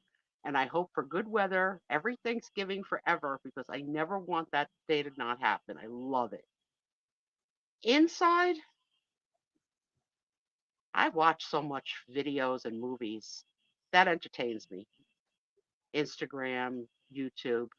Okay, that's mine. Oh, yeah. Speaking of which, on Netflix, did you guys watch, what is it called? American Nightmare? I watched it yesterday. It was good. Man, that was so good. Remember what happened for real? No. Yeah, I remember. I never heard of it. Yeah, it's so, not to give any tips away, true story in 3 parts. So not a big commitment about a real crime and the point of the story from the victims and from the police and from the FBI and the end of the story. And I knew the story, so I knew where it was going. But if you don't know, you're gonna even It enjoy it. is the best crime writers out there would Couldn't make it. never have come up with this story, never have put the pieces together. Well, Kathy, go find a friend who has Netflix so you can go over and watch that. Or go make a friend. All right, and let's have see. them subscribe to Erin's channel and your channel. Yes, it is a true crime. It is a true story, and it is. I had not heard of it at all, and Yeah. I had no You didn't know where it was going, which is probably more fun. No, I Yeah, had I mean, I knew the no ending. idea where they were going with It's good. this. The documentary is put together very well to tell the story, and to not let, if you don't know what happened, to you not won't know. let it ruin where It's the really good. story takes you. It's called get a friend American to share a Nightmare. password. All right, let's see. Yeah, Jan. American Nightmare. It's really, really good. It just came out. It just was released this week, so it's I think new. it was this week. Yeah, it's like I just got through it. All right, let's see. Yeah. I don't know what I like doing outside. I don't know. Okay, so Denise likes to be out and garden, and she likes to look at her tubs. I've never met a tub that was that fascinating. So It's not that kind of tub.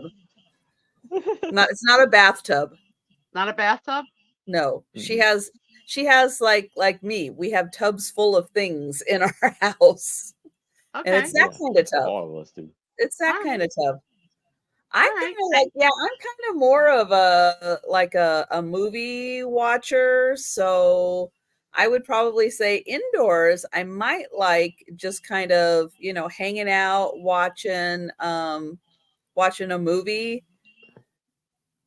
Kathy And likes to watch cars drive by. I couldn't do that, but I would watch the ocean crest not surfers. The ocean waves hit the shore. That I could watch all day. Cars, no. But Jan it's loud. likes to walk. It's loud watching the ocean. I love that.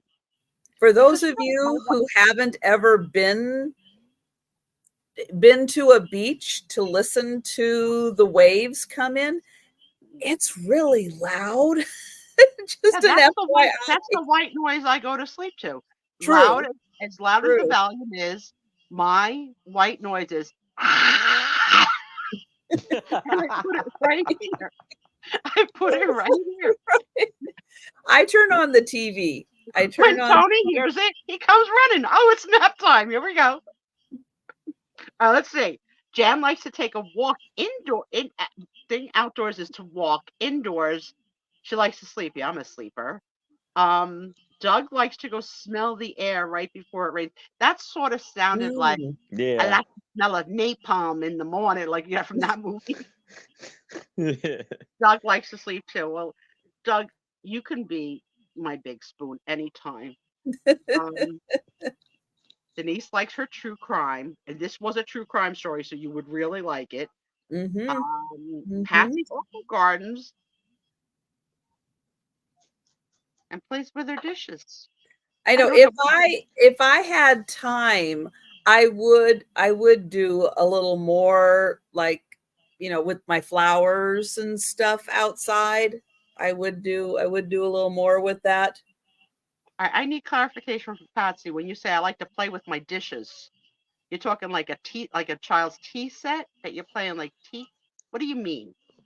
You like to play with your dishes? I don't think it's tea set, but she does. She probably. Or do you like to make table settings, tablescapes?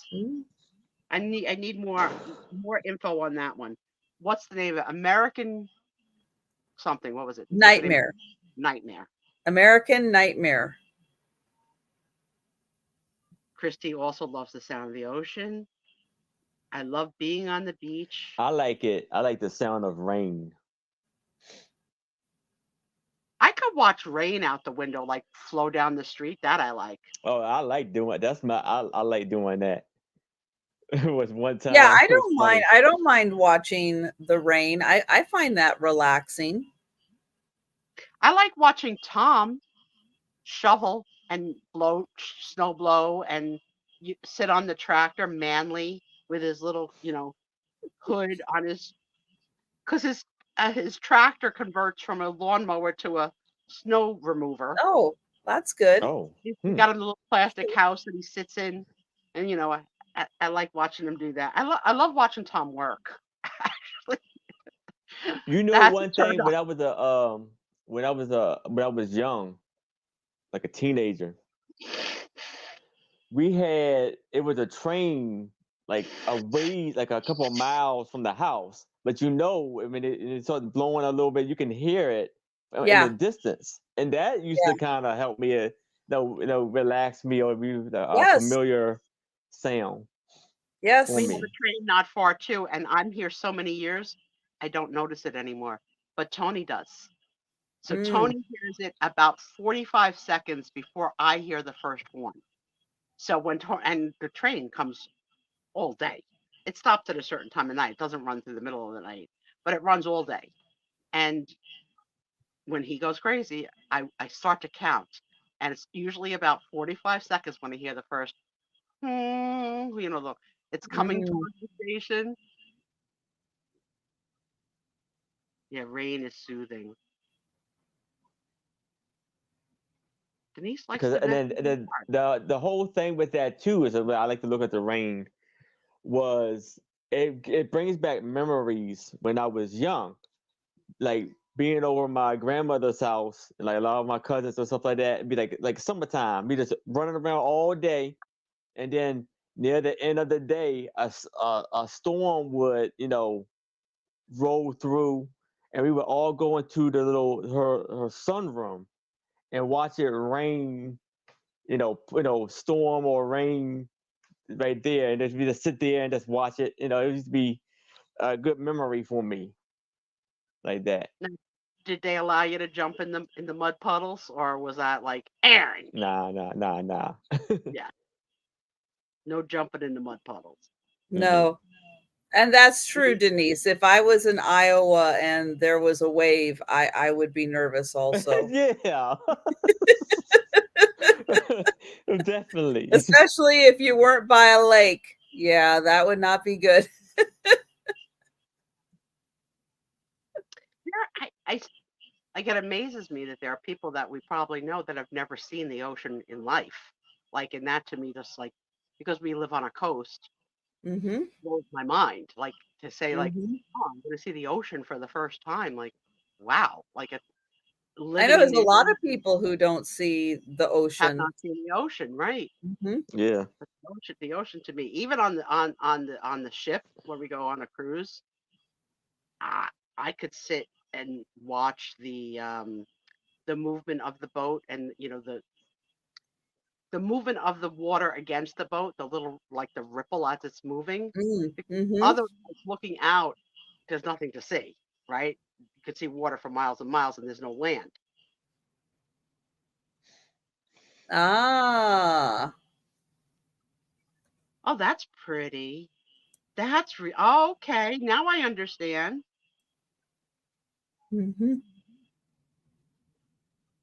Oh, you grew up in Florida. What part of Florida? Nice. Yeah, Oh, wow. Jen, I worked at Seaside Heights Boardwalk as a kid, so yeah.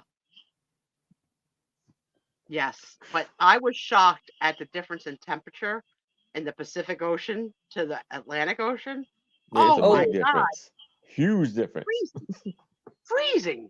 That I didn't understand wetsuits before, because we don't really have people using wetsuits here, except like for up in Montauk, the surfers. But Yeah. beach people aren't wearing. I mean, parents are putting long sleeve stuff on their kids to protect them from sunscreen, sunburn. But Right. yeah, I went out to San Diego with my sister, on a beach day. I was like, oh my God, just putting my feet in made them cramp. It was so cold. Yeah, you tingle when you when you go into the ocean. You tingle. Yeah. Oh yeah, everybody here if they surf, because there's a lot of surfing on the West Yeah. Coast. Yeah. But you got to wear a wetsuit. You Mhm. got to wear a wetsuit if you're going to be surfing. Mhm. And then when you go, the opportunity to do Caribbean waters or Gulf of Mexico waters that are like walking into bathtubs. Mm. Oh, and the color is so different, and seeing your feet. I mean, you can't see your feet in the water in New Jersey, but we don't care because we know it's, Yeah, dead. yeah, the same thing. Yeah, like in Ocean City and like in Maryland, yeah, it's brown, Yeah, dirty. But again, you go down to Miami. I've been down to Miami, clear. crystal clear. Yeah, It's like bathtub water almost. yeah, yeah. Yeah, our But water I is too. clear, but it's cold. Puget Sound, if it's a really warm day and it's a little shallow area, it's not super cold. You can put your feet in and it feels good. Um, but you can't go too far in because then you start to really feel, you'll feel the cold. Here are lakes, some of our lakes, because you get a little shallow. People go swimming and stuff, and people will go swimming kind of in the water and stuff. Again, Puget Sound in the shallow part because it warms up. But yeah, you start getting too far out and then you start feeling the cold. I think that's the one thing I miss most being in a wheelchair is not being able to go in the water and jump waves, and um, I can do a pool with a ramp access, but I don't have the leg power for water, moving water and sand under my feet. But also, I've started to get creeped out by water that I could see, and when I see the little fishes swimming around, it's fish. The plural of fish is fish, but the little fishies swimming around my legs. I don't know. In some countries in Asia, there's these bars that you, not bars, but like salons that you go to, where there's these Oh fish yeah, that they eat eat your crust off your feet. Like this is a luxury. yeah. You'd have to put me out on Tylenol with Dramadol, NyQuil, a straight jacket. There is no way. I got the dog licking my feet. He can get whatever crust he can get. If there's crust, I don't even think there is crust. Where do I go? I live in slippers. I have no crust. Oh my God. I got myself all worked out now because now I'm thinking of the cow hoof again. I'll be all right. Steph, my friend, are you selling? Because I'm going to wrap up our Friday night show with a bang and send people your way.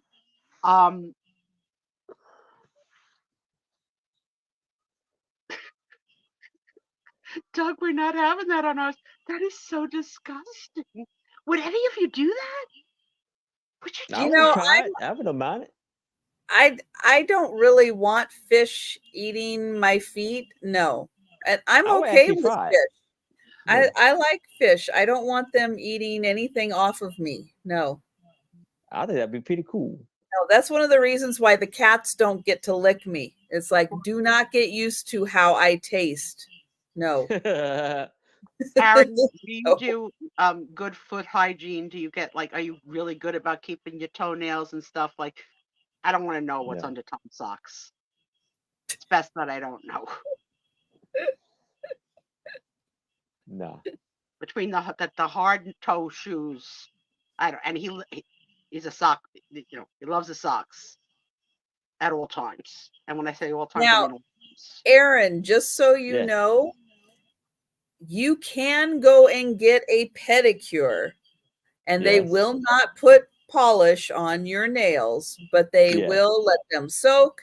They'll trim your nails, they'll get all the dead skin off. They will do all of that for you. Before the picnic. So don't, if somebody says, "Oh, go get a pedicure," go get a pedicure. You will enjoy it. Especially find a place that has the massage chairs. Because you get to sit in a chair and it massages your body while you're getting a pedicure. Oh, it's worth it. Denise, please, Okay. you're a nurse. You've had your It finger is in every orifice a human has. TMI. A pedicure is TMI for Denise. A pedicure. Don't make me hit you. To the moon, Alice, to the moon. Good night. Good night. Good night, our friends. Go See support our y'all. friends. Good night, everyone. And Thank you. I Thank will be you. adding the next tomorrow hat, night. the brooch. And thanks for sharing. Good night, all. Oh, hang on. Hang on. All right. Now, good night, everybody. We'll see you